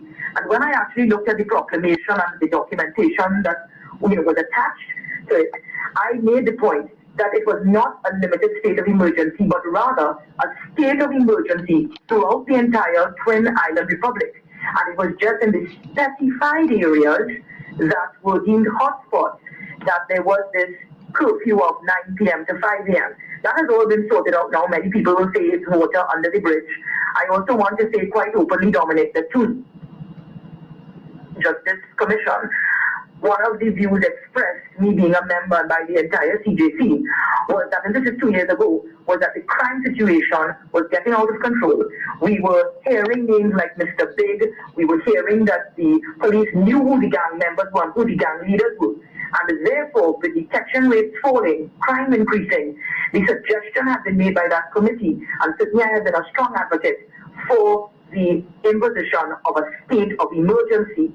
So that having been said, yes, one can understand with the crime situation as it is, with detection rates moving now from 22% 2 years ago down to 12% and 14%, totally and wholly unacceptable that the government has to resort to what is considered a very critical tool in the fight against crime. Mind you, it is a drastic measure, and it is this state of emergency. Given that our constitutional and democratic rights are suspended during a state of emergency, would someone be incorrect in interpreting, being told that it's a limited state of emergency, interpret that as being deliberately misled? I wouldn't say, when you say that something has been a result of being deliberately misled, there was deliberate there in the legal connotation, and certainly with me being with the criminal law background, it suggests a level of malice, willful and deliberate intention. And I don't think it was anything that was willful or willfully malicious, if I put it that way. But Ms. Latif, these are smart people. It is the Prime Minister who's speaking. It's not a common person on the street. Even today, addressing a function at Chancery Lane in San Fernando, she referred to it as a limited state of emergency. That makes the citizens feel that not all of their rights are suspended. And I would say to you, Dominic, that you are in fact correct when you say that the use of the phraseology limited state of emergency suggested something much lighter and something that was not as extensive as what the reality is. And it is very unfortunate that persons, and I've been quite open about it, that persons who were stating what we were undergoing or would be undergoing as a country didn't get the phraseology right, or certainly didn't explain it in a way that people will understand. It is only today, when there was a clear level of or lack of understanding, that we got some level of clarity. But to me, having read the document, it was clear that we were the entire country was under state of emergency. But certainly that had not been transmitted to the country, because I was one of those, I must admit, didn't get it right having heard it, but got it right after reading it. Okay, let's get to another point. The Police Service Commission said today that due to the lack of proper procedures and protocol, the Police Service Commission had no prior opportunity to make the appointment of the Deputy Commissioner Williams to act as Commissioner for the time that Gibbs had been out of the country. And it quotes the regulation, and it mentioned that the Police Service Commission has again observed that a legal notice 164, the emergency power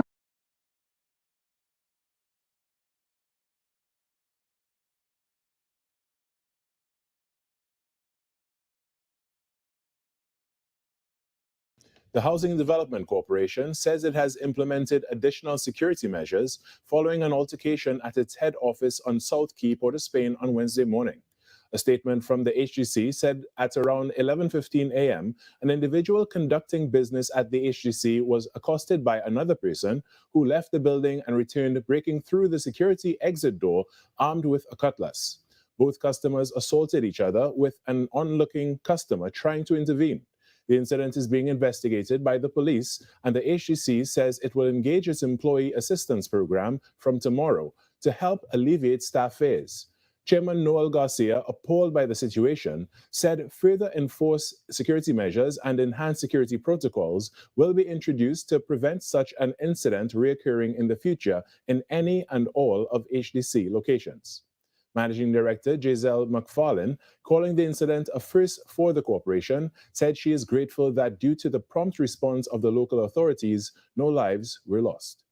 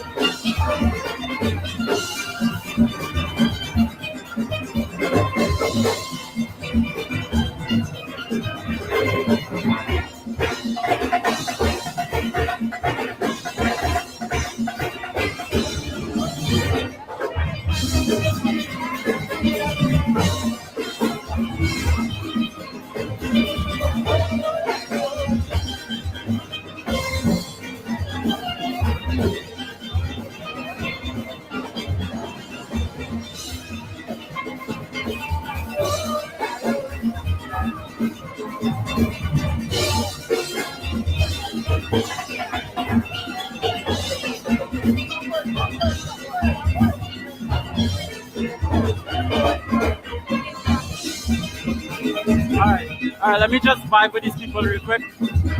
I'm gonna just vibe with them real quick.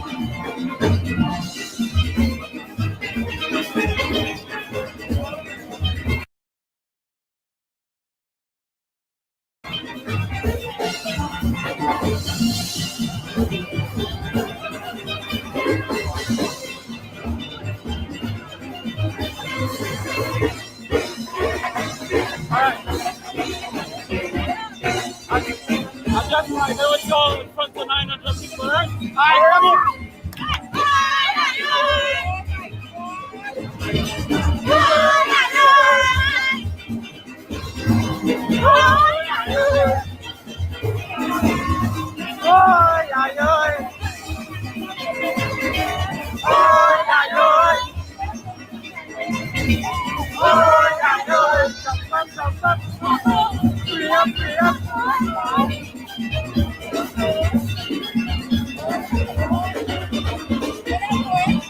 You too.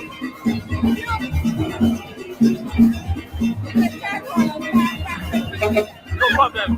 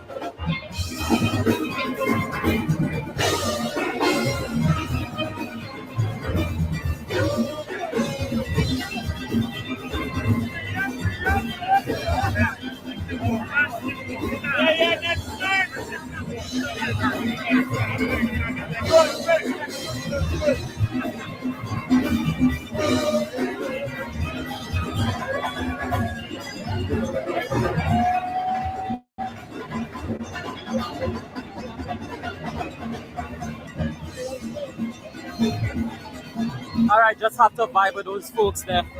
Those young people have been jumping up the entire time. Hella vibes. Yes, guys, we have 200 likes. We surpassed 200 likes on the stream. Thank you very much. Thank you very, very much. If you want to donate for free, a like is a donation that I accept because your likes make my stream more discoverable. So if you want to help, just simply hit the like button. Let's get over 300 and more. If you do want to donate, however, there is a link under the stream. Just go in the description, come out of the chat. I accept PayPal only for now. So if you do want to donate that way, actual money, you can do that. And big up, special big up to all you guys who's been here from 5 p.m. on the dot and before, and you're still here on the stream almost 3 hours later. Big up to you guys.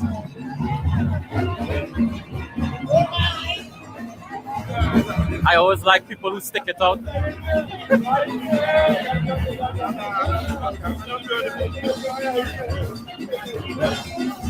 All right, guys.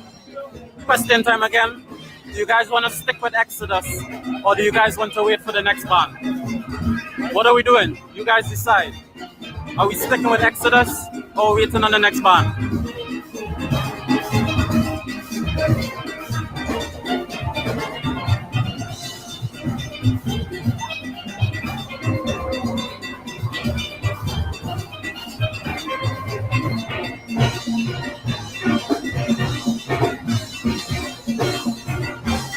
Next band? All right, got you. All right, well, let's watch Exodus pass.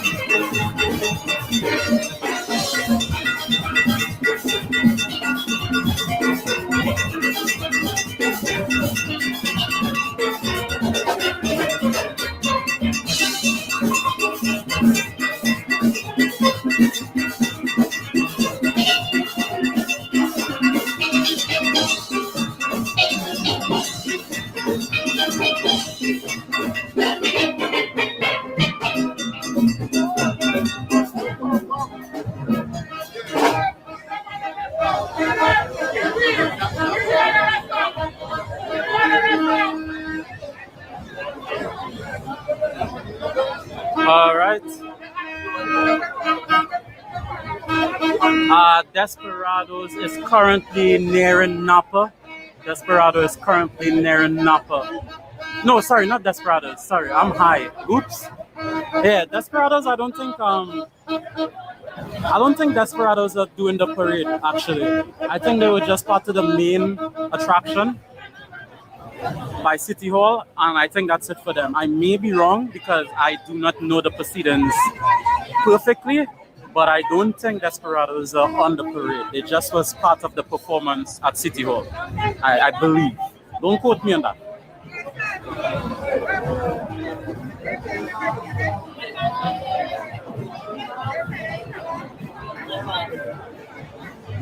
I guess we'll take a small walk.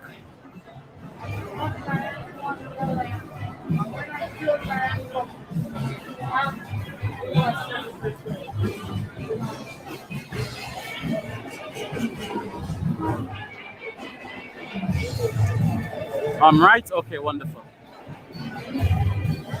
I try my best not to give wrong news here.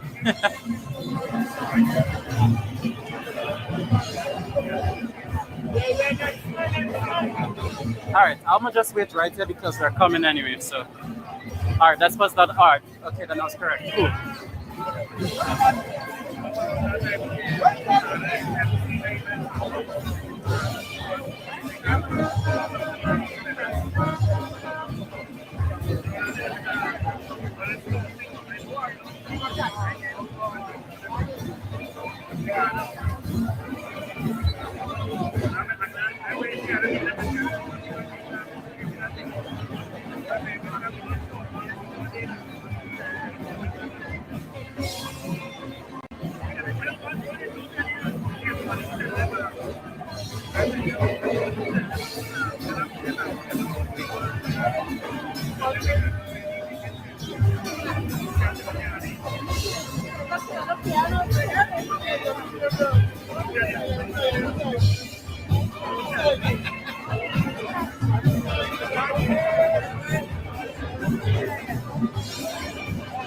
All right, it is indeed All Stars. It is All Stars. I know we have some All Stars fans in here.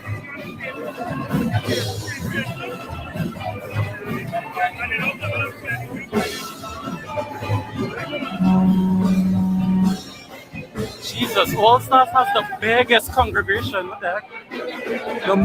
This is so much people for All Stars. Damn. Guys, look at this whole All Stars, bro.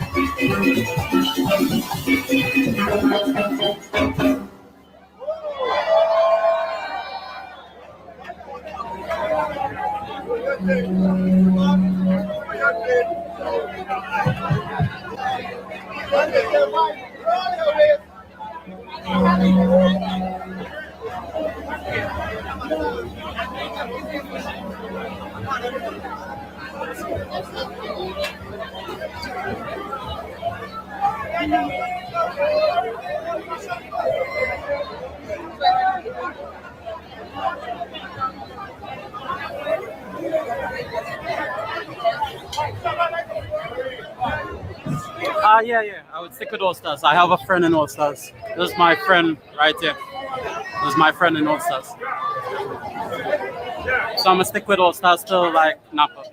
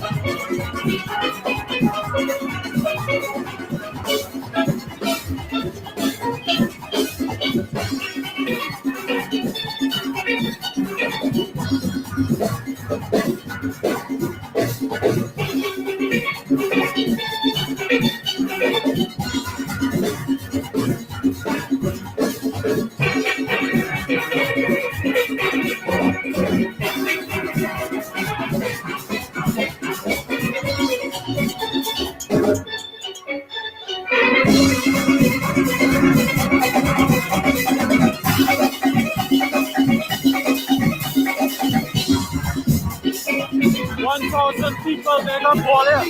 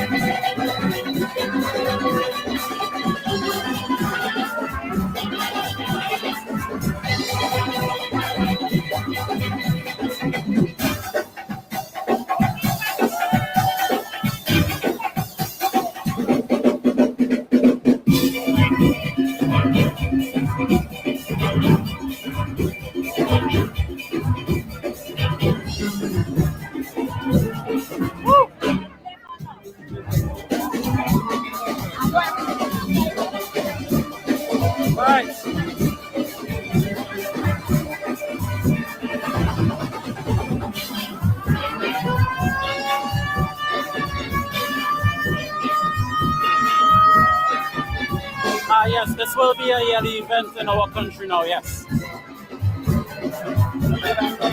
And as long as I'm alive and you guys keep coming back, we will be here every year.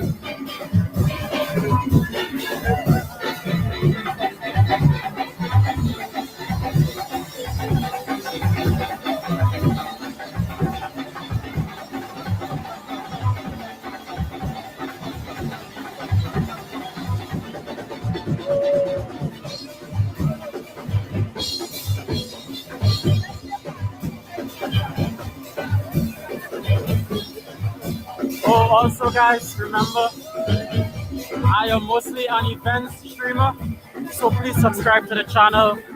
We have more upcoming events. We have Pan on the Avenue in 3 days, and then we have the Parade of Independence on Independence Day, the 31st of this month. So follow along if you want to watch those things.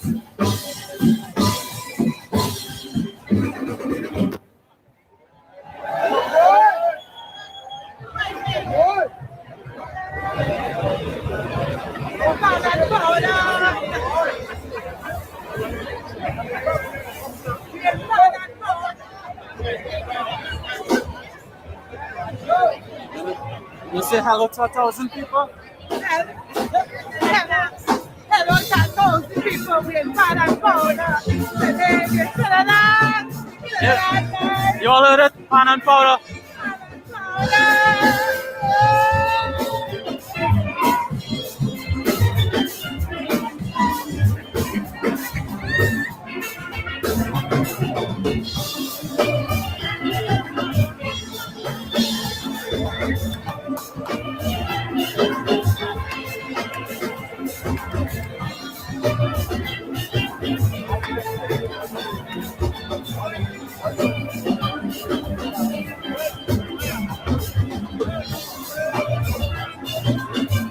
No problem, Teresa.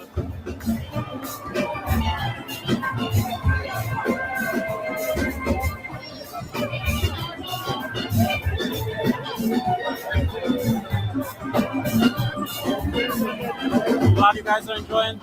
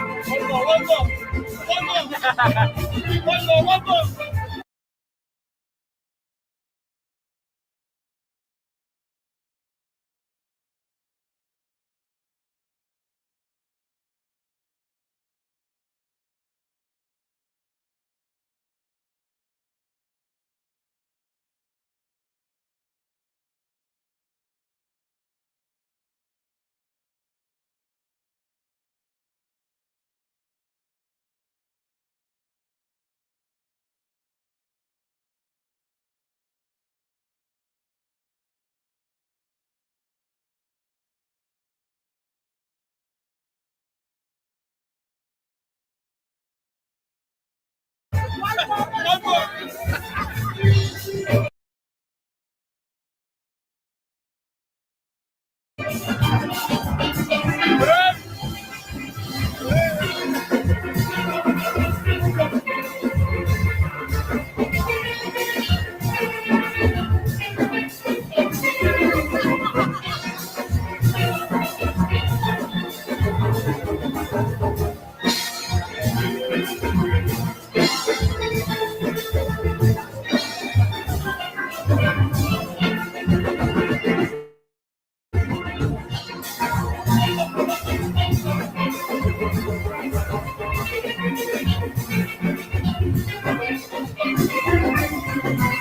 Guys, how do you feel about going up on the truck?